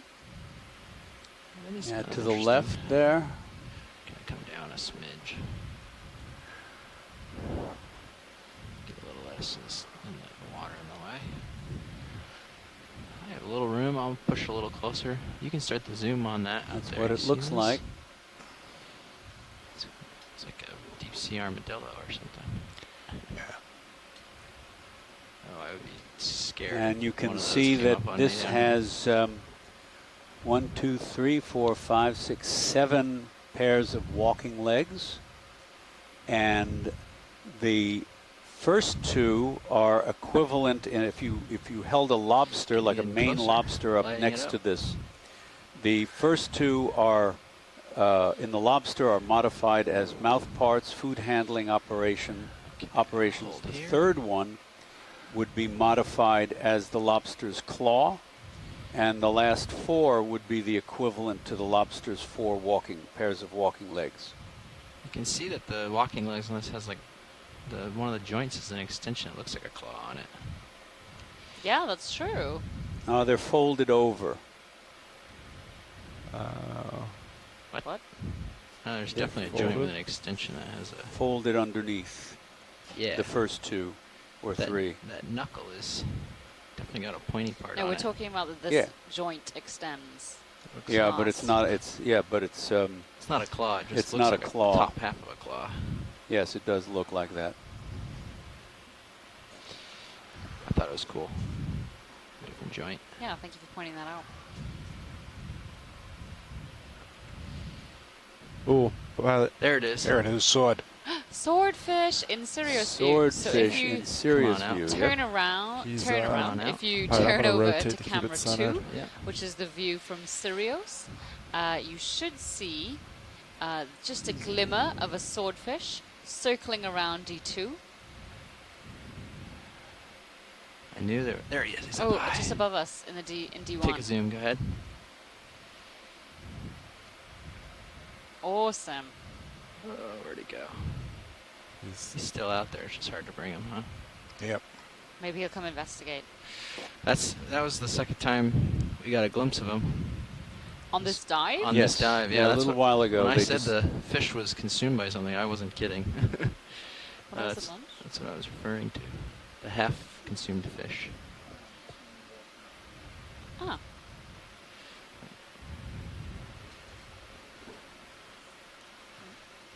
Guy's been around us a little while. Yeah. All right. I rotated port 15 degrees, so right now I'm looking 215.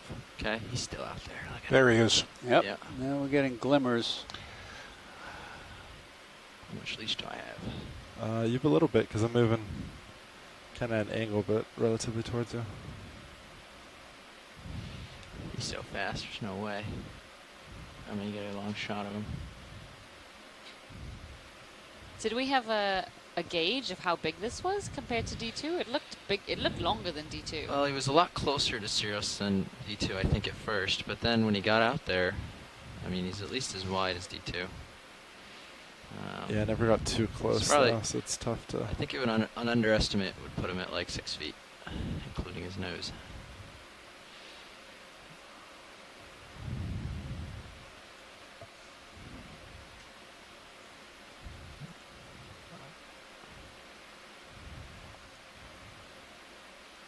Another ctenophore and an armored sea robin, Peristidion. We've seen a couple of these today? We have. We have. Okay. I feel like you guys have Sorry. seen everything without me. There's not been a huge change in the fauna that we've been seeing during this dive. The bottom hasn't changed in terms of complexity or hardness, and as a Alright, result, Brad, do you even wanna the start depth hasn't rotating really west? made that Yep. much of a difference in terms of the West-ish. animals we've been seeing. Yep. Just going to kind of Heading towards rotate the with you. west. And coming out that way. I'm going to go a little bit northwest so I stay in the center of your screen. Yeah, sounds good. Tilting up. Less mud.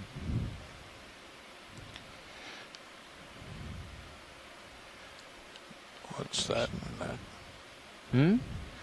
We're just going over something. So, well, that's an reading anatomy. that swordfish tend to be found from, of course, the surface of the ocean down to about 550 meters in depth. And that's more or less where we are right now. We are at 534 meters depth. Down to 550. So this is so we're looking at that limit, which is kind of cool. well in its range of depth gradients that it's found in, but they have been recorded as deep as 2,878 meters, which is exceptional. I had no idea about that. So this is one of the Acanthocaris sika blind lobsters. I am just about lined Again, up they've been west. very common during this expedition. They are one of the major predators in this area. They sit in their burrows, burrow edges with their claws cocked open, waiting for some unsuspecting prey to wander by. Co-pilot, That is a that scary, one was huge complete. animal. Jeff, don't you remember we saw one of these on the Marianas expedition and Deb, like, hated it? Yeah. Yeah. There he is. Yeah, he's out there. Why did she hate it? It just creeped Let's her get a out. 30 meter well, burst yeah, they're move. sort of spidery. Copy that. They are sort of a creepy, crawly guy. Oops, the swordfish is still hanging around. Yeah. It's Do you want to the keep your Sirius lasers on in camera case you right get a now, swipe camera of 2. them? Yeah, maybe. Catch little glimpses of it every now and again. There he is. Oh, Get the and here it lasers is on. in They're D2. on. Brilliant. It's just outside of our... Oh, it's coming towards us. Oh my god, exciting. That's gorgeous. Beautiful. Trying to get the lasers on him. Oh, he went for a bite. It just caught something. Oh my god, it's eating something. People, it's eating something. This is the kind of behavior that make doing, oh my gosh, it's hitting it with the sword. This is incredible. These kinds of observations are so rare. Seeing a swordfish down at 530 meters depth, feeding is really incredible. He's making you work for it. Got the lasers on him for a second there. He's at least 7 or 8 inches wide. Oh, he's coming right at us. Oh, he's going right under. Oh. Under. It's okay. Woo. Do you want to kill your He was lasers? coming at us. I got a little scared. It's been known to happen. Stab the camera. I never noticed they had that Yeah, that's good with the thickness lasers. just Got in him. front of the tail. Yeah, that's interesting we can because if pull you a look good at image tuna from Sirius fishes, relative if you look for at size to us, it'll be bill nice. fishes, swordfish, That was good footage. mako sharks, So that guy was these high-speed swimmers 10 inches wide between have his that between his pectoral fins. Yeah, I would say those you're right, with expansions his on the nose, he's caudal about as peduncle wide just at the as base D2. of the tail, Like, pretty and the good. muscles apparently run around that or on either side, and it apparently, if I remember my That's cool. ichthyology class correctly, it creates a more powerful I don't know swing if it's to the considered tail a muscle. nose, but I call it a Tails. Yeah. If you look at all of the really high-speed, large swimming fishes, the members of the tuna family, swordfish, billfish, and including the I'm going to high-speed rotate back west. sharks like the mako, Port a little bit for that. they also have that broadening. Can't remember what it's called. Maybe Yeah. scute, tail scute. Tracy can fill us in on the details of that, but I seem to recall that it contributes It says to it's their caudal keel. caudal keel. Thank you. Contributes to their high-speed ability, and of course the development of that feature in some of the sharks and the billfish and tuna would represent an example of convergent evolution, arriving at the same adaptive conclusion from different ancestors that didn't have that feature.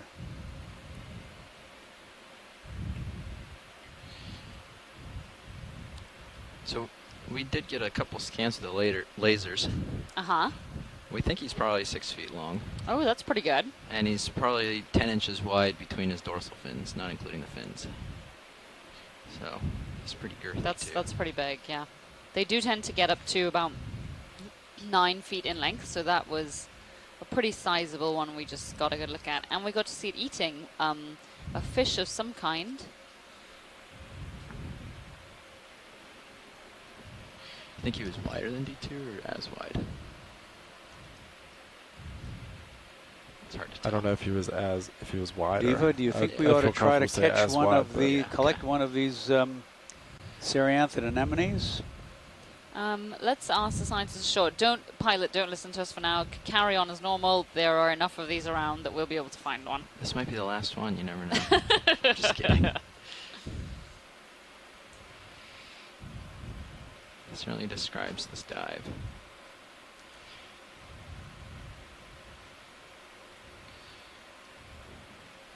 Got a second here.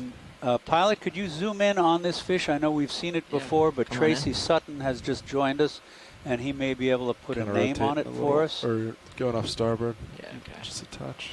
Thanks. I'm guessing that it's a Lepidopus in the... what's the discerning feature? In the... what are we going for, I should say? Up at the head, I think. Let me see what if he says anything. Up at the head, copy. Try for that.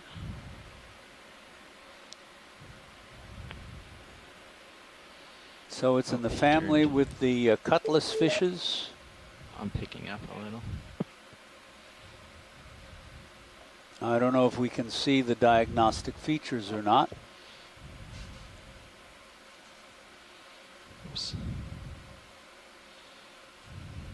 Dropping. He dropped on me. Yep. Yeah, we've got him in dorsal view, so a little we may not be able to see much. Just to get you in view for a touch. Trying to come around him to...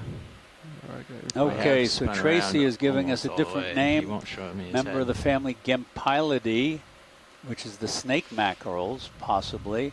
I'll trick him. I'll go And the a other way. name Diplospinus multistriatus. He's rotating with me. I'll come around the other side and see if I can't. But we'll probably see more of them. So you can back off and continue as you wish. Okay.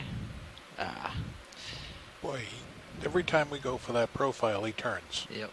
Okay. Camera shy. That's enough, I guess. Let him go. He looks very red there for some reason. Yeah.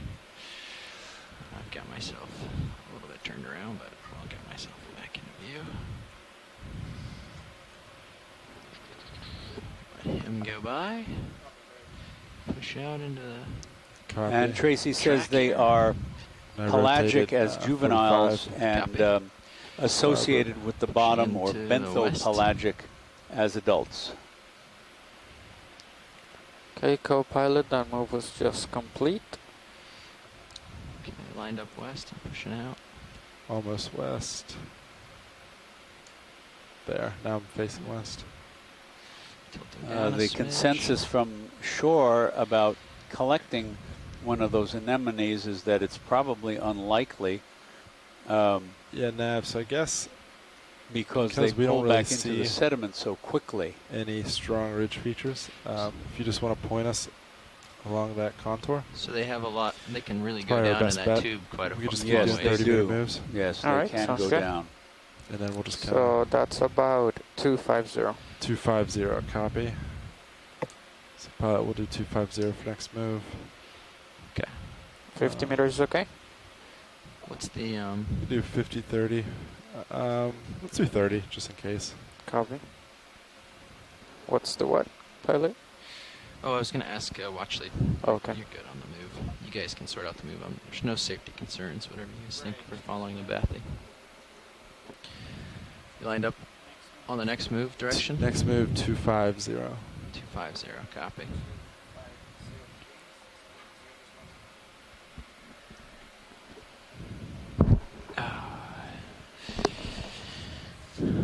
Probably going to get Fernando over here shortly. Copy. Do you want to go to nav? No. No reason for that, unless you want to change it up if you're bored, but... It's up to you. I'm fine. Either way. I don't mind sitting nav. Copy.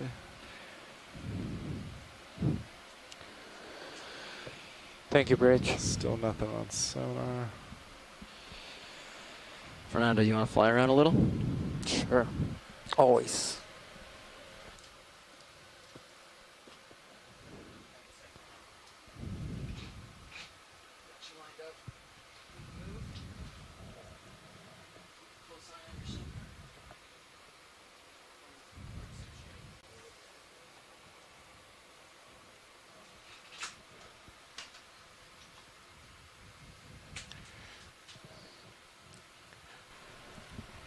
video is also going to be changing out over here.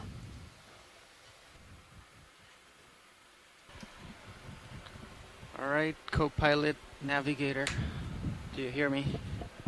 Co-pilot as pilot, loud and clear. Copy. All right, let's keep going then. Our ROV crew is switching personnel now, so we are hanging out until they get set. All right, here, 250. 250. Okay.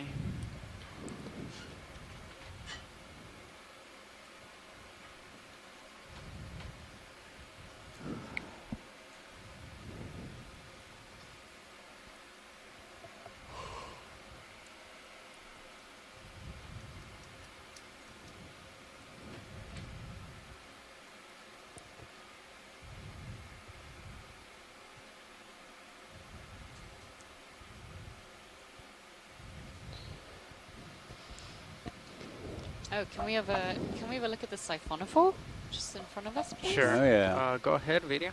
Zoom in Alright. partially. Right there, that's good. Hold on. Yeah, this looks like it might be similar to the one we saw the other day. Getting closer and closer. Apolemia, but I'm not sure because the nectophores Hold on look 1 second. broader Okay. in comparison to the rest of the siphonophore relative to the one we saw the other day. Oh, now it's just dropping.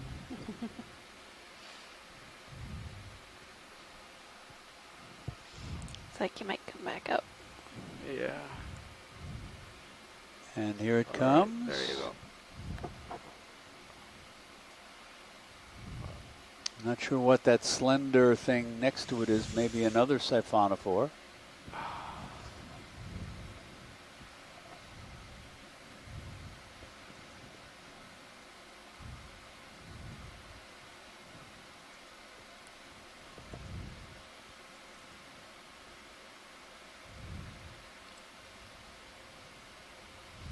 It's being blown away in our Buffeted.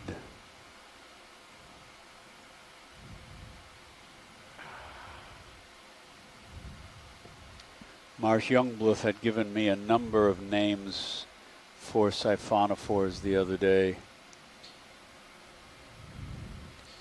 30 meters.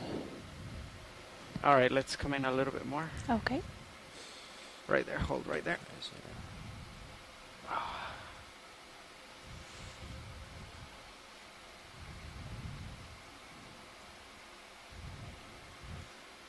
But I'm looking straight down at you. Copy. Just a few more meters left in that move. So this is a colony that operates like an individual. At the very tip, which is the left-hand end, there's a little gas gland. And then you see those transparent objects pumping on either side. Those are nectophores or swimming bells. They're modified medusae that do not bud all the way off back. from the colony as All they right. develop.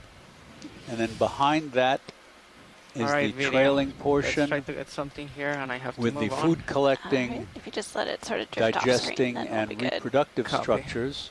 And it's also surrounded by transparent modified medusae that I believe are called bracts and help plus visual protect pilot.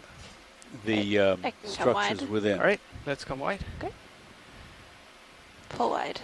Copy, thank you. Bringing camera down a little bit. Copy. Facing 250. Go ahead and give it a nice push. All right, pushing out.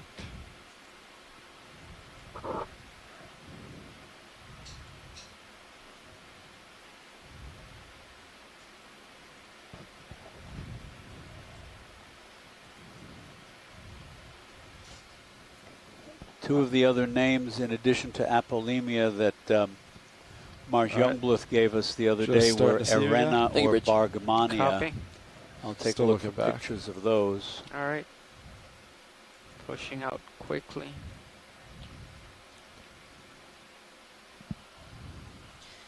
Another one of these blind lobsters, Acanthocarus ck. We don't have to Alright, stop here. partial We've in seen video. so many of these. All right. Right there.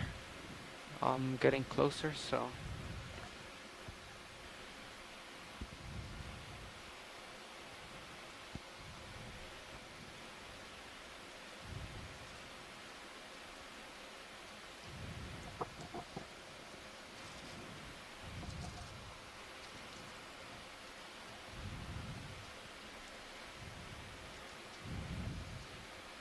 If you want to come in a little bit more, you can.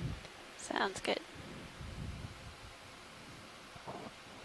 It's got gooseneck barnacles attached to its That's still a abdomen partial. there. All right, come in a little bit more if you want. Okay.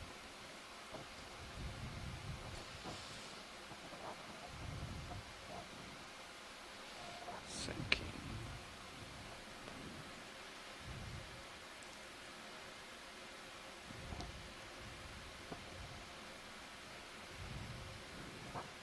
Okay, let me know, because we also have to move on.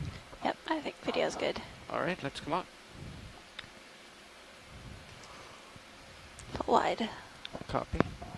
So those 3 burrows there are likely related to that Acanthocarus.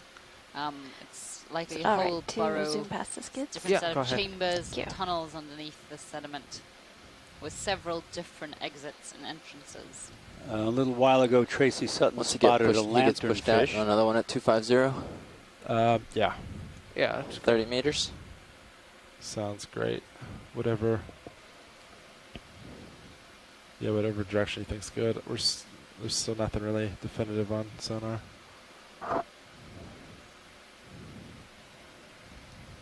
Okay. And another Brittle Star. We've seen those, pale pink.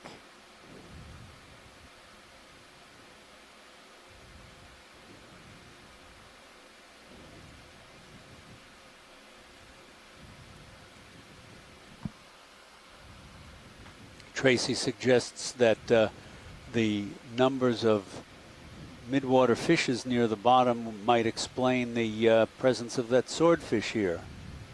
It's a fair concentration of potential prey. All right, so I'm looking. Let's see. Right there is about 4-5. Copy. So I think we get another move in. Bridge, RV nav. Another ship move if you're ready. We'll do 30 meters, bearing 250 degrees, speed 0.2 knots. Looks like there's a jelly up in the water column above the fish. That's good copy, Bridge. Thanks. Could we actually have a little view of that jelly? It looks Go like ahead. another juvenile paraphila. Hold right there. Yep, that's what it looks like. And during yesterday's dive, we saw well over 10 individuals of this Come in a genus, little bit more. Okay. and Right many of there. them were dark red, indicating they were Thank you, Bridge. adults, or perhaps a different species, and they just Take kept us on your way. repeatedly 30 swimming meters, into the sea 250. floor, which we Copa think copies 30 maybe meters, as a 250. result of Thank you, Nav. the presence of D2 and its very strong lights. It prompted some kind of reaction in these jellies, as we may be about to see in this one, Copy all. where they felt the need to dive down deeper to try and get away from that bright light, but instead were met with only seafloor, and that is exactly what we're seeing right now.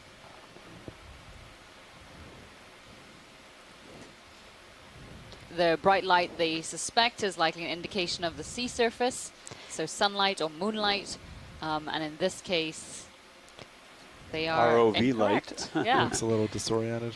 All right, video's clear whenever And there's a science little is. Caridian All right. shrimp. Whenever you want to come out. Okay. Full wide. Okay. Hi guys, I don't think that's a Caridian. I think it's Nope. a member of a family called the Solenostриdae. Oh, okay. I saw the, thank you. I saw the bit of a Let's come hunchback, in which on this made screen. me suspect Is that. A fish or no? Is That's a, just So that was never Mary mind. Wixton we Let's just come heard up. from. She is an arthropod expert, specifically of shrimp, who works at Texas A&M. Thank And you, Mary. Thank you, Mary. So you might want to tilt up so you get like Usually the hip 50-50 is a blue water good sediment. sign of a So Caridian, you but see not what's coming always. if there's anything. Okay, well that's something or good something to like know. that, yeah. And here's our hake again. Seen a few of those. Just a reminder that if you are on the call, just please do mute your mic before, if you are not speaking, sorry. So we are continuing along the edge of this feature, which we thought was the edge of a sort of plateau. There doesn't appear to be a definitive edge, and we were hoping to see some exposed hard substrate. So because of we had assumed because of the elevation as well as the proximity to this slope, there may have been an abundance of currents in this area, that would sweep away all of this sediment. But unfortunately, that is not what we are seeing here. We are in very close to the outflow of the Mississippi River, and that will bring with it huge amounts of terrestrial input, huge amounts of sediment, and that is likely what this is.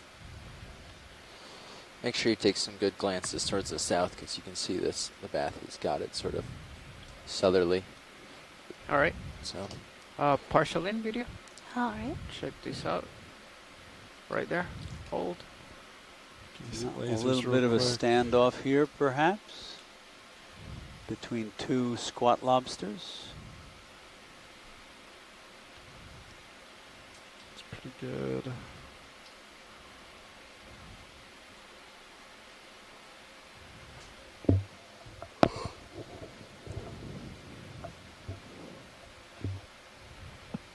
Could you try to get a dorsal view of this big spot lobster? This is something rare. Sure. Pilot, not sure if you heard that. If we could potentially try and get a view of the dorsal surface, so the back of this squat lobster, just some closer views, perhaps. The big one. The big one? Yeah. All right. Let's. Oh, he heard you. Yep, there he's moving into place for his portrait. Oh, he's actually hiding. So let's come in. Okay. Before he. All right.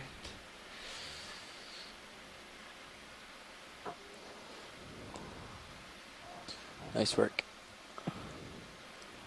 How does that look, Mary? Very nice.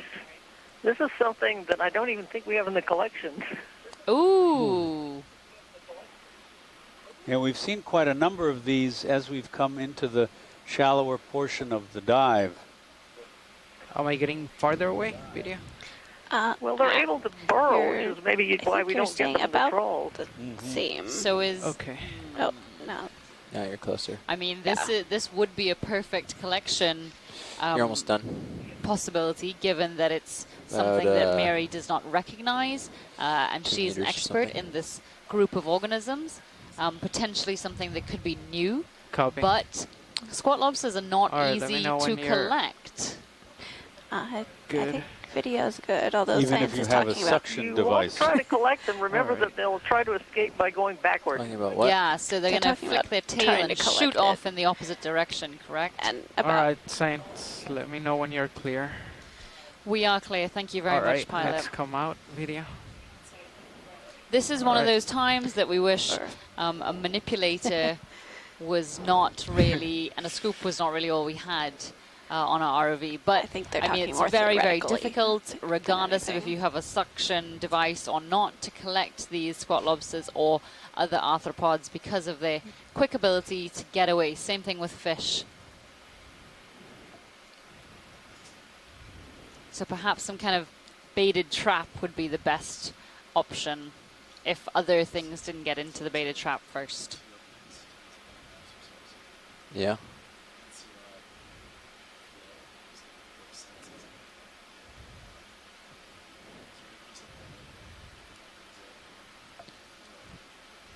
Could be.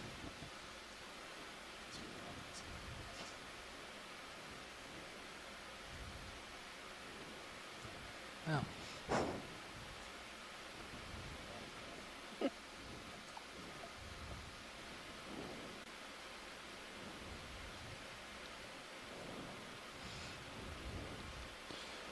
probably about it for the move. Now, what is that? It's a different anemone, maybe. That looks like a flytrap anemone.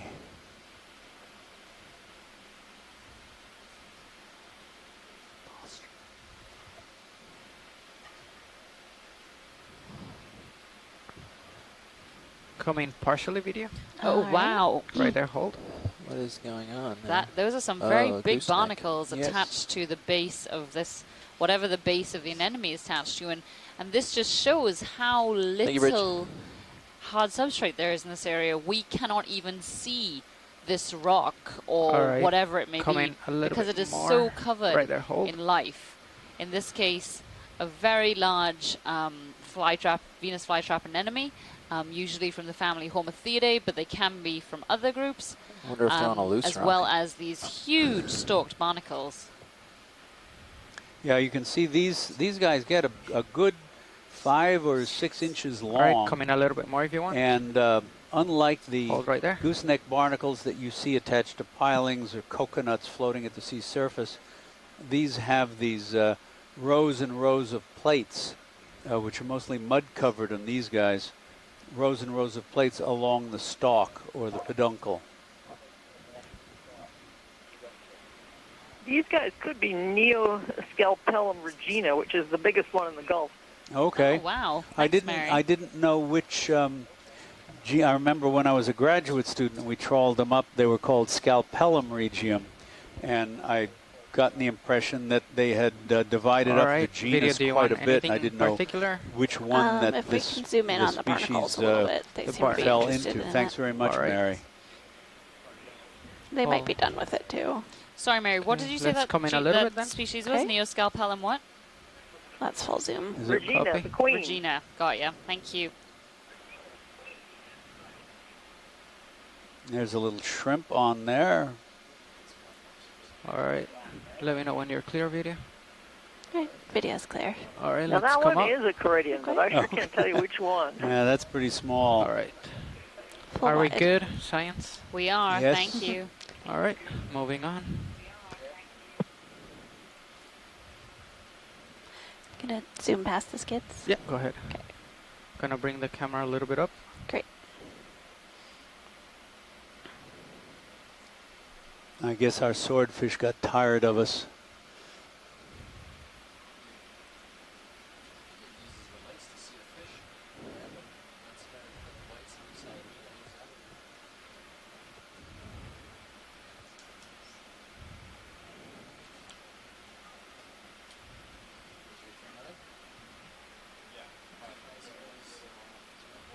Yep, turning back. Yeah, sure, I'm ready.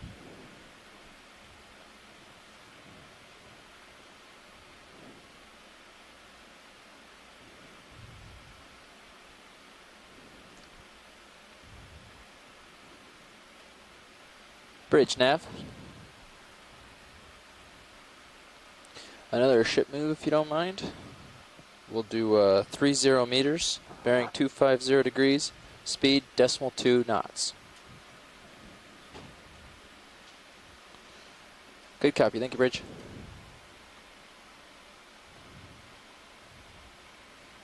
Could we get a quick snap zoom on this one? This looks like a better view of that squat lobster right for Mary. Hold on 2nd. Let me just stop.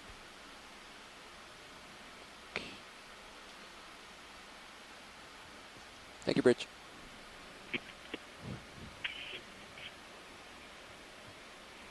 All right, let's come in a little bit more. Hold right there.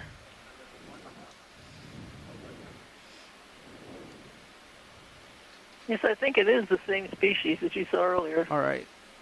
Hold on 1 second. Let's come in. Okay. Right there. Boy, that has got a lot of little spines on the upper arms, quote unquote, of the claws.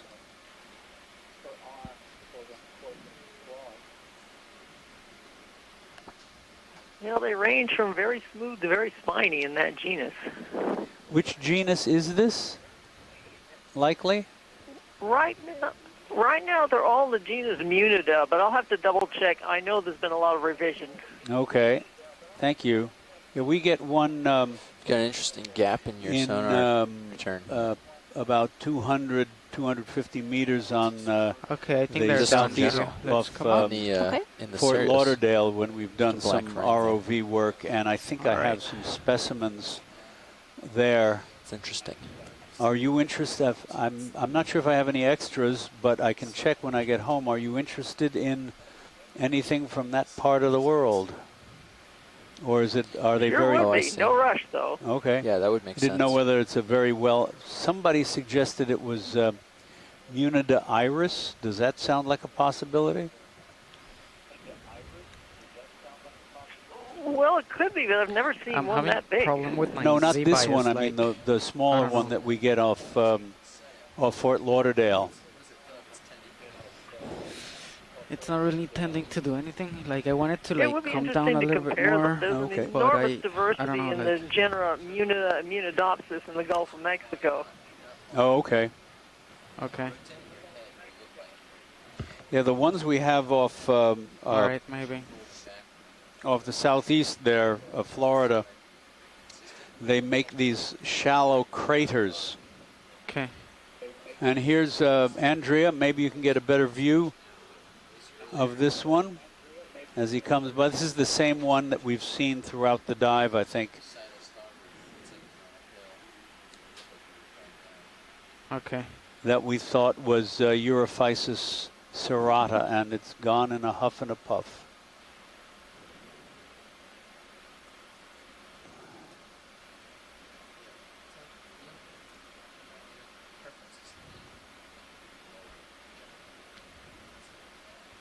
Okay.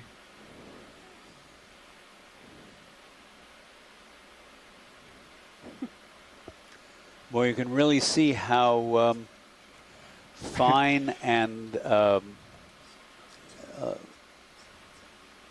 light, I guess you could say, the surface layer of sediment is as both the ROV or the fish stir it up into those clouds of extremely fine particles.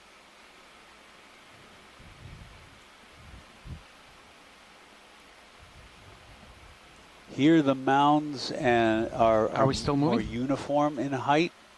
We don't have as many, I don't see any right here, of the much larger right. mounds that we saw earlier in the dive.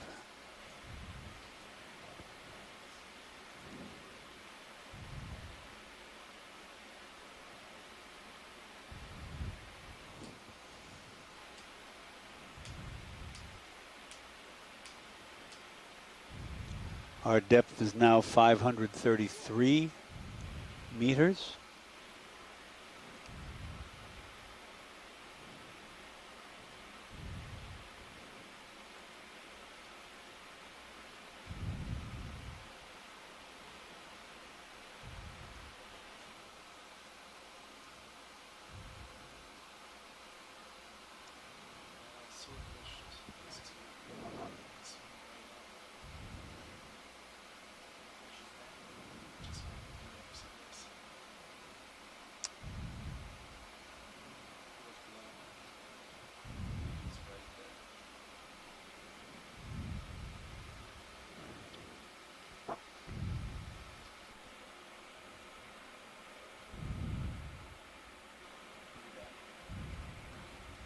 Yeah, I don't see him anymore.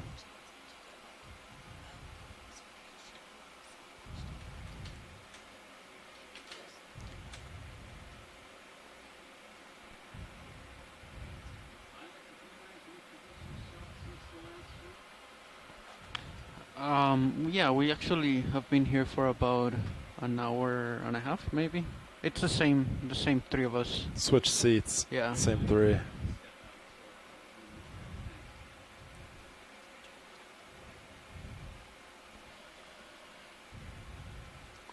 Yeah, I don't see him. Oh well.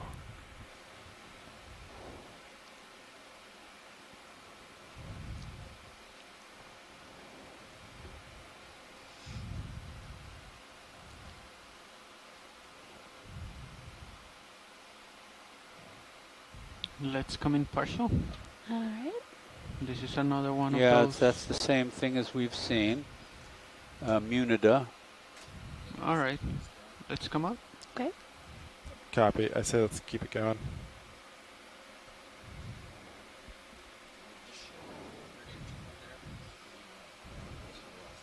Are we following that black contour? Whatever you think. Or what is the plan?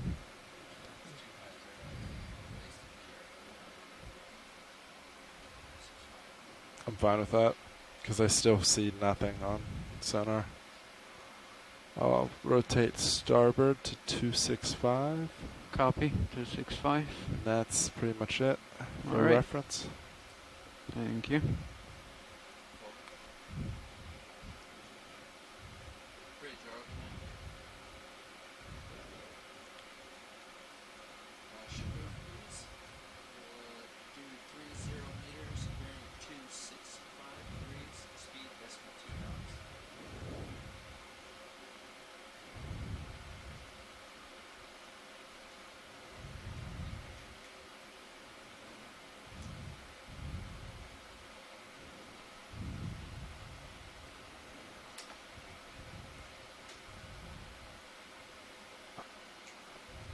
Let's come in a little bit, video.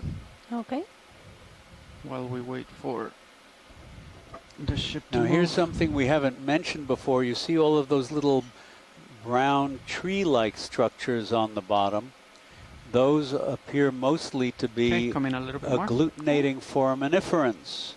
I've been talking about those at intervals during the expedition because they are basically on the vast majority of muddy bottoms that we've seen. Foraminiferans are, for those of you who have not tuned in before, or who have forgotten, foraminiferans are single-celled organisms, even though we can see them with the naked eye. You're good, They have, they can get quite large, certainly Copy. up to a quarter of an inch across in modern seas, or larger, some of the deep sea ones. And about 40 of them, 40 species, are planktonic and produce a tiny little sand grain calcium carbonate shell.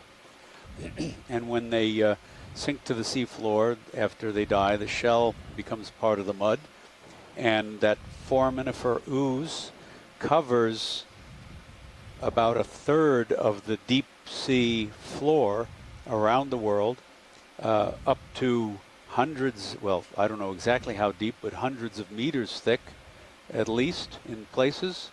And they keep a record of ancient climates because the proportions of stable isotope atoms of oxygen in their tests vary with the climate, whether how much of seawater is locked up in ice caps, or how much of Earth's water is locked up in ice caps, and what the mean temperature is.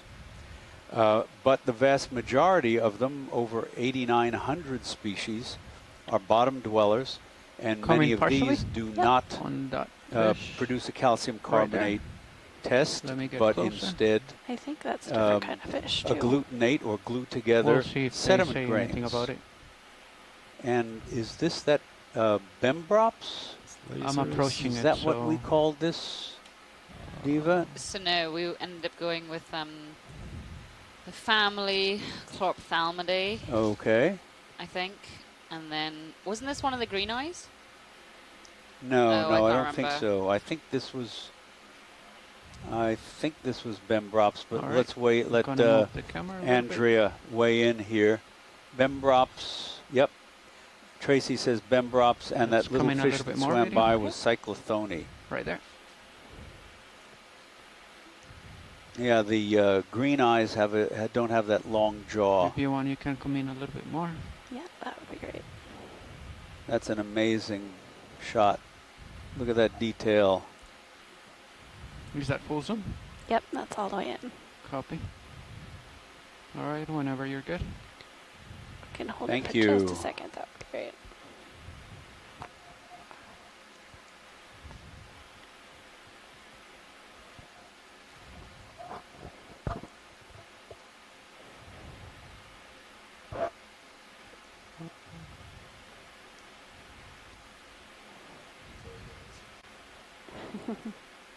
Very large eyes.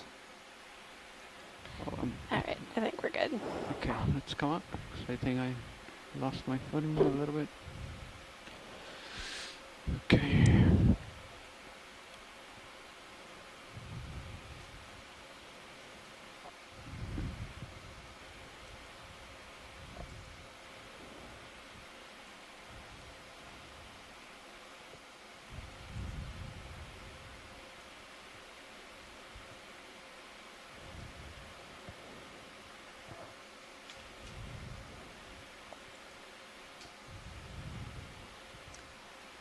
Here's a little taxonomic tidbit. The genus Bembrops was named after, and it is in the family Percophidae. It was named by, the genus was named by a gentleman named Steindochner back in 1876. And then someone, because of Steindochner's contributions, named a genus of fishes similar to rat tails after him, called it Steindachneria.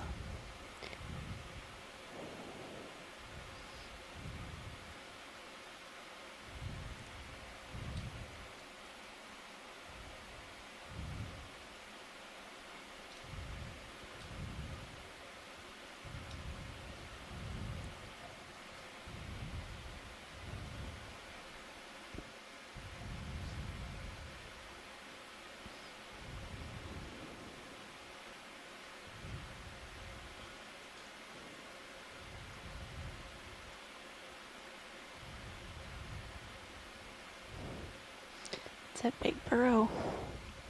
Yep. Let's see.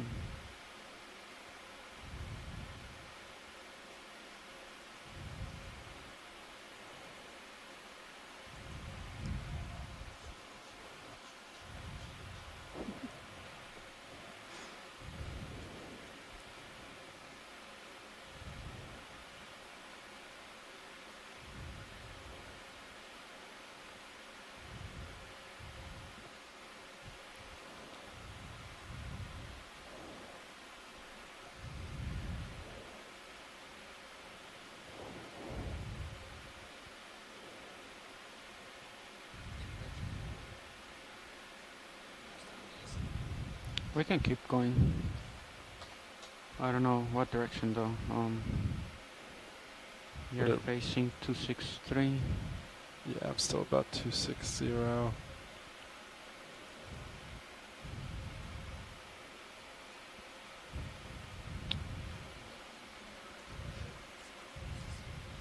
Sure.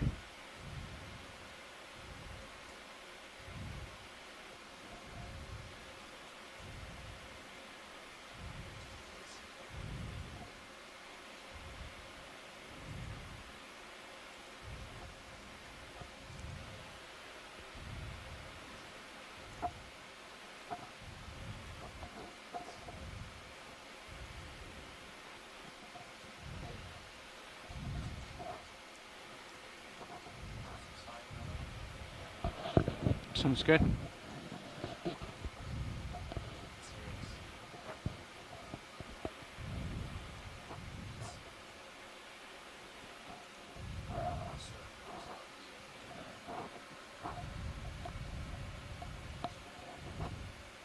We could push to it, but I don't see. Can we have a quick zoom on these clusters of organisms, please? It kind of looks almost like a pattern.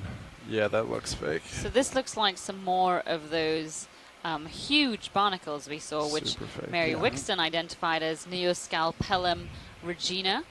This is the biggest species of barnacle in the Gulf. And as you can see, this is a tiny rock, less than 10 centimeters in size, and yet it is absolutely laden with these barnacles. Just again, another example of how little hard substrate there is in this area. And it looks like a brick or a block. It does not look like a natural object, and the white pieces around it all look like the remnants of dead barnacles. And you're right. We're good, thanks. Thank you for that wonderful offer, though. Because we know a guy.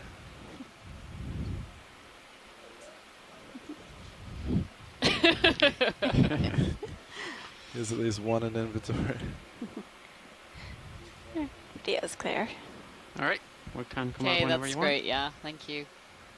And just past it, I think it's probably the same. Another piece of rock with some barnacles that have the cirri out, yes.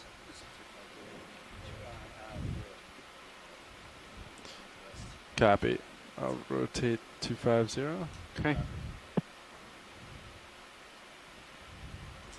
You know, it's interesting. I don't know if this is too much Let's hand do waving partial inward here, but What is if this? these barnacles, of course, attach to a hard Feeling substrate, it. Oops. but as currents move over the bottom, there's a tendency for them to erode around the substrate, which puts them into a depression. And as you see here, 3 of the barnacles are buried, partly buried, whatever they were attached to. So these substrates may not be the best things for these barnacles to, I mean, they're the only things for these barnacles to attach to, but they may be temporary, because eventually they'll be buried or Let's come in. end up in depressions, and so that will spell doom for the barnacles. And these Right. barnacles Is that have, full you zoom? can see the white, it's actually to the left a bit, but Copy. there's a small one in the center with the white cirri. These, and one at very lower left, these look like verrucamorph We can do whatever barnacles. you want, They're video, a or different let me group. know. And here they are attached. Clear. There's one at Opening. about 10 o'clock on that barnacle, and another one at about 7 o'clock, and one almost in the center. So these are more similar to the acorn barnacles that you see on intertidal rocks, but they are nonetheless different. They're a third major group, along with the acorn barnacles of shallow water are the balanomorphs, the goosenecks are the lepadomorphs, and these little white ones here are verrucamorphs. All right, I think video's clear. All right, let's come on then. It's interesting to note that this big barnacle tends to show up in muddy areas. I don't know if it ever attaches to rocks or something like that. Big rocks, I should say. Right, no, we've never seen it that way. The only other way I've seen it is attached to the stalks of those tall glass glass sponges. I know what you mean. I wish I did. Come in, partially. Now this looks like vegetation. Yep, a little terrestrial blade of some sort with a little squat lobster on it and a shrimp. Hyacinth. Jesus, why can't I be quiet, Chuck? I can't pronounce it. I don't know what's happened.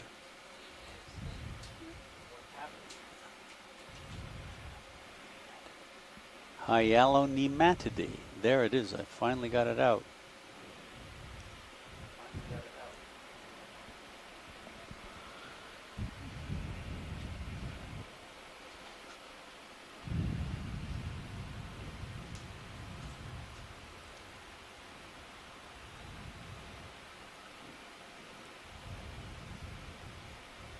And a Brittle Star, the same one we've seen.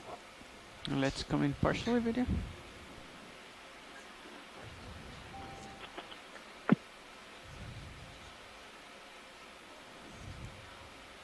And that one had a regenerating arm. You can see one of the arms is much shorter, and it's got a little filament out at the tip.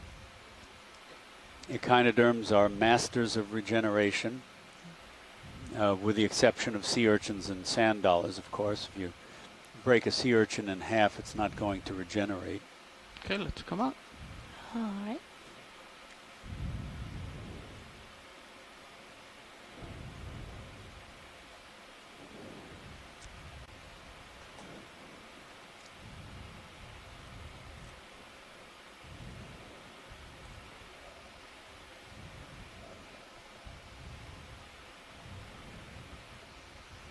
Our depth is still around the same, 534 meters now.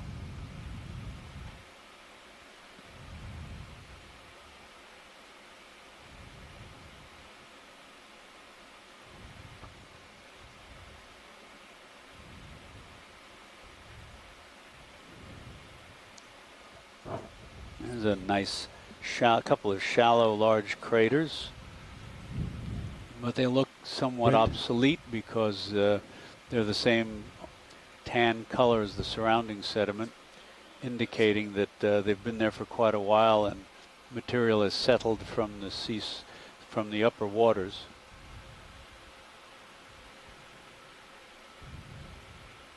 And a few cluster burrows of 3 burrows in a small area.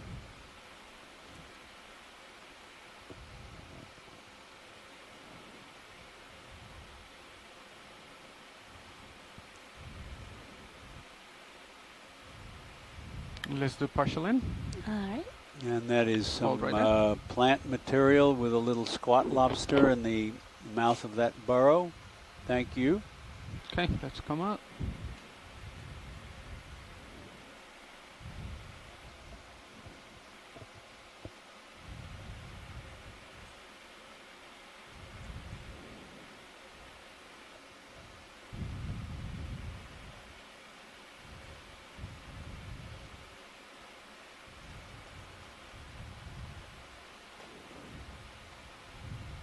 Let's come in partially on the fish. That a viper fish, Tracy, Cauleotis, perhaps? We've seen quite a number of them. Getting closer though. I don't know if the fish is still or not. Copy that. And away it goes. Yes, Tracy says yes. So that's an abundant midwater fish. Predatory, of course. It's got very large needle-like teeth. All right, pilot. I'm going to start rotating. I'm going to rotate 20 degrees to port. Line up due west. Copy. Get ready for next move. All right. Cauleotis sloan You can eye. call it right away. I think I'll just get there pretty easily. And this is me lined Thanks, up. Tracy. Due west. There you go.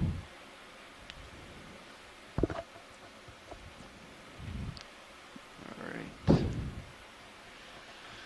There's not a lot here. Pretty much same over and over and over. Looks like there might be a fish. Come on, Fernando, Orange find fish. something exciting. I'm trying.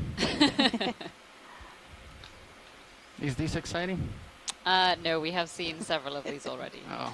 It's a lot of the same players over and over and over and over That's here. coming partially video. Well, that suggests that it is a fairly consistent Right there. environment. This one, the spots are brighter yellow-orange than some we've seen. That's really a clown suit costume for a fish. Gonna get a little bit closer video and also Sounds land. good. And coupled with the green reflection in the eyes, just an amazing combination of colors. This fish, I think it's Tracy, do we have a species name on this, or Andrea? or a goosefish. Is this I'm not sure. Sutkasai? Do we know? Kaunak Sutkasai? All right. Or I just something landed. else? Do you want to come in a little bit more? Sure. Looks like he's about to jump Nope, off. it's getting ready to make a move. All It's right. lifting up on its pectoral fins. The pectoral fins are like little feet, and Trying to keep still. and Very so still. are the slender pretty good job pelvic not fins, projecting which you his can next move. just make out one of them Nobody's under noticing its anything. chin. There you go. Come on, jump.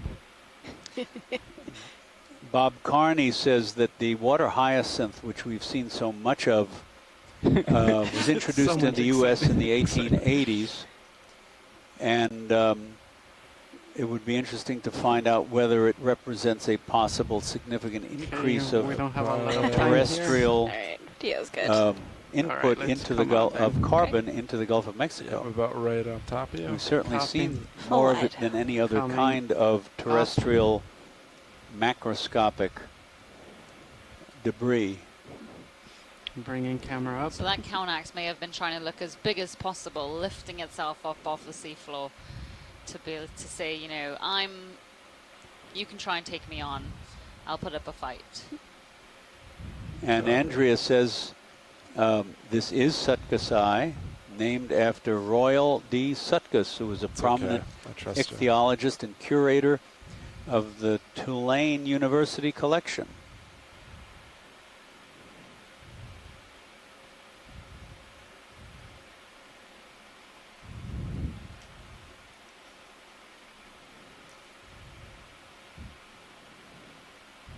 Well, shall we try for a burrowing anemone? What do you think? Is it worth it? I mean, sure. It seems unlikely that we'd be able to, because they do withdraw so quickly. Come in a little How bit. far does the tube extend? I don't know. I imagine a foot or two at least. Then I don't see a point, to be honest. All right.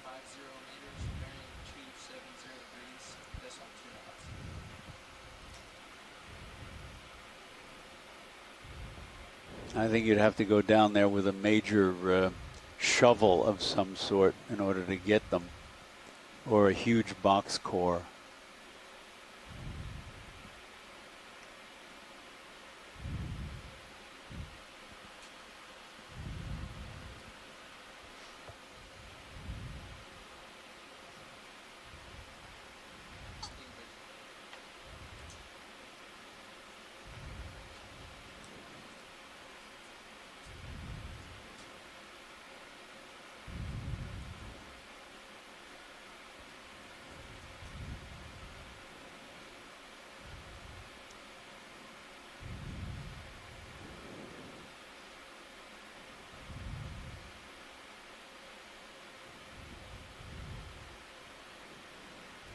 That's another of the Venus flytrap hormathiid anemones on a small rock.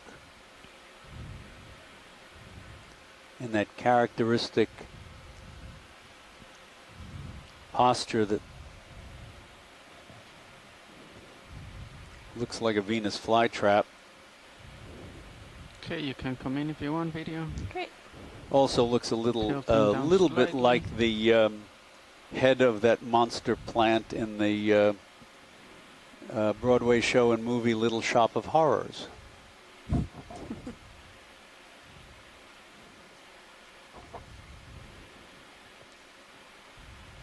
All right. Feed me.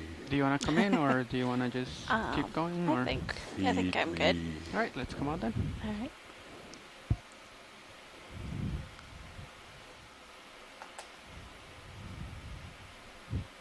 You can zoom in past the skids. There you go. Thank you.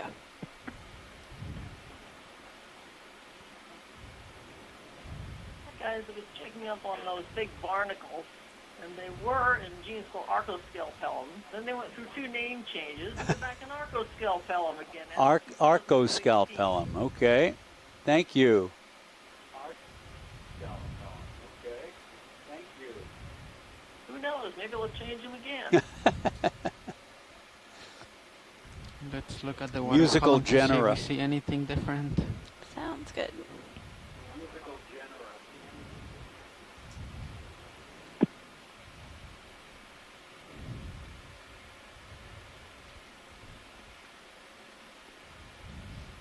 There's something further out on the right side of the screen. Right side of the screen. This little thing right here? Yeah. Well, you can zoom in on it. Okay. Let's see what it is. Hold Or right there, it's please. just a That lens flare. is- No? Can't tell. That may be a siphonophore Do or we a change this fish. to a water column dive? Jeff, do you want to? That's a little too far away to tell details. I don't think we have that authority. Yeah, let's come out. I don't think that's much. All right. Are we still moving? Okay. Do you guys want to increase it to 0.3 or something? 0.3. I don't know, because... My goodness.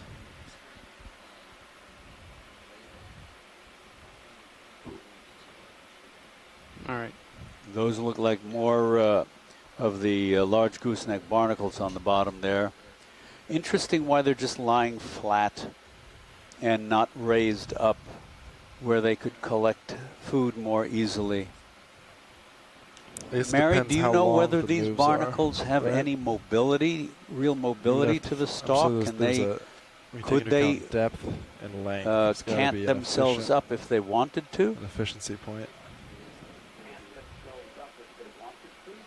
Right, because if you're doing a 100-meter move, Could, but your photos are about the only one showing obviously these things 0.3 is alive. going to be significant over 0.2. But if you're doing short hops, like you said, if you take into account layback, you might be talking about seconds.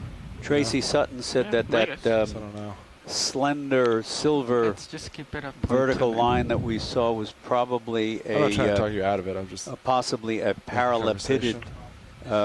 Those fishes are called barracudinas. That would have been a new one for this dive.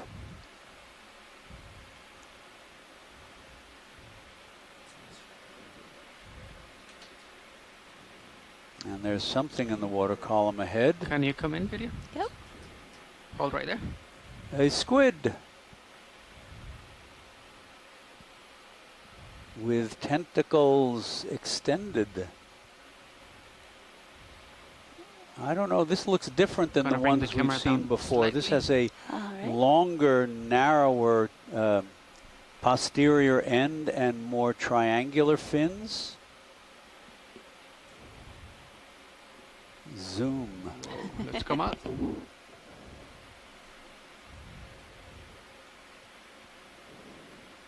What do you think, Heather? Did we get a good enough glimpse at it? Oh, there's something else in the water column on the right. Okay, hold on 1 second. Let's come in partially. Try to figure out if it's approaching. And that looks like an empty Larvacean house. I don't know if I can see any resident or not. It's pretty much in the camera. One of these days I'll learn to say appendicularian, but it's too many syllables. Let's see, that's about 7-0. You still got some time. Copy. Are we almost out of here? No? Okay. There's something on the seafloor. And Fish, take a look at that fish. That may be the same Bembrops that we saw a little while ago, but... Sorry, Vida, I couldn't hear you. I think the fish just about that looks like the same Bembrops fish Down on here? the bottom. Down at the Yes. bottom. Okay. Take a quick look at that. Let me see. I can probably... Heather said was that the same as squid before, might but- have been They an just wanted to double check. Anoplatoothed, Yeah, you can come in if you but want. she'll have to look at the screen Right there, grab for hold. that. And I think this is the same Bembrops that we saw a Copy little while that. ago. And Gonna I try to think get Tracy closer. Pilot suggested about right that on that top of this. was After this, why don't you Copy. recenter and push? Bembrops. Let's see if I can find it. Bembrops, whenever you're good, possibly video. Okay, come on. Gobioides. Okay. Yes, he says again, Bembrops gobioides.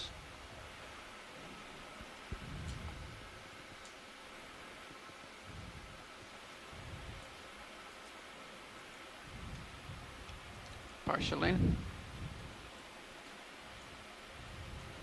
We have also seen this one as well, right? Yep. Yes, this is the batfish Dibranchus Okay, let's that just we've seen try before. right over it. All right, pilot, now I'm looking back at you. Okay, let's come out, video. Okay. Oh, too much, too low.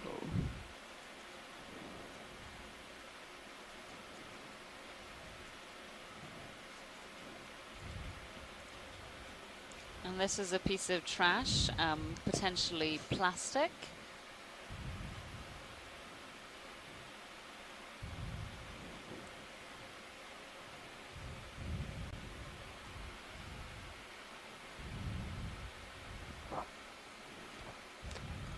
I'm going to zoom past the kiskids. Go ahead.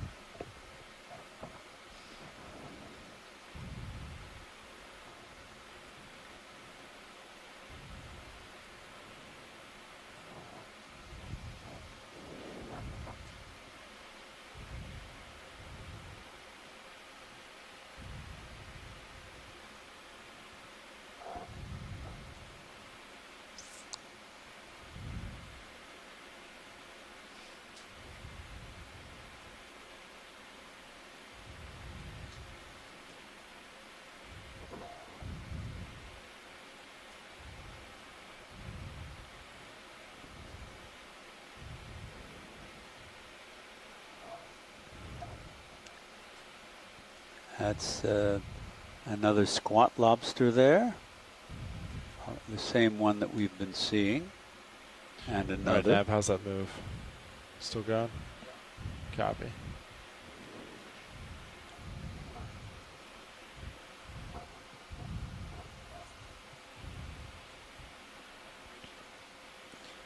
So now,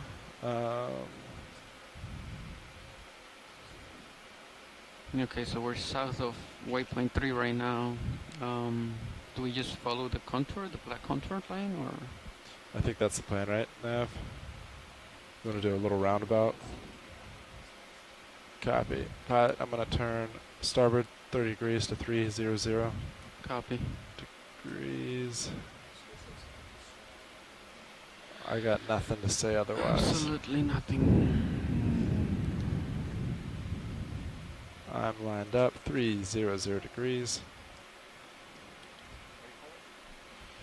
Co-pilot's ready. Let's come in partial video. All right. Hold right there. That's our Pachycerianthus burrowing anemone.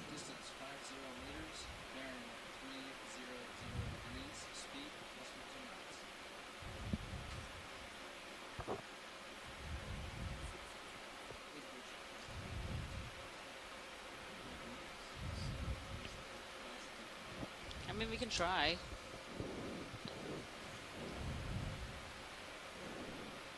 Okay.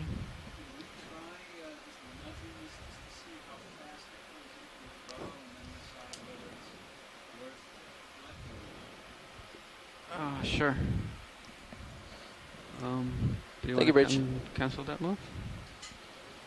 So in shallow yeah, do you water, wanna give it a nudge certainly, first, or I these think it's gonna take you a while. anemones can withdraw I'll very stop it. rapidly and deeply into Bridge their nav. tubes. Do you want me to go wide? In deep water where it's let's much belay that colder, last move. They're taking a sample we we don't weren't know what expecting. their reaction, at least I certainly don't, none of us Thank know what you, their sorry. reaction time must be, Pilot. so we're Hydraulics are just up. going to give it Copy. a nudge You got good flow. You're set. and see what happens. If it withdraws rapidly, we know we don't have a chance to Do you want collect it. Jesus up on, If it's rather right torpid, monitor? then we'll see what we can do. Jesus up.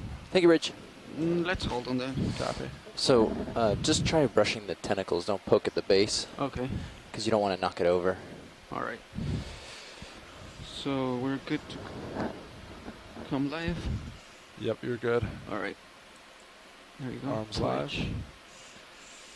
So let's index in. We've seen, of course, how some of the fishes, despite the cold temperature, can really get up and go. I suppose there's no reason to think that this anemone The left can't button is your either is your jaw lock, just so you know. withdraw very rapidly. Your, that would be its own only you don't squeeze the defense, trigger. And look for visual except feedback. for its stinging tentacles. Lock too. But 'cause we'll see. That button, the top button, top middle's been sticking a little bit. Index hasn't been doing well, Index, so yeah. move slow after you've indexed out to make sure that All right. it really is locked out, or check to make sure the light is on. Can you zoom in a bit while we're doing this? You can zoom in video. Okay. How's that? I think I'm touching it right there. If not- Yeah, I think you No, are you don't think touching you're it. close yet at all, are you? A little on the slow side.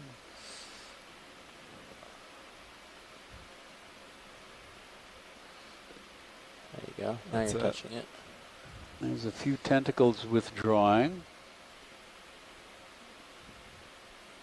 Yeah, but it's not going underneath. Ooh. Yep. Yep.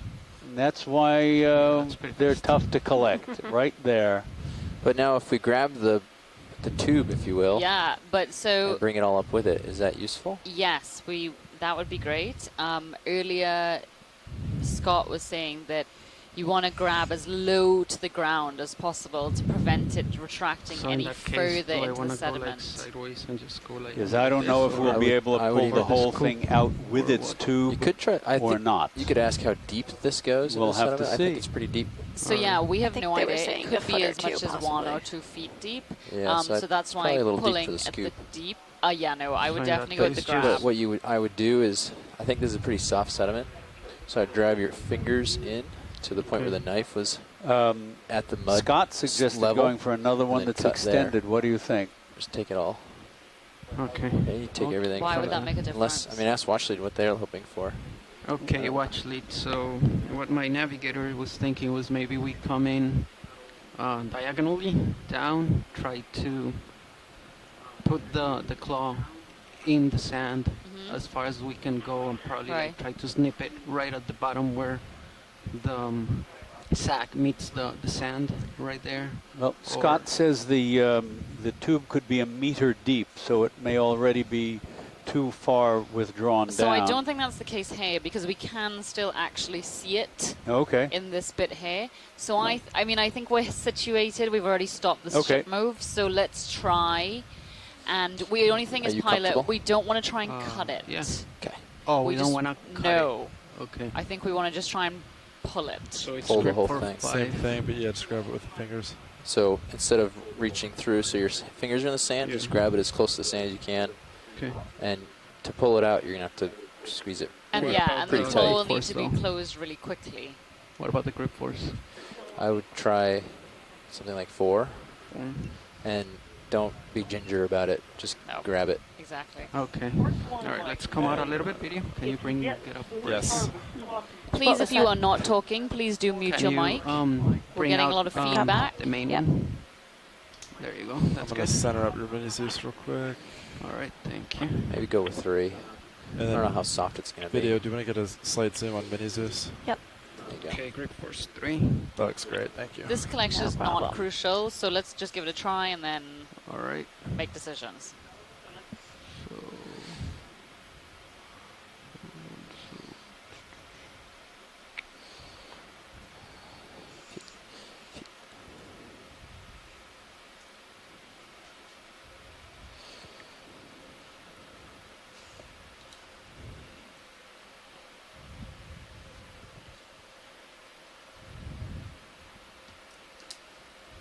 Come in a little bit, video. Nice.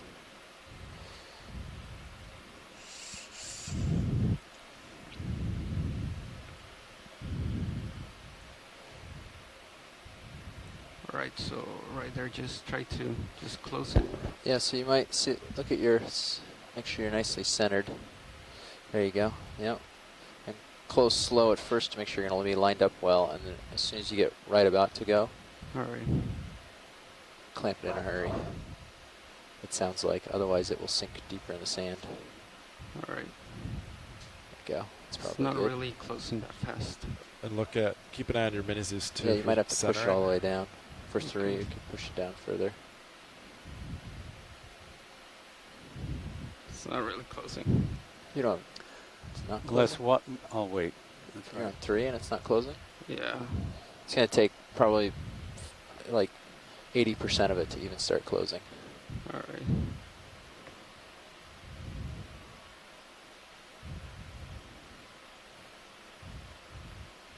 There you go. Oh. You got what you got. So No. Oh, you missed the base of it there. It's all right. You can try again. It's not sinking deeper, so you don't. No, I think let's try again. It could be less of a hurry. Okay. Yeah, why don't you reset real quick? Yeah. Yeah, let that clear a little bit. Yeah. So yeah, if this is it, get to about this point, and once you know you're lined up, then clamp it. Okay.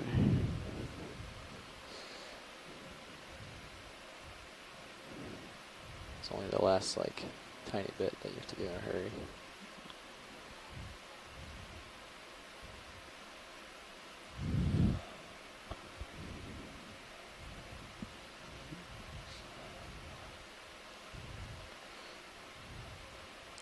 No, that's not going to clear. And there's even more sand. Yeah, if you can see it, go for it. You can even zoom a little further if it helps. I don't know if it helps or hurts you. Yeah, you got it. There you go. So back up a little bit because it's in the knives right now. Yeah, Avoid the knives, just go for the fingers. Yeah, you want it in the grip there. There you go. It's a little bit better. Let me actually try Still. to get it a little bit. Okay.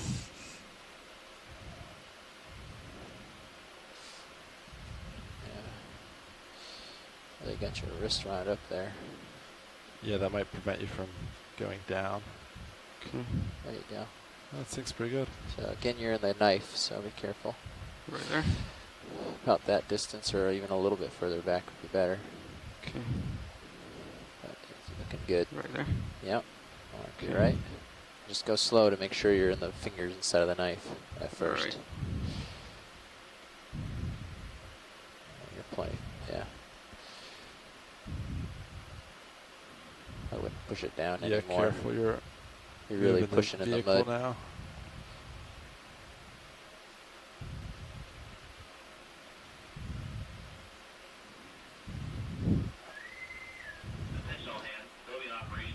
There you go. Look at your mini zoos. See how the top jaws are hitting already and the lower ones aren't close yet? Yeah. So wrist towards you. Oops. Pretty hard. Yeah. You're also pushing the vehicle around. I'd pick up and get out of there for now. Yeah. You're pushing yourself around. Reset. Get yourself resituated here.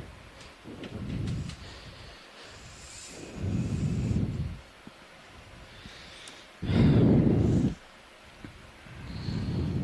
think you're okay in terms of where you're sitting with the vehicle. I would just the way you're getting yourself into a closed loop, pushing yourself further and further.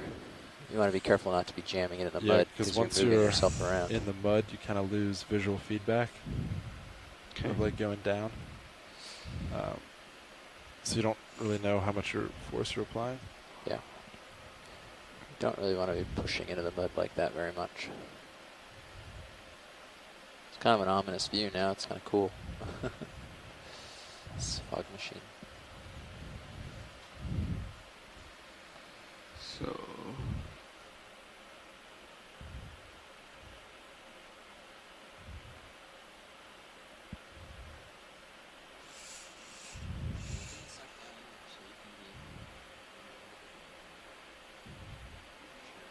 Let me just get this up.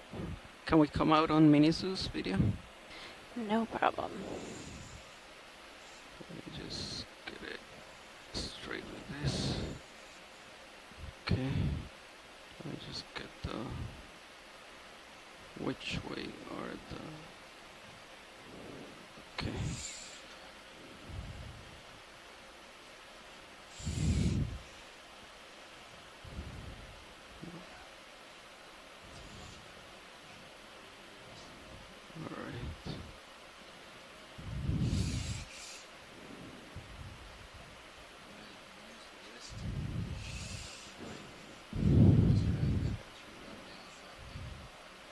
Copy. So that would be okay. All right.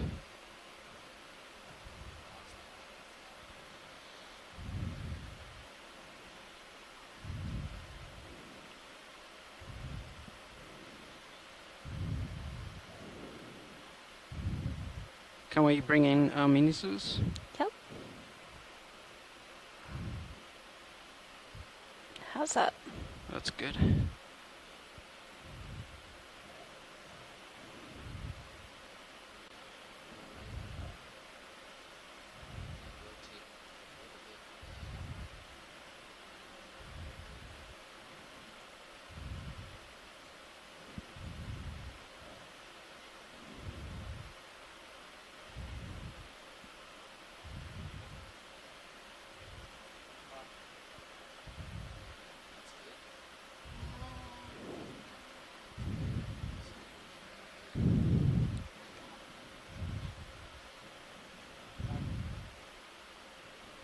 There's something in the claw.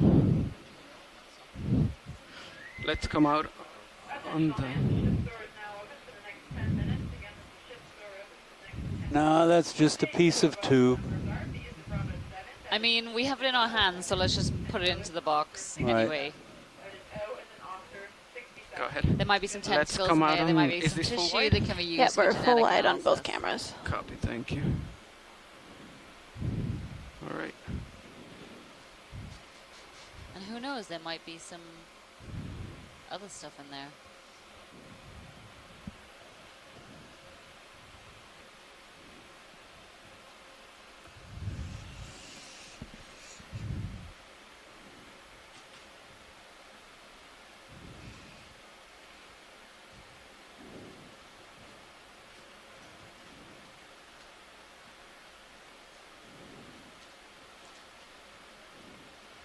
Oh, okay.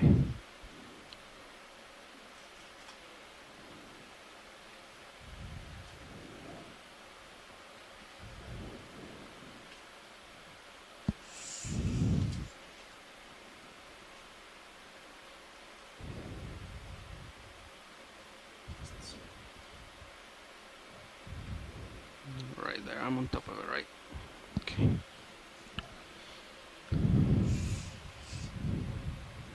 Yep.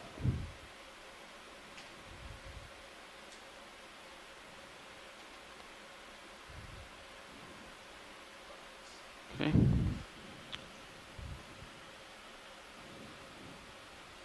Slowly opening the jaw.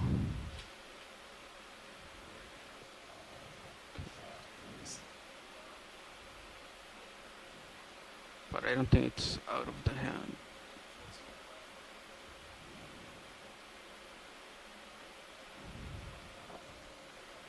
Is there something in the jaw, or?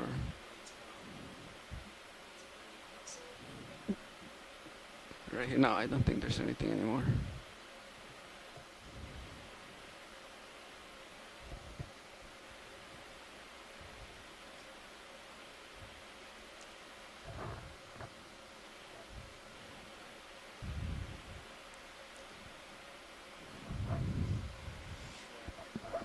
Copy.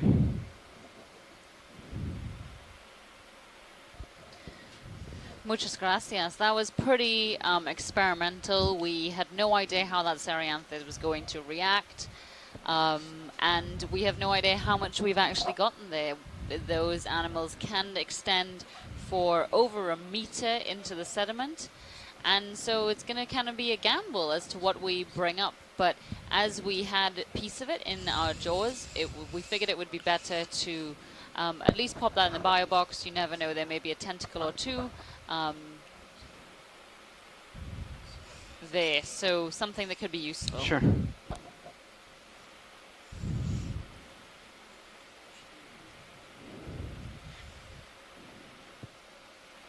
We have just under 2 hours left on the bottom.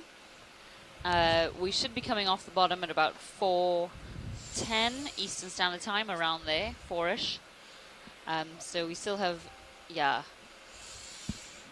hour and a half, hour and 40 minutes left on the bottom. All right, is that good, or should I bring it in a little bit? Okay. Coming off. All right. Yeah, that was great. Thank you.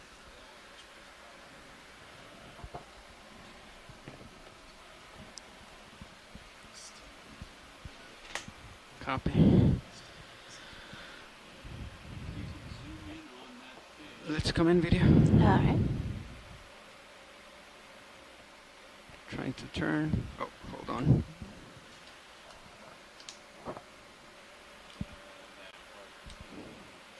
Whoa.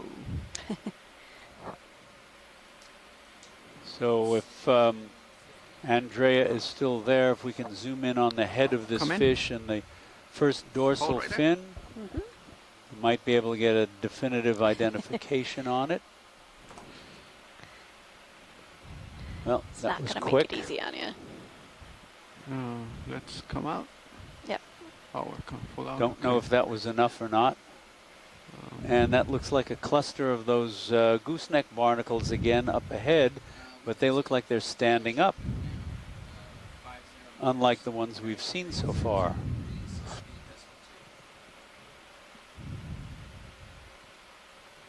Yeah, that's a big cluster. Look at that.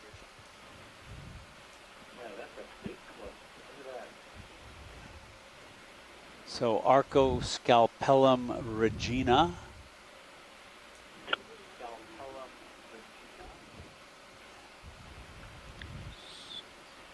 Partial in video. And you can see the narrow plates along their stalks and a couple of smaller verrucomorph barnacles on the crown of one of them. There's a little crab, possibly a, can't tell whether that's a true crab or not, but there's at least what, all right, let's 20 something of those video. barnacles here. Full wide. That's the biggest cluster we've seen.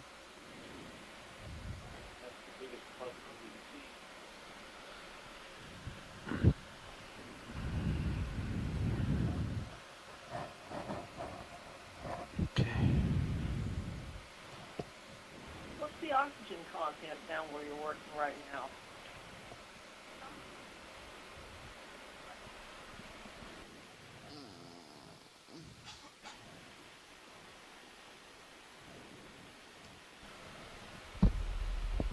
Hey, co-pilot, do you know what the oxygen levels are down here? Probably Nav. Nav can get that information Oh, for actually, you. don't worry.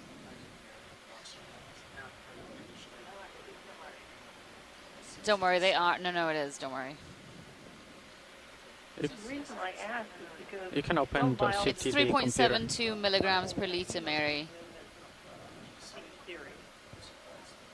Oh, sorry. Did I go to your port? Okay.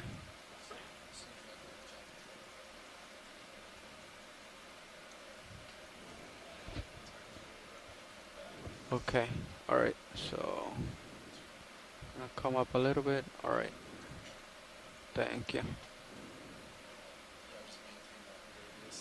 The reason I ask, some people think they have hemoglobin in their feeding Copy. stream in a low oxygen environment. I'm sorry, Mary, you're a little faint. Could you maybe put the microphone a little closer?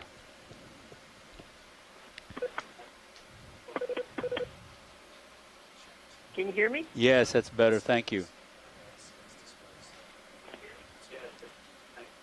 The reason I ask is that some people think that The SCS display, if you open that computer, there's two. low oxygen, Okay. there might be hemoglobin. All right. Cool. Okay. Yeah, I think.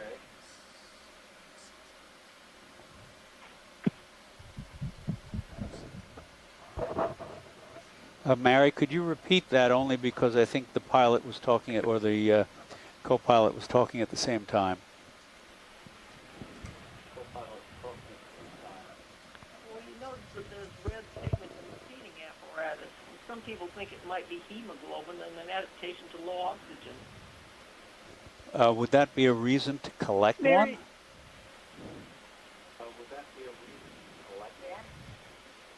Well, unfortunately, once you Is this the preserve them, same? you Let's lose come in pigment. partial. Hold on one second. But let what me about just freezing? Come in. Might work. I'll find out whether we can do that. There's a different crab than we've seen. Oh, he's gone. All right, let's come up. Okay. Oh no, there he is. That crab belongs to a family called the Gonoplacidae. Let's Oh, that's come a in. gonoplacid. Okay.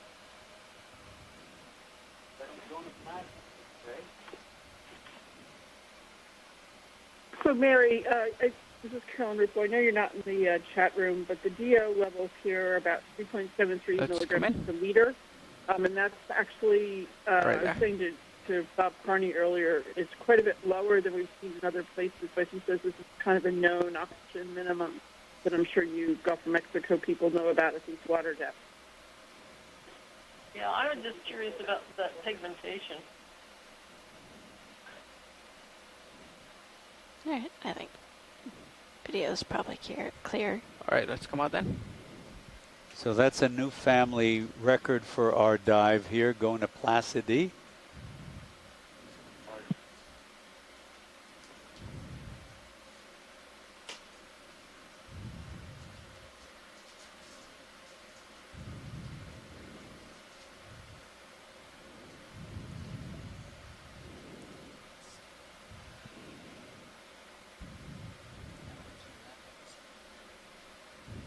Copy.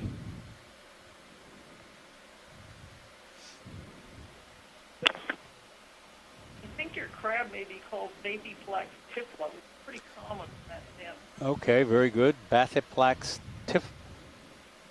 Say again, Bathyplax. B-A-T-H-Y-P-L-A-X. No, you still have 4 minutes, Navigator. B-Y-P-H-L-A. Bathyplex tifla. Thanks very much.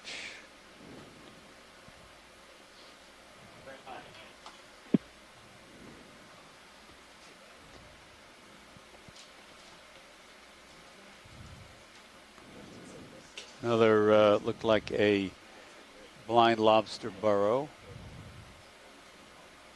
Let's comment on this video. All right. Hold on 1 second, because I'm getting closer. Trying Oh, that's a to great slow shot. down. All right, there you go. Slowing down. Okay. Is that one of the gonostomatids, Tracy, if you're there? Or Mark or Mike? Or Andrea or anybody? Looks like it's got photophores. And actually looks like there's a double row at least of photophores along the flank.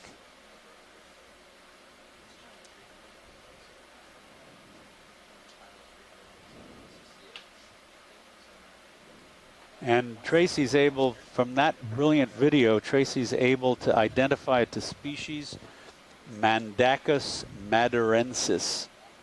That's wonderful to be able to do that, given that there are so many different species and genera of these fishes in the midwaters of the Gulf of Mexico.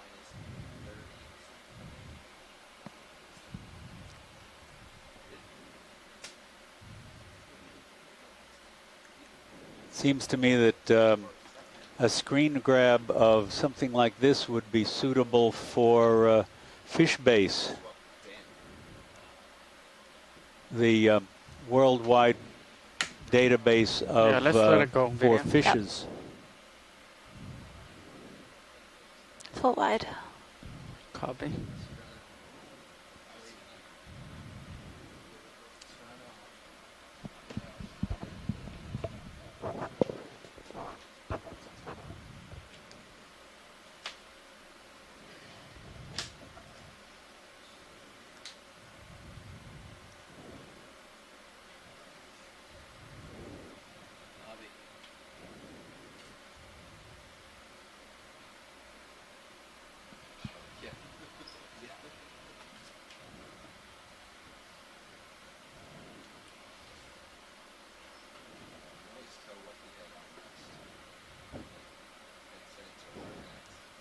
Can you drop down center there? Oh, that's just another anemone. Never mind.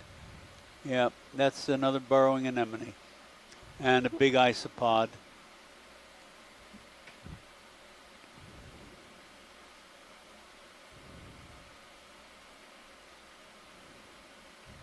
Let's comment right there, video.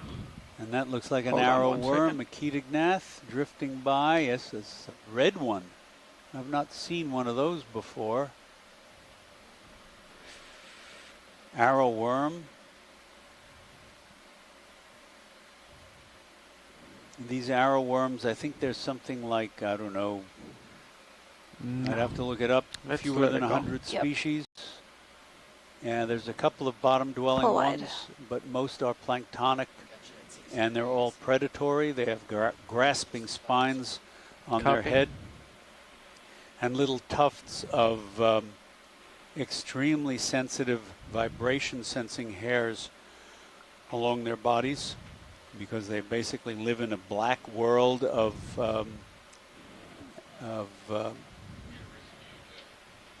well, it's a black world, and they sense their prey and potential predators via vibrations.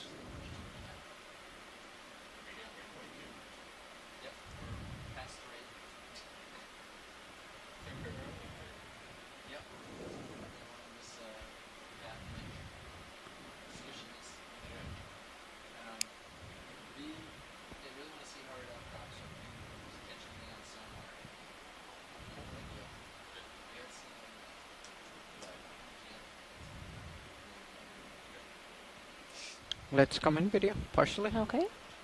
What is that? Is that anything? Deep burrows Like, there oh, yeah. with little side burrows as well. Okay, It looks let's like come a up. whole condominium there.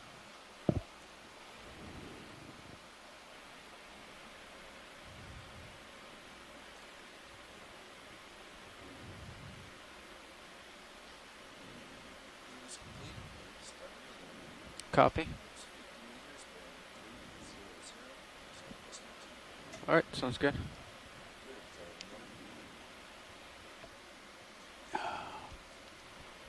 So the correct pronunciation of that brilliant bristle mouth that we saw a little while ago, I mispronounced it. It's Manducus madurensis.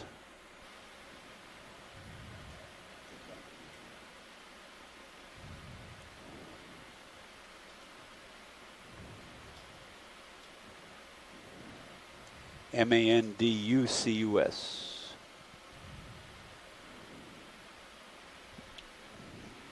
Is this anything? Video, let's come in. No, that's... And that nothing. looks like a tiny little sprig Okay, let's come up. of Antipatherian. Oh, If we maybe. could zoom in on Yeah. that, that'll be Okay. a first for this dive. Right there. Does not look very healthy, if that indeed is what it is.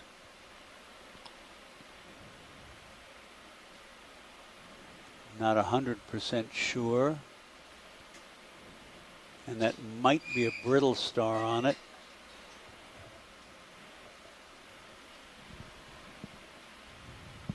But the side branches look more crowded and more crowded than I've seen before, so I'm not sure. All right. Video's clear. Copy. We're gonna switch right here. Okay.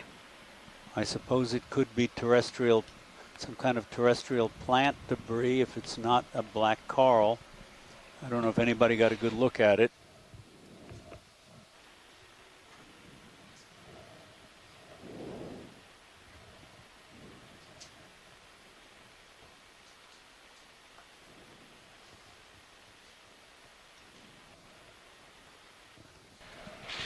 All right, nav co-pilot.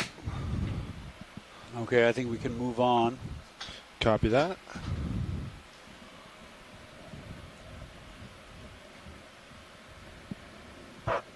And we just changed ROV crew personnel. So at your leisure, gentlemen, when you'd like to introduce yourselves. Yeah, we can do that now. Hi, everyone. We just did a front row change. As you probably guessed, we're from the Global Foundation for Ocean Exploration. Sitting pilot right now is Sean Kennison, and I'll let everyone else introduce themselves, starting with my left. At navigation, we have Bobby Moore. Co-pilot Josh Carlson. Video station, Annie White. And in the back row, clipping, Bob Knott. Also in the back row, part of the science party, there is Diva Amon. I'm one of the biology co-leads during this expedition, currently based at the Natural History Museum in London, where I'm working on chemosynthetic habitats and human impacts on the deep ocean. And this is Chuck Messing in the Department of Marine and Environmental Sciences at Nova Southeastern University in Fort Lauderdale, and I'm an invertebrate zoologist. And I am Alex Avila. I'm a PhD student in fisheries at Oregon State University. I am also here as a Dr. Nancy Foster Scholar, which is administered by the Office of National Marine Sanctuaries, which is an office in NOAA. And I'm also an Oregon Sea Grant Fellow. I'm here to help out with data logging and sample processing. And doing a brilliant job of it. Pilot is alright to zoom past this. Yeah, feel free for the rest of the shift to do that. Thank you. So we have been exploring a site known as Gulfoil. We started at about a depth of 615 meters, and we've moved nearly 100 meters in altitude. We're now at 532 meters depth. We've moved upslope where we were hoping we would find some large hard substrate outcrops, rock outcrops. But instead, we have just found more sediment. Literally, this is what we have been driving over for the last Entirety of the dive. 4+ hours. And while it does look like there isn't a lot of life going on, there is in fact quite a bit, but it seems to be the same players over and over. Squat lobsters, Acanthocaris sika, the big white blind lobster, Bathynomus giganteus, several different species of fish we keep seeing over and over again. And so now we're moving northwest around the cusp of this plateau area in the hope that we do find any hard substrate. We're not giving up yet. We have about an hour and a half roughly left in this dive, but as we are located very close to the mouth of the Mississippi River, we do suspect that due to the amount of particulate matter being brought out in that river, we may just keep encountering this kind of substrate.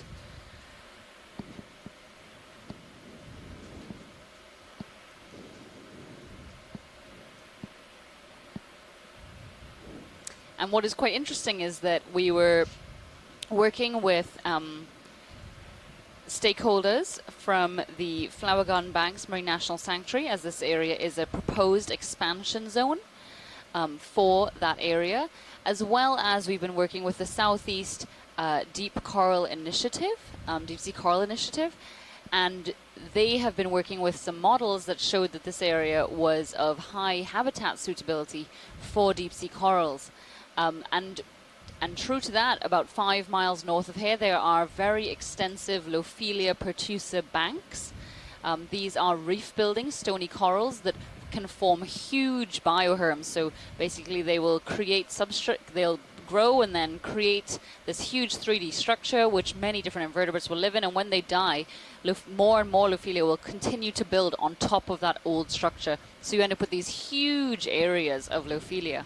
And that's kind of what we were expecting to see today, but instead we have not. It's just been sediment upon sediment upon sediment. So interesting baseline data being collected here. This is an area where we have never explored. No one has ever been here before. All of this seafloor we're looking at right now is completely untouched nearly.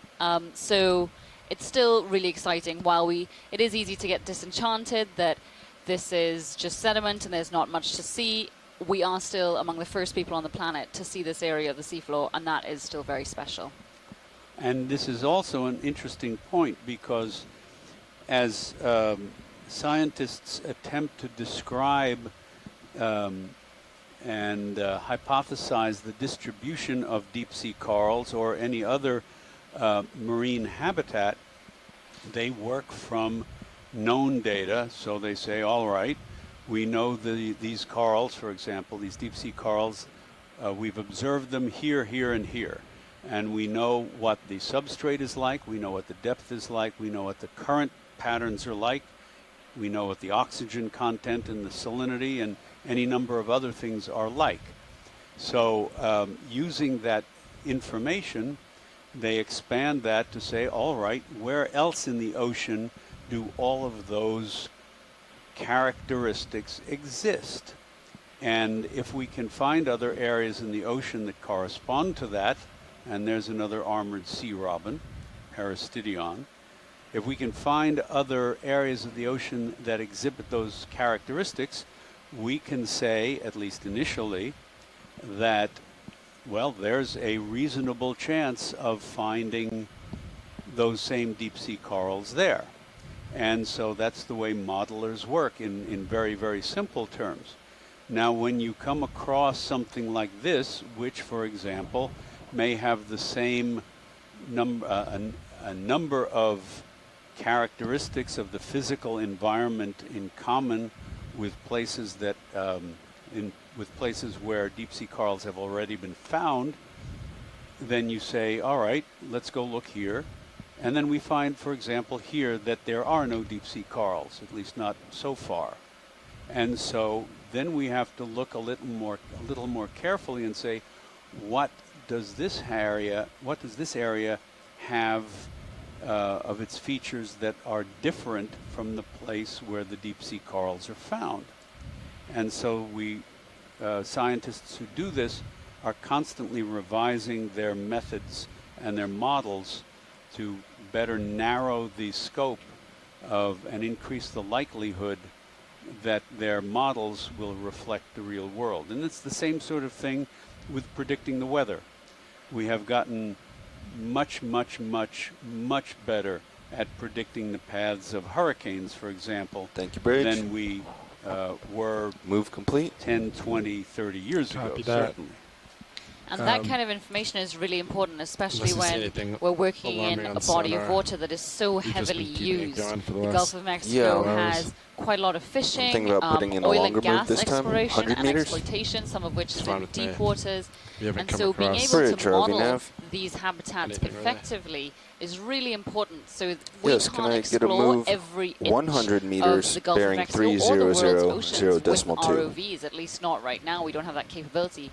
And as human impacts are ever increasing in our deep ocean, we're running out Good of copy, Bridge. many Thank of you. our essential resources on land as well as in shallow waters, and we're pushing into our deep ocean.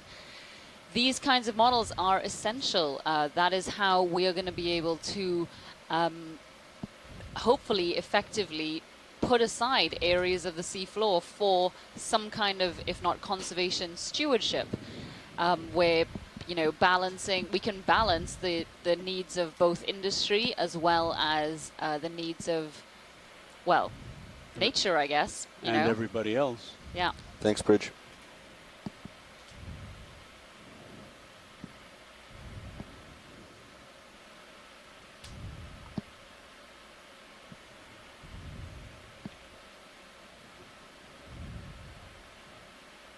And Robert McGowan has also just said in the chat room that, a negative data or Move is absence in, data 100 is meters. essential for coral suitability Pilot modeling. copies nav. So despite the fact that Moving we haven't 1, found 0, what it 0 is we were meters. hoping to find, that is Direction's still at? really, really important data. And this kind of habitat modeling Current is direction, happening not just 300. with corals 300, here in copy. the Gulf of Mexico, but all across the world's oceans. Right now I know there are a bunch of people working on that for areas that may be mined in the future in international waters. So a lot of that is being done now not in replacement, but as a, what's the right word that describes something that, as a temporary measure, I guess, until in the interim, a lot of that is being done so that some kind of stewardship can be put into place rather than just leaving it until we say we've explored all of the deep sea, which isn't going to have happened for years and years and years and years, if ever.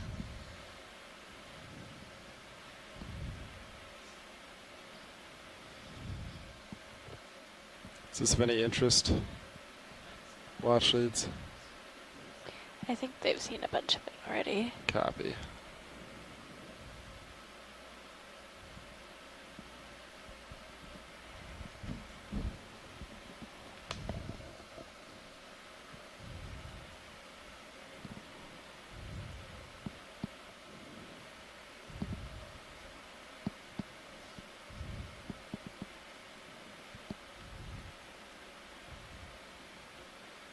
Nav, do you want to start keeping a log on the number of mounds we see?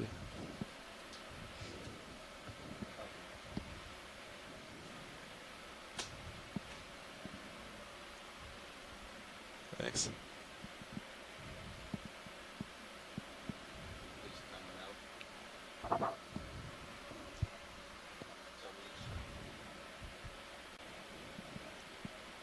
I don't want to clog up the talk waves.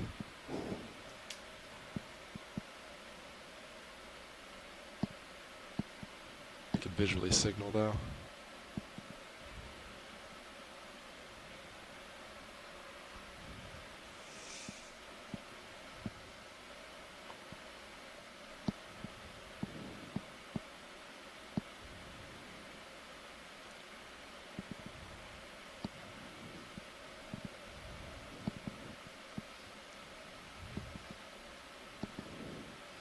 Might be a different.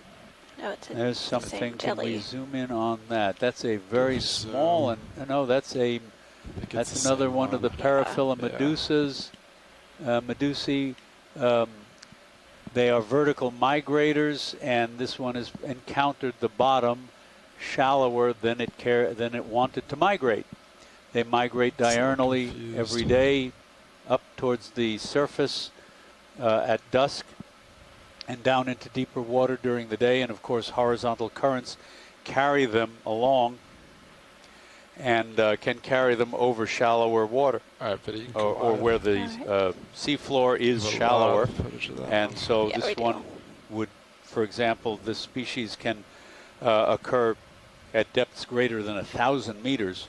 And so here it's, unfortunately, it cannot migrate as deeply as it would like. Now come dusk today, it may reverse direction, move up into somewhat shallower water, and by dawn tomorrow perhaps be carried over deeper water where it can migrate to the depth at which it would prefer to be.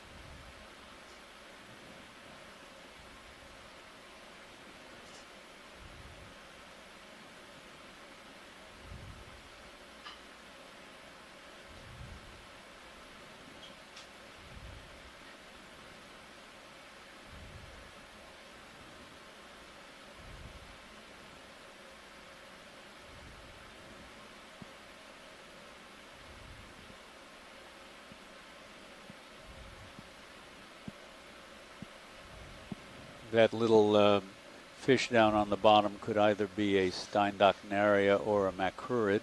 They're quite similar superficially. Do you want me to go back and look at it, Watchlade? And there's a pile of something up ahead, upright. Let's go to pile.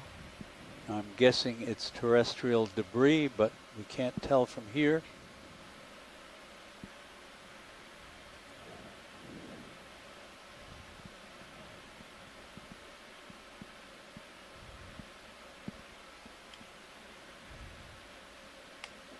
Well, there are the big barnacles, the Archoscalpellum regina on this.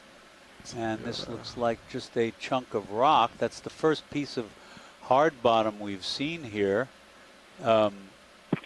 It's black. It might be orthogenic carbonate or a clinker dropped off a ship, ash, or I don't know what. There are two solitary corals on it and a spider crab, and those big barnacles have little white barnacles, verrucomorphs growing on them.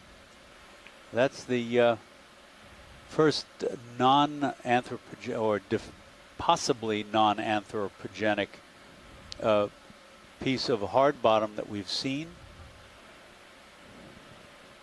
All right, Washley, are you happy with that?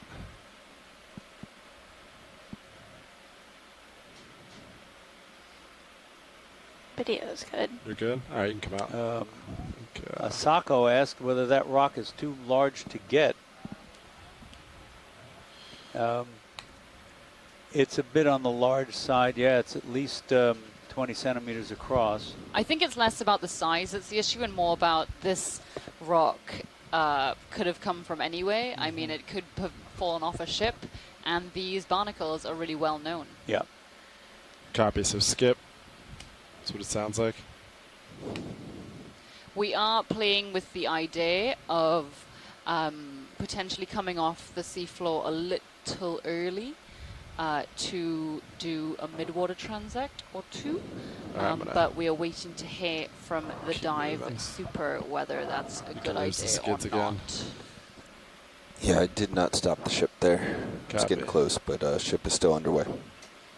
Yeah. And the armored sea robin Peristidion. Biddy, you can lose skids if you want. We're about halfway through that move. Thank you, Nav. Copy halfway As through. far as I know, there move, are moving no 300 shallow water squat degrees. lobsters in the entire tropical western Atlantic, from the southeast U.S. down to South America. The shallowest that I've ever seen them is over 100 meters depth. I know in the Pacific there is a tiny little one, Allogalathea, that lives commensally on feather stars on reefs. But Mary, if you're there, maybe you can weigh in on that. Are there any places elsewhere where Galatheids occur in shallow water? What's bottom Oh, time yes, there are remaining? two species that occur within diving depths in the northern Gulf of Mexico. Oh, there are. Okay. Yeah, if you hang on a second, I can look them up, too. 81 One's called Galathea rostrata. And let's see. Oh, gee.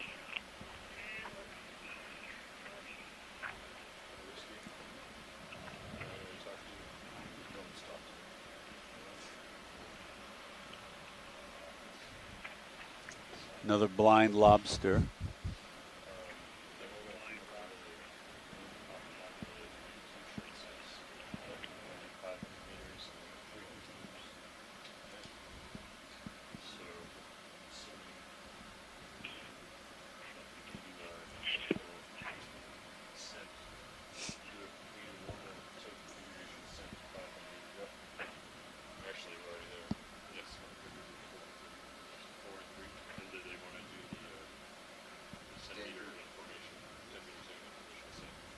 And what do we have here?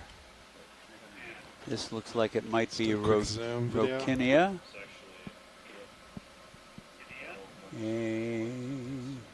Could it is the lasers? Forked rostrum there. I'm guessing that's Rockinia crassa. And you win. Yeah. Only because it's common on our side of Florida as well. It looked like the other crab that was Okay, out the there other was a shallow different squat species. lobster is Munida pusilla.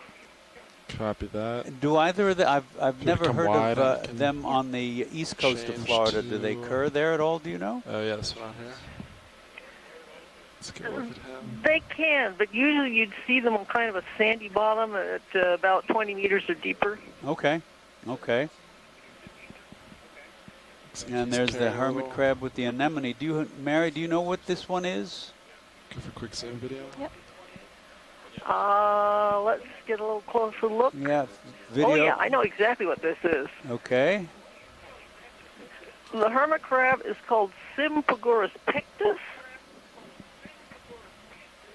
And the anemone is a genus called a Damsia, and I'd have to look it up. That's all right. A Damsia is fine. This one looks like it's got some gooseneck barnacles, little ones growing on it. And is this is one of the ones where the anemone replaces the shell? Sure is. That's neat. Thank you very much. All right, video, when you're happy, you can come wide. All right, we're good. We got that. And Sympagorus, is that S-I, S as in Sam, I-M as in Michael, O? No, it's S-Y-M, Pagorus. Okay. Thank you.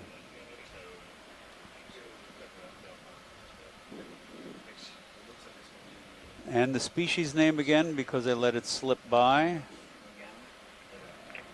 It's Pictus, P-I-C-T-U-S, Thank you. which means painted. because of those big blotches on the legs, right? That's right. Thank you very much. This is just another example between Mary and Tracy and Tina Molodtsova earlier and Asako Matsumoto. We have, and Les Watling in Hawaii and Scott France in Louisiana. We have people from all over the world. We have basically a mini Google right on our phone line here, an encyclopedia of expertise on these organisms from people all over the world. It's really quite astounding.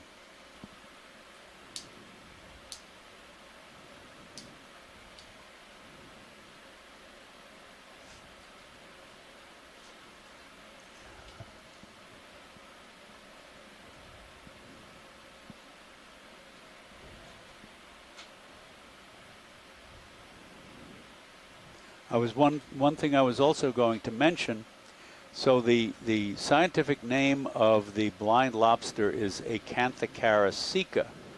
But when I was in graduate school, it was formerly in another genus, Neophoberus. And one of the rules of scientific nomenclature, and though this is a bit of a simplification, is that we're treating these words as if they were Latin, of course, the construction of them. And the gender of course, Latin has different male, female, and neuter genders to the endings of its words. And I'm not a Latin scholar by any means, but as an example, the gender of the end of the species name should agree with the gender of the genus name, and there are limitations to that and variations, but just as an example, so when this lobster was in the genus Neophoberus, ending with US, which is masculine, the species name was called Caecus, Caecus, Neophoberus caecus. But when it was transferred to a different genus, because that seemed to reflect a better classification, Acanthocaris, it was changed, the ending was changed to an A ending. I think it's never mind. Usually the female genus name ending is also an A. This was a little different. I don't know the details. I'm not sure but what an example that you may be familiar with from I don't know. non-scientific words is a male graduate of college is an alumnus, seen a lot of them. and a female graduate is an alumna. It's the same sort of thing. Pilots, nav.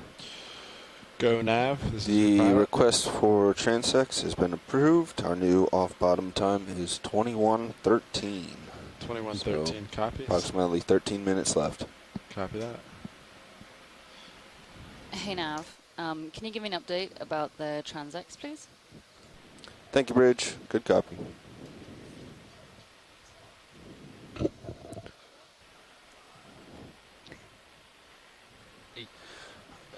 Hey, Watch, they done with you.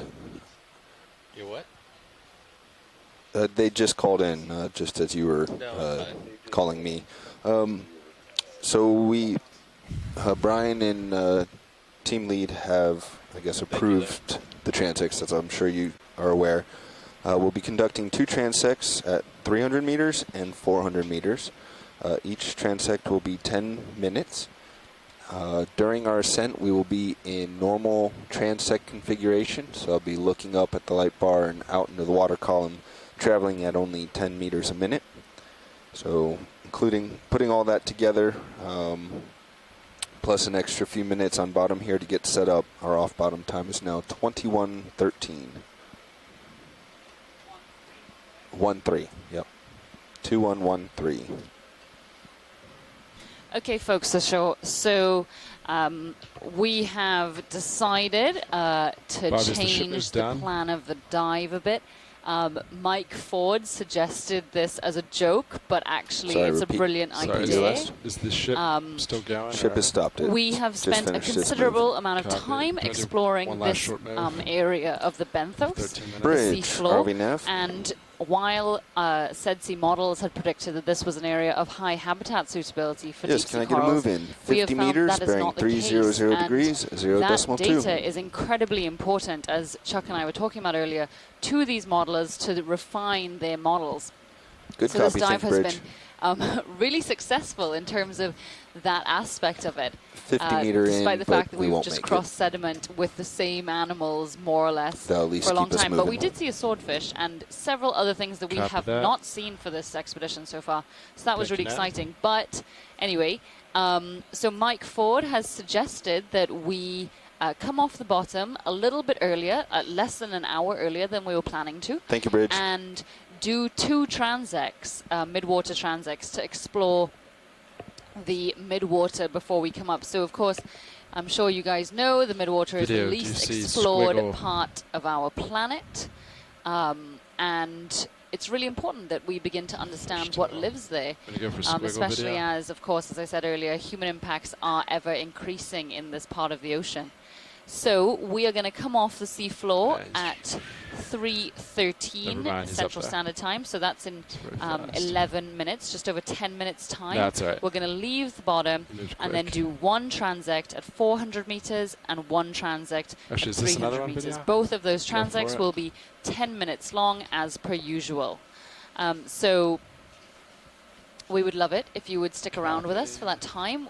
All of our midwater explorations so far during this expedition has been incredibly exciting, and we've seen a range of beautiful and rare animals. So it All right, you should can be leave 'em. really exciting. That little worm that you saw swimming goes back to something I said earlier in the dive when we saw the tonguefish, the flatfish, walking along the bottom using the individual rays of its dorsal Copy that, fin thanks, on video. one side, its long anal fin on the other side. The waves of stroking, of the power stroke of the rays and the recovery, the waves went from the front of the back, from the front of the worm, the fish, to the back of the fish. But if you noticed on that little swimming worm, the undulations began at the rear and propagated forward, even though the individual power strokes were still stroking front to back as if you were rowing along. And there's another giant isopod, head buried in the sediment.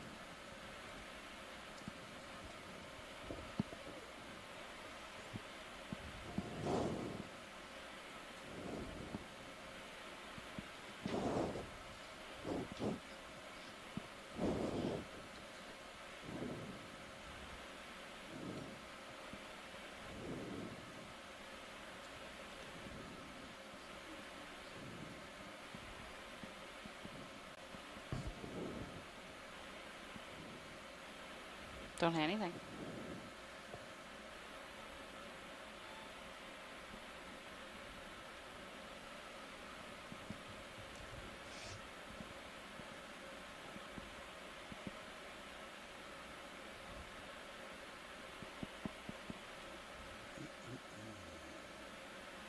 So I think for this entire expedition, this has been the dive with the least amount of hard substrate. We have literally seen about a brick and a rock. maybe 2 or 3 tiny rocks. Yeah. And that's been it. Very unusual. Maybe typical for the deep sea, much of the deep sea, but unusual for our focus. And a fairly consistent fauna of the burrowing anemones, the hakes, like this one, Europhysis, the blind lobsters, the giant isopods, a variety of squat lobsters, galatheids. We did see a couple of sea cucumbers early on. We saw a number of the tongue fish or tongue soles, the flatfish. There's the armored sea robin. In addition to the tube-dwelling cerianthid anemones, we saw a couple of other anemones. One in the family Hormathiidae, the Venus flytrap anemone. And on those little bits of hard bottom, we saw the giant gooseneck barnacles, Archoscalpellum, and in a couple of cases, solitary cup corals. We saw the hermit crabs, Sympagurus, among others, Sympagurus pictus, with the symbiotic anemones, or in one or two cases, zoanthid colonial anemones, although I don't know if that was the same species of hermit crab. We also saw early on some gastropod snails, also with 5 minutes remaining. commensal anemones attached, a pair of them attached to their shells, and that was really interesting because in the cases of both the hermits and the snails, the anemones were largely pointing face down, literally, into the mud.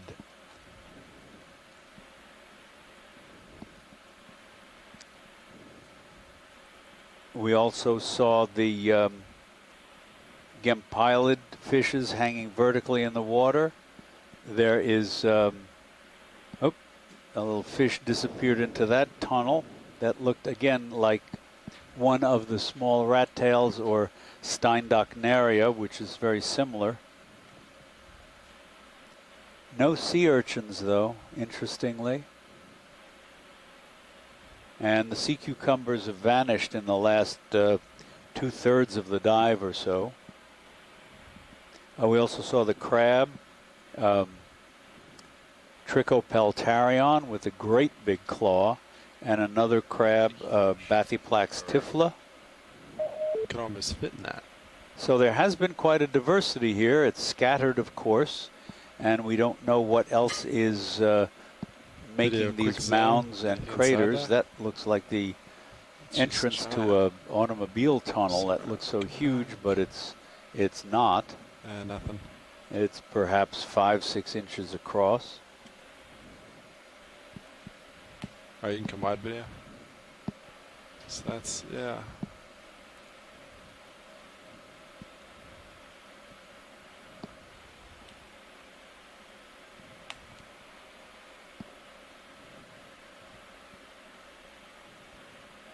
We also saw a couple of the Musoctopus, the large-eyed octopus that were sitting in burrows.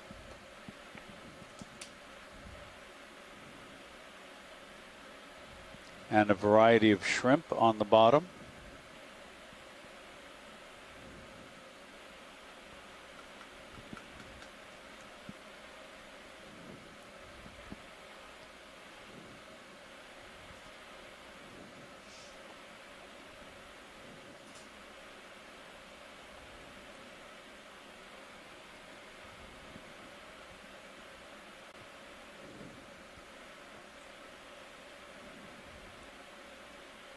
So there's been quite a list of organisms, of taxa, that we've seen.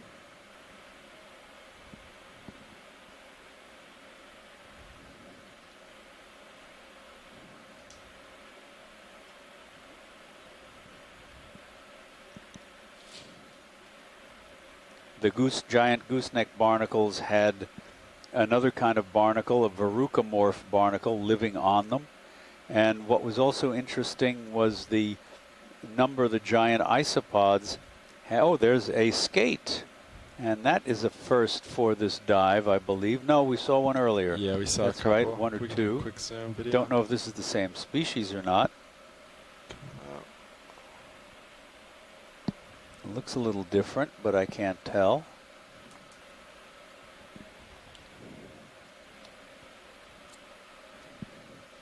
So this is one of the best things about telepresence. We have decided on the fly to switch from a benthic exploration to midwater exploration, and because we are working with a number of experts on shore, we are also able to switch the expertise that we are tapping into. So I'm seeing that our midwater experts are beginning to accumulate online, and hopefully are going to lead us through the next portion of our dive. And just before we leave the bottom here, you can see all of those little trees, those little brown bushy trees around the skate. Those are agglutinating foraminiferans, probably in the group Astrorhizaceae. I don't know who works on those, if anybody. Move complete. And how much is or is not known about them. All right, video, you can come wide. But they are super abundant. All right, so Nav, is the plan to... Time to start getting into position to come up at the 10 meter a minute formation. Copy. So...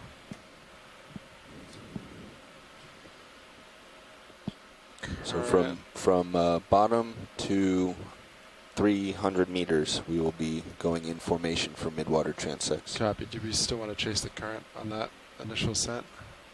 Yeah, So that's a wrap on our benthic part of this dive. Copy We that. are just I'm pulling marking off you the guys sea floor as off at bottom. a depth of 530 meters at Gulfoil site. This has been a very sediment-filled dive, but a very important one nonetheless. An area that has never been explored before and is important management-wise. So with that, we are going to head up in the water column to 400 meters depth, so 130 meters away. And then we're going to set up to do some midwater exploration, 10 minutes at 400 meters and 10 minutes at 300 meters. And then head up to the surface. I'm just going to go and get them to put the EK60 up so that we can see when the backscattering layer depth is.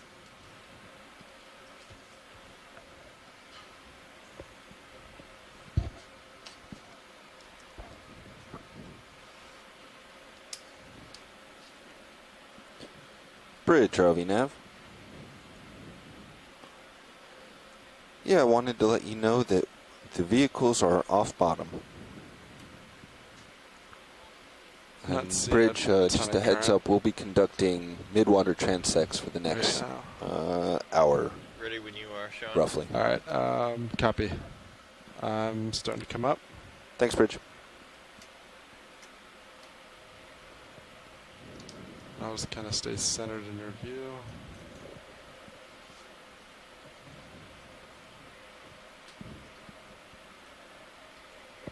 And what depth are we going to? 400. 400, copy.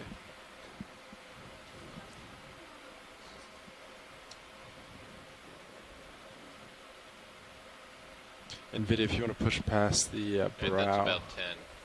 Copy, I'll try to. So huge thanks to our experts ashore who joined us throughout that dive. There were a number of you, and we are really grateful for your contributions on the phone as well as in the chat.